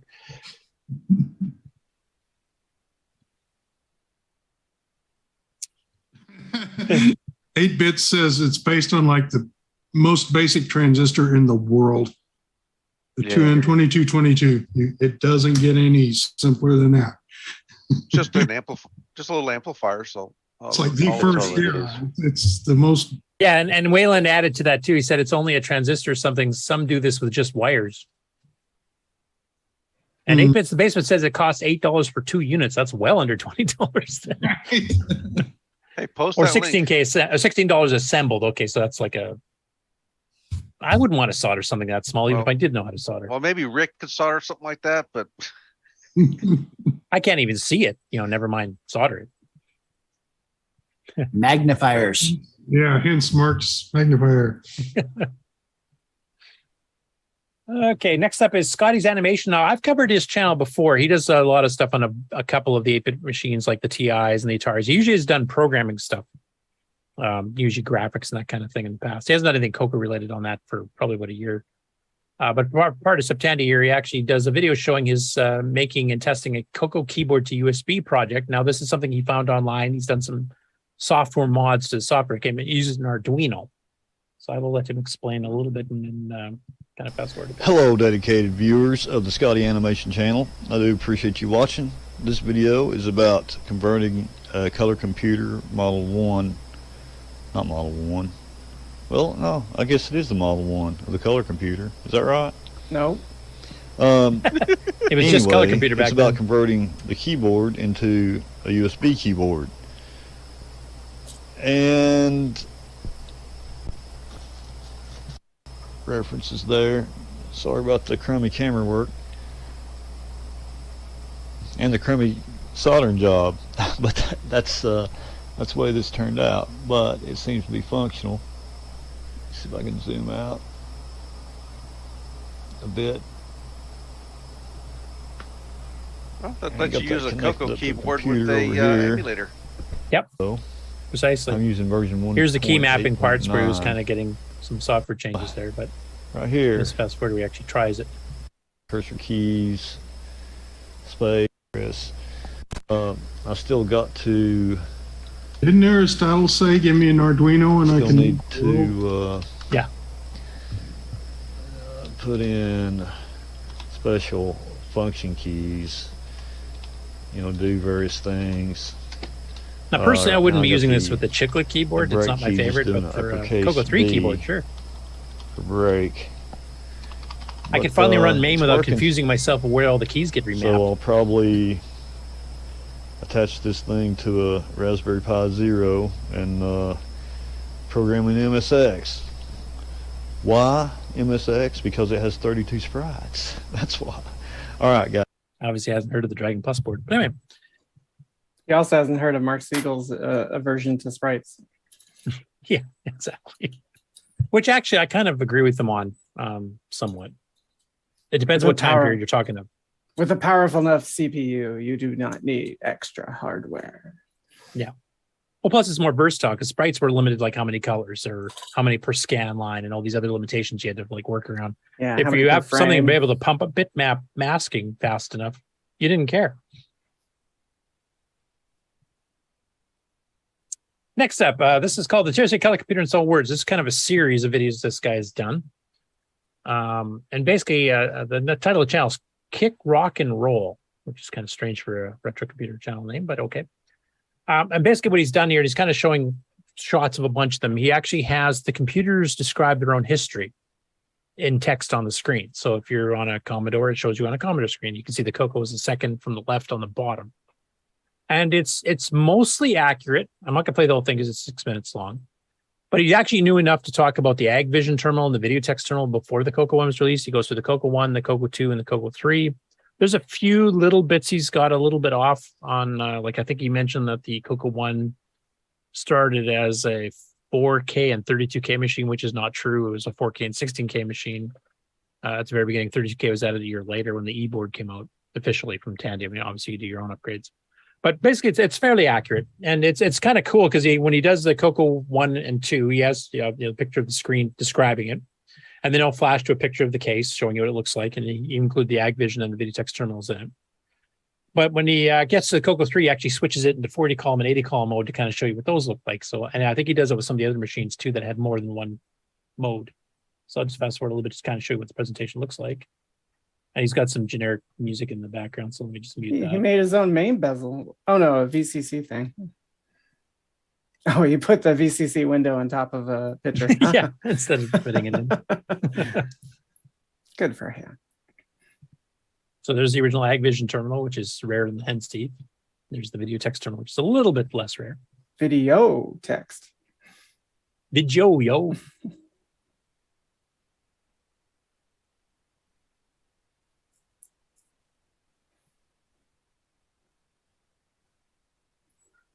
And he does, another blast of whatever. This is where he got a little bit off. Expandable up to 32K, not the first models, but basically he's accurate most of the time. Then he gets into the color computer 2. Does he narrate? No, it's just this generic music. It's the narration is the screens themselves. That's why I muted it. 80s. They talking about the competition where the CoCo 1 was, keeping up with the Joneses at that point, because VIC 20 and the Commodore 64 aren't even out yet. And then the CoCo 2 was kind of falling behind. And then he starts talking about the CoCo 3. Where he kicks in the fact, maintain compatibility, but you added like 40 columns and underlined text and lowercase, etc.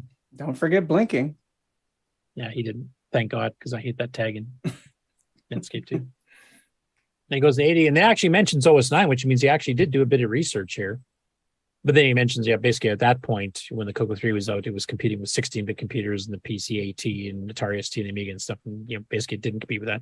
And it didn't on a hardware level. I mean, price-wise, it was still a lot cheaper than most of those. And if you already had a CoCo 1 and 2 and had all the accessories, of course, you didn't have to rebuy all those. The disk drive still worked, joystick still worked.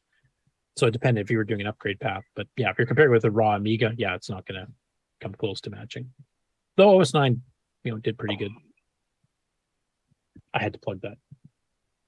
Anyway, he's done a whole series of these. So if you're into a variety of retro computers, if you want just like a quick little history of it type thing for each type of machine there, he's got a ton of them out there. And the CoCo one's, like I said, mostly accurate and actually covers some stuff that a lot of the people that have done these Septandi and just got introduced to the CoCo themselves 2 weeks before they recorded the video, missed a lot of these old details. They had no clue about video text and the AgVision terminal, the whole project with the University of Kentucky.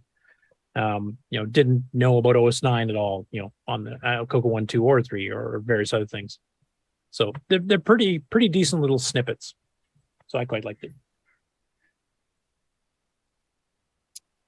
Next up, and I'm going to warn you, there's a little bit of colorful language here. It's not super severe, but it will be necessary to show. So this is the Adelaide Retro Group, and this is the one that Daniel O'Connor attends and has sent us pictures from before as well. And the first one here is actually Septandi plus, pardon my French here, shit timber, as he calls it. And basically, you'll see a CoCo that was left in the back seat window of a car on a long drive in Australia when it's probably like 110 degrees outside. And that's what happened to the case. I love the comment. Looks like a sorting hat. No, I mean, it's a pretty interesting way to show the insides of the machine without having to take the case off, I guess. But but he mentions this machine made the unfortunate trip from Melbourne to Adelaide in the back window in the 80s. So, and the fact that it still works through all that, that's pretty impressive. I don't know enough about electronics. Like when it gets hot enough to melt plastic that badly, is that hot enough to cause damage to a circuit board if it's not on? The capacitors, yes. It could be, yeah. So I'm quite surprised it actually works. I mean, it's not going to reflow the solder, but They were in the shade, though. yeah, the capacitors were in the shade. Yeah, there you go. I mean, they kind of showed Craig, who attended the event here, Craig Marshall, and posted these on Facebook, actually put some pictures up of any CoCo related stuff. So he's got the MC10 here.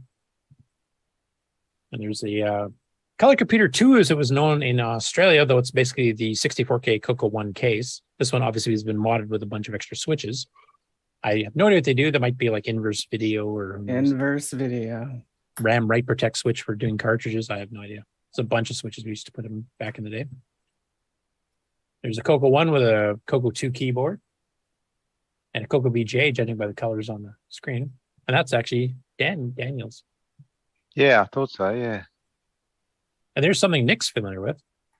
Oh, yeah, the old Model 1. With the You expansion recognize the interface. game too, Mick? I'm presuming you do. Beast, yeah, it's Gobble Man. No, that's Scarfman, isn't it? Maybe I'm wrong, yeah, but I thought it was Scarfman. It's either Gobble Man or Scarf Man. Yeah, there were two. If it is Scarf Man, the one reason I wanted to point it out is because the CoCo actually got a version by the Cornsoft Group, same authors, of Scarf Man for the CoCo 1. And it was one of the very, very few third-party machine language games for the CoCo that would run in 4K RAM without requiring a cartridge.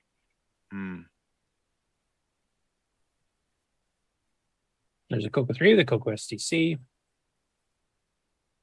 Are these all Daniel's computers? No, I think there's some other ones in there too. All right. See, look at that. So what's that template from? Like what program is that from? I'm trying to recognize that here. I'm trying to read the things here.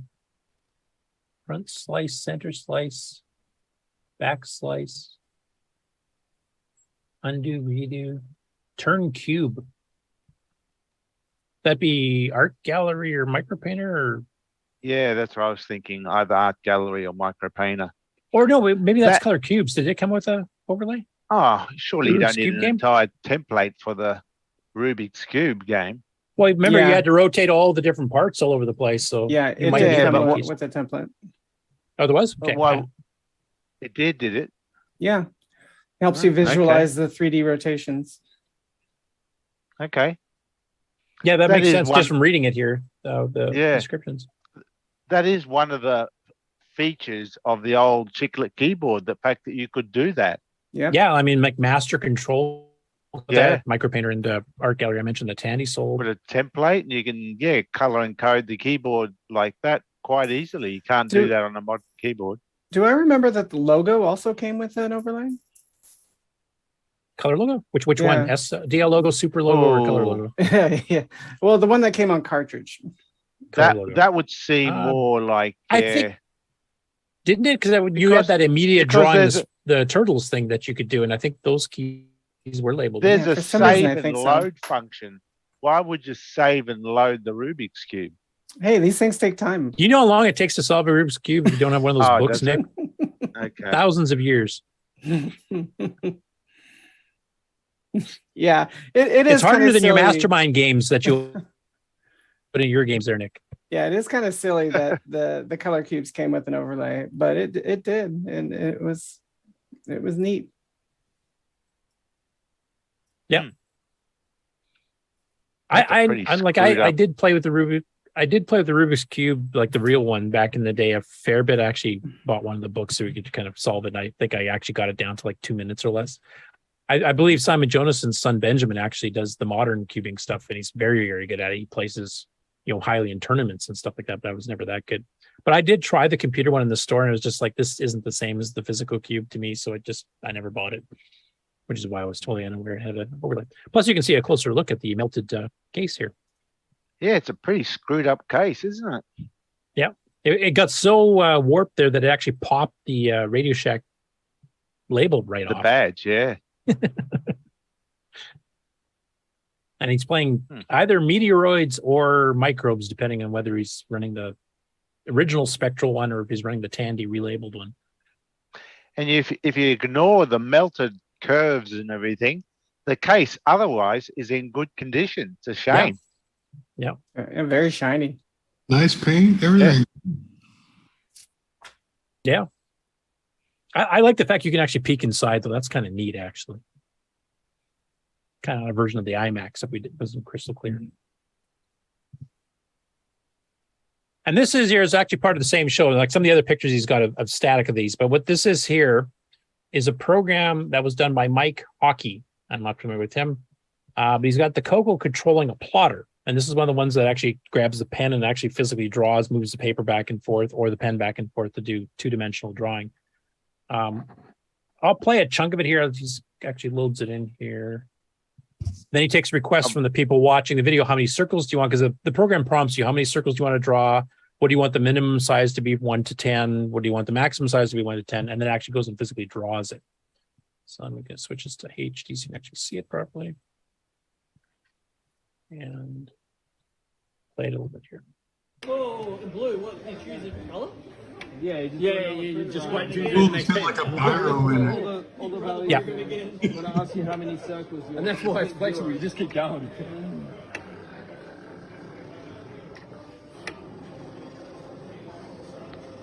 No problem finding these pins. Unlike a that's CGP nifty little 115. plotter.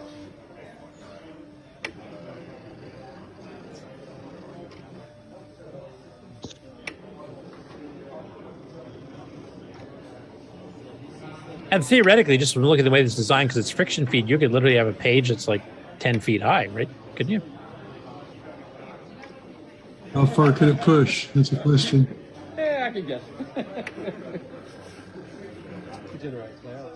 Yeah, I won't play the whole thing here, but basically just draw circles. But it's interesting to see a CoCo actually driving a plotter like that, because usually those were higher end printers, like for draftsmen and stuff, and you wouldn't typically, if you're on a CoCo budget, buy one of these things. Well, that's kind of funny too, because a CoCo would be no slower, and look at the resolution. You know, it's just the cost of the printer itself that. Yeah. Well, Tandy sold one of these plotters, and it was like $2,500 from what I remember. It was huge. I've never seen the 8.5 by 11 version. I always see them bigger. Yeah. Yeah. I wouldn't say this 8.5 by 11 either. Like I said, I think your page length is just limited by, you know, how well the friction feed can hold on to it. 11 inches wide. Yeah. Right. Yeah. The Tandy one, if I remember, was much bigger than that, wasn't it? It was like a 13 by 19 or something. I don't remember.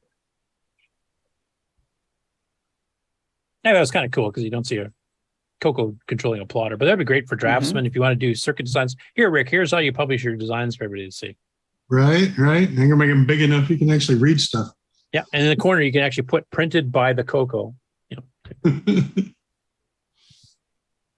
it looked like a pretty fun show they had in Adelaide there. This here's an update from Mike Roaz, and he was selling these at CoCo Fest, if I remember correctly. And this is kind of a competitor to yours, Rick, for the switches and stuff on replacing the Mylar of a keyboard. Now here he had some suggestions from Boise to refine the product, because he had a bit of loosey-goosiness in there, and they actually kind of helped design a spacer that helped solve some of the loosey-goosey problem here. And he's actually, like Rick is doing with his updates with the switches on the bottom, he's actually sending out some of the spacer adjustment thing out to everybody that ordered one of these as well. Nice. So that's cool. Yeah, I worked long and hard to get rid of something like that because I just didn't want to have to deal with it. Yeah. I mean, for me personally, because I'm going to be using it more for game playing, yours, because it has the switch between the CoCo 1 and the CoCo 3 keyboard modes for the arrow keys, that was the critical selling point for me, even though, you know, this one's available as well. I still would have picked yours just because of that, because that's what I really wanted it for. That and the fact that, you know, my keyboard Mylar was crap. Is this show over yet? No. No, we're still hawking hardware and stuff. Well, Do you have something to show, Grant, or are you just popping in? Yeah, we found something. I thought I'd be. Okay, let me stop sharing and we'll pick up the news after Grant shows us whatever he's going to show us. Hopefully it's not pornographic or something. It's just no. Everybody's trying to get in for the auction, I think. So yeah, John found this, and I did not know this, but I guess Mark, can you highlight Grant here? It's still showing Rick on the screen. There we go. So there is a group called RR Auctions here. Oh yeah. And John found something, and they're the ones who auction the Apollo stuff. Right. It is not CoCo related, but it is Tandy related. So, anybody know who this is? Oh, Bill Gates with his Model 100. Gates. Yep, and there it is. That is Bill Gates' Model 100 right there. Yeah, this was mentioned on Facebook because actually Bill had signed off saying he doesn't need it anymore. So, yeah, I think that's it right there. That's the actual sticker. I don't need this anymore. It's MS property. Are you going to start using 200 is what it says. January 27th of 2086. Excuse me, 1986. 2086. Yeah. And then here's this too. Oh, Waz's glasses? Yep. There you go. Actually signed it right there. I don't know how much they go for. Probably more than I can afford. Yeah, we're not talking Ron Delvaux money here, are we? And what else did you say we need in that show? Yeah, here's the flight plan for Apollo 11. Oh, there's one Ron might like. Ron might spend some money on that one. Yeah. So, but yeah, I thought you guys might be interested in that. Here's where was the check? There was a check out here too from Steve Jobs. But anyways, so this is all signed by Waz. This is getting not auctioned off, but it's you can win a drawing for it. So it's Waz's signature and everything. So anyways, I don't know what this is. That whole Job table as is well. someone's retirement fund. Yeah. Yeah. So this is It says Steve Jobs on the top of it there. yeah, I know. I'm trying to see what it is. Possible, not probable. Well, look at the sticker up higher on the very top, red sticker there. It is PSA DNA certified auto grade documents. All it says. Oh. It's like Oh, is this when a, Steve was shopping the Apple One around and he was trying to get financing from the banks? Is that what that the might be what it paperwork is. said? I don't know. It's got driver's license, yes, and it's like like a resume or a job, like a job posting of some type from 1973. So this would probably be before Apple, wouldn't it? 1970 what? 72? That'd be when he was at 73. Atari, isn't it? Yeah, that'd been Atari era with Steve Jobs. So that might be his maybe his application. This got like post appointment and everything like that. Yeah, must be his application appointment So yeah. with Atari. Yeah, 75 So is anyways- when Woz started working on the Apple One. Yeah, so I found that, and John found it. I want to make sure I send that off to you guys. So I thought that would be something you guys would be interested in real quick. Especially Yeah, with that's the cool. Tandy, with the Tandy TRS 8100. That's pretty cool. So, anyways, I just want to share that with you. So you can go back to the Okay. boring, snoozy news now. All right, guys, take care. Okay, later, Grant. All right, bye-bye. All right.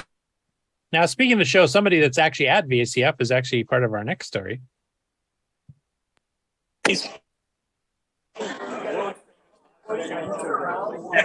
Well, once Grant mutes, anyway. Has he forgotten he's transmitting? Time to kick. There he it goes. He I muted. got him. Oh, you had to do that. Okay, so basically, Jason took a bit of a side trip here on September the 4th, so last weekend, basically, and he went to Prospect, Kentucky. And I'm assuming if you guys can see the screen here, you remember what Prospect is famous for in the CoCo community. But for those that you that are listening on the podcast, that was the home of Rainbow Magazine and the Falsoft Corporation that Lonnie founded that produced that and PCM and a bunch, they had their own books and stuff for various computer stuff. They also had a one on the VCRs or something like that, VC, like video cassette tapes and stuff, and reviewed movies and stuff. They had something like that published for a few months, I think, too. Anyway, Jason went to actually go visit the Falsoft building, which still stands. And you can actually see the name of it there. And of course, Lonnie passed away years ago, but the building still has the same name as it did when he built it. And now it's subdivided into a bunch of smaller businesses back at that time. And if you've seen, there's one rainbow, they actually have a picture of the entire staff of Falsoft standing in front of the building on Highway 42 in Prospect, Kentucky. And you can now see like it's the Prospect Chamber of Commerce is now here. And if you go to the slide that blows up the marquee. Okay. Spaces to let. I find it very fitting that in the same building we have a computer repair and a psychiatry office. I like the Canadian reference because they call it Takeoff Business Solutions. That's awesome. Take off.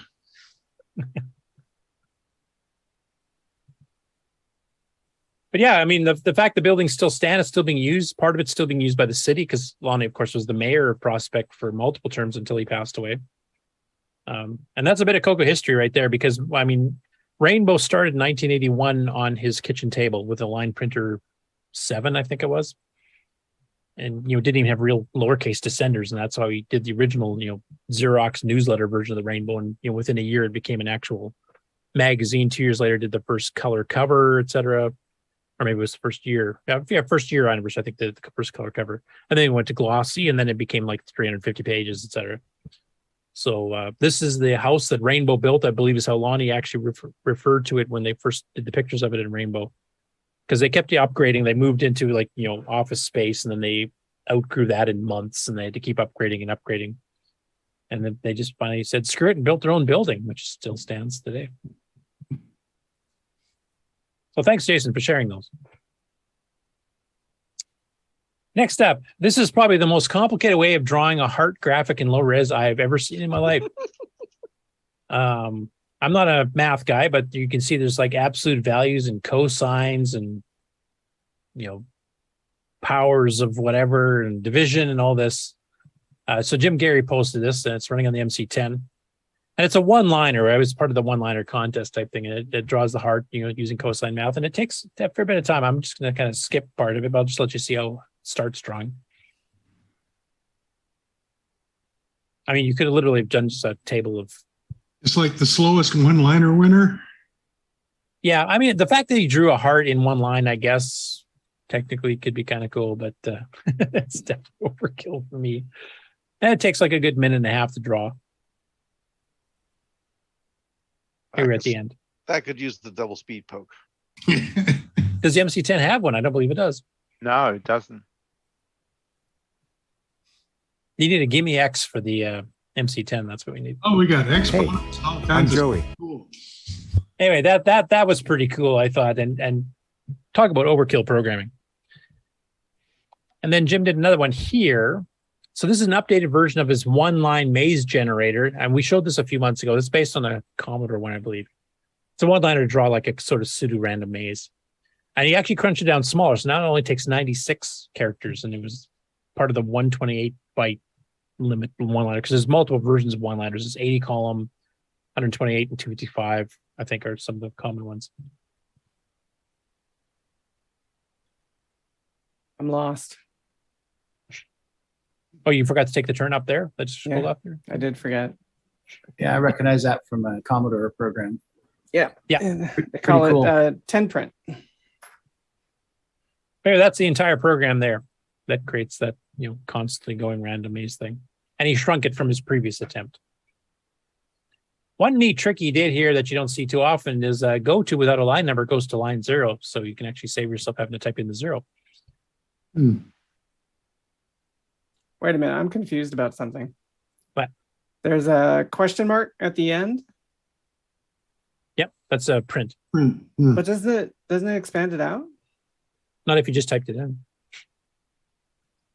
That's actually the raw line he typed in originally. Like if you listed it now, it would show print. Okay. Just like the single quote is a rem remark.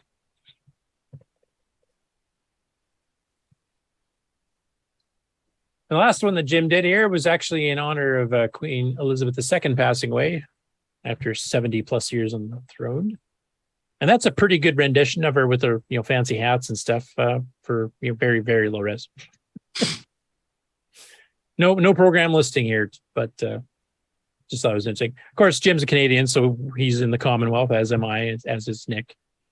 So it probably means a bit more to some of the Commonwealth people than it does for people in the States, because well, I think you guys were on pretty friendly terms. I mean, there was a lot of shared history of World War II and stuff, because she was actually active in the army during World War II. So, and it's interesting. Queen Elizabeth was queen when I was born. I'm pretty old. Yep. Well, she went through, how many was it? 14 or 13 U.S. presidents? Something like that. Yeah. Quite the history there. And she actually was outlived by her husband, who passed away just a couple of years back. Mm-hmm. And her mom outlived her too. Her mom was 103 when she passed away, and I think Elizabeth was 96. Pretty long-lived genes in that family. That's all I got to say.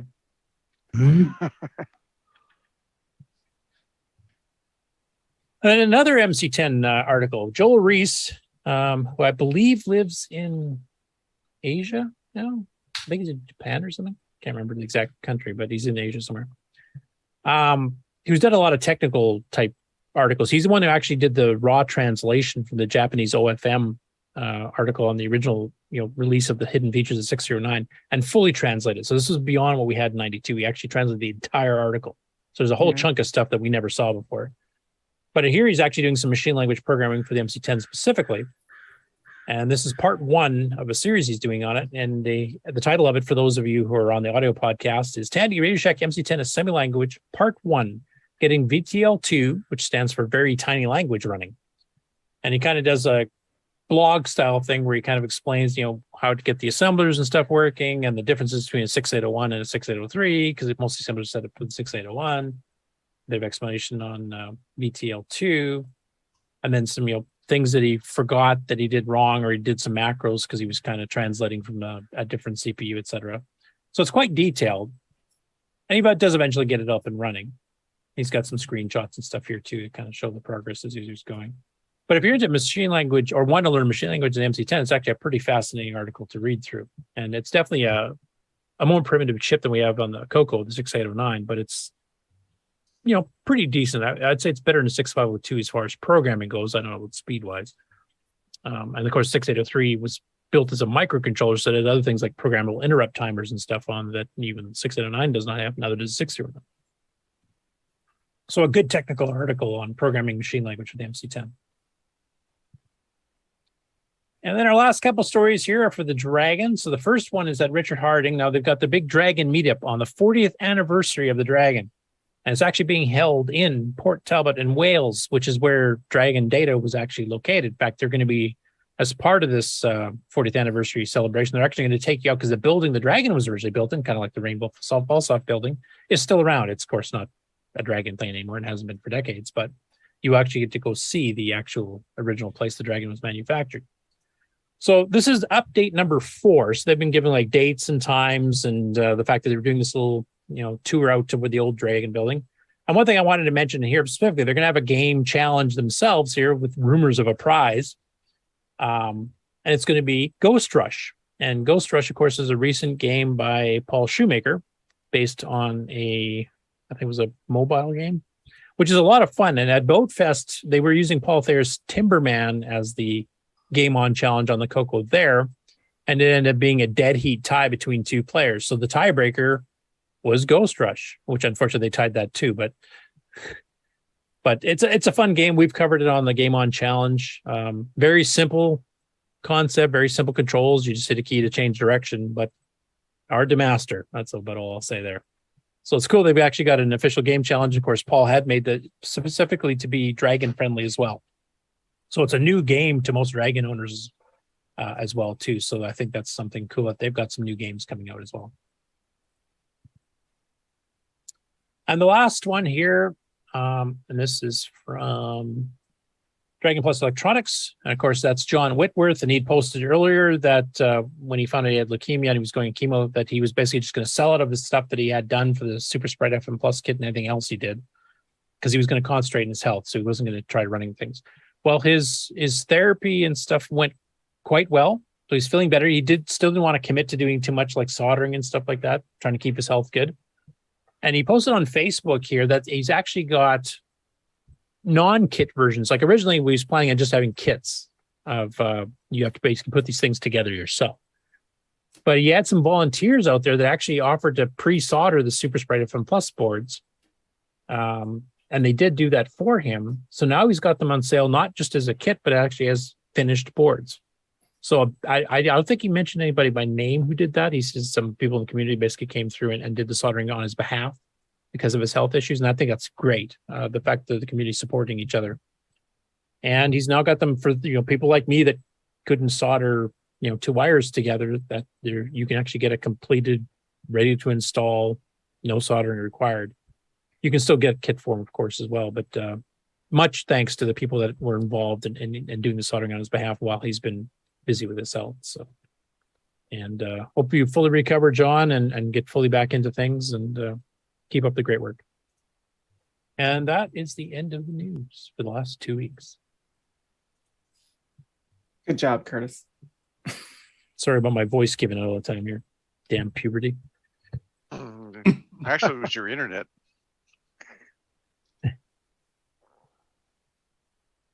And since we already covered acquisitions and stuff there, I don't think we have anything else there. So I think we're done, and we're at 4 hours. So yeah, well, I was expecting VCF to take a bit of time. So right. Okay. Want to run the outros? yeah, I would say so. I would just a reminder, Frank Lynn Harris is going to be on here from Retro Rewind. We'll be on our guest interview next week. We'll be going through his complete computer history. Last time we interviewed him, it was basically all his Retro Rewind stuff. Like he had a CoCo 2 back in the day of his first computer, and then he kind of skipped ahead to when he started doing the retro repairs and retro fixes. And this time we'll be doing the full interview, like when he was working on Tech TV and, had his, what's the show called? The Lab with Leo and stuff like that. Like Leo Laporte was part of that. It was all filmed up in Toronto. So he used to fly up with Rogers and stuff once a month or twice a month or something like that to record a whole raft of shows. And Frank was very actively on the air with a lot of the tech segments. So I will give one teaser when we have the show next week. Instead of introducing him and then, starting the talk and the interview, we're actually going to play one of those tech segments that he was on without saying anything. It'll just come on, and then that'll be your introduction to Frank, and then we'll start talking to him. So I got to pick which one. He sent me a list of a few that he's got recordings of, and I'll just throw one on. But he was into the high tech details, greatly into Linux and OS 10 and stuff too. So he's a Unix guy. So the tech kids, I think, will like that episode. There's your teaser for next week. Consider us teased. Tim will tease his hair for that episode. So. Hey now. This concludes another episode of CoCoTALK, the world's leading live talk show featuring the Tandy Color computer, MC10, and Dragon systems. For all things CoCoTALK, visit us on the web at CoCoTalk.live. We'd love to hear from you. Send feedback, suggestions, even segments via email to CoCoTalk@CoCoTalk.live. Consider supporting the show with a purchase of merchandise from our retro swag shop at 8bit256.com. If you'd like to become a patron of the show, click on the Patreon link on our website, CoCoTalk.live. CoCoTalk would not exist without the community, its cast, crew, and contributors. Thanks go to Alan Murphy, Amigos Retro Gaming, Bill Noble, Brian Joyce, Brian Weaver, Curtis Boyle, D. Bruce Moore, Danny O'Connor, David Ladd, Eric Canales, George Jansen, Grant Leedy, James Differendapper, Jason Reichert, Jim Brain, Ken Reichert, Ken Waters, Mark Bosley, Mark Overholzer, Mikey Furman, Mr. Dave 6309, Nick Marentes, Nick Marotta, Nick Marotta, Nick Marotta, Paul Fiscarelli, Richard Lorbieski, Rick Adams, Rick Hewlin, Rob Inman, Ron Delvaux, Samuel Gimes, Sloopy Malibu, Steve Bjork, Terry Steggy, Tom C., and many, many more. Please help support the CoCo community. A list of various contributors and resources are available at imacoconut.com. That's imacoconut.com. The original CoCoTalk theme song is copyright 2008 by D. Bruce Moore and Greg Sheeler. The new CoCoTalk theme song is copyright 2020 by D. Bruce Moore. Both are mixed, mastered, and produced by D. Bruce Moore. CoCo forever!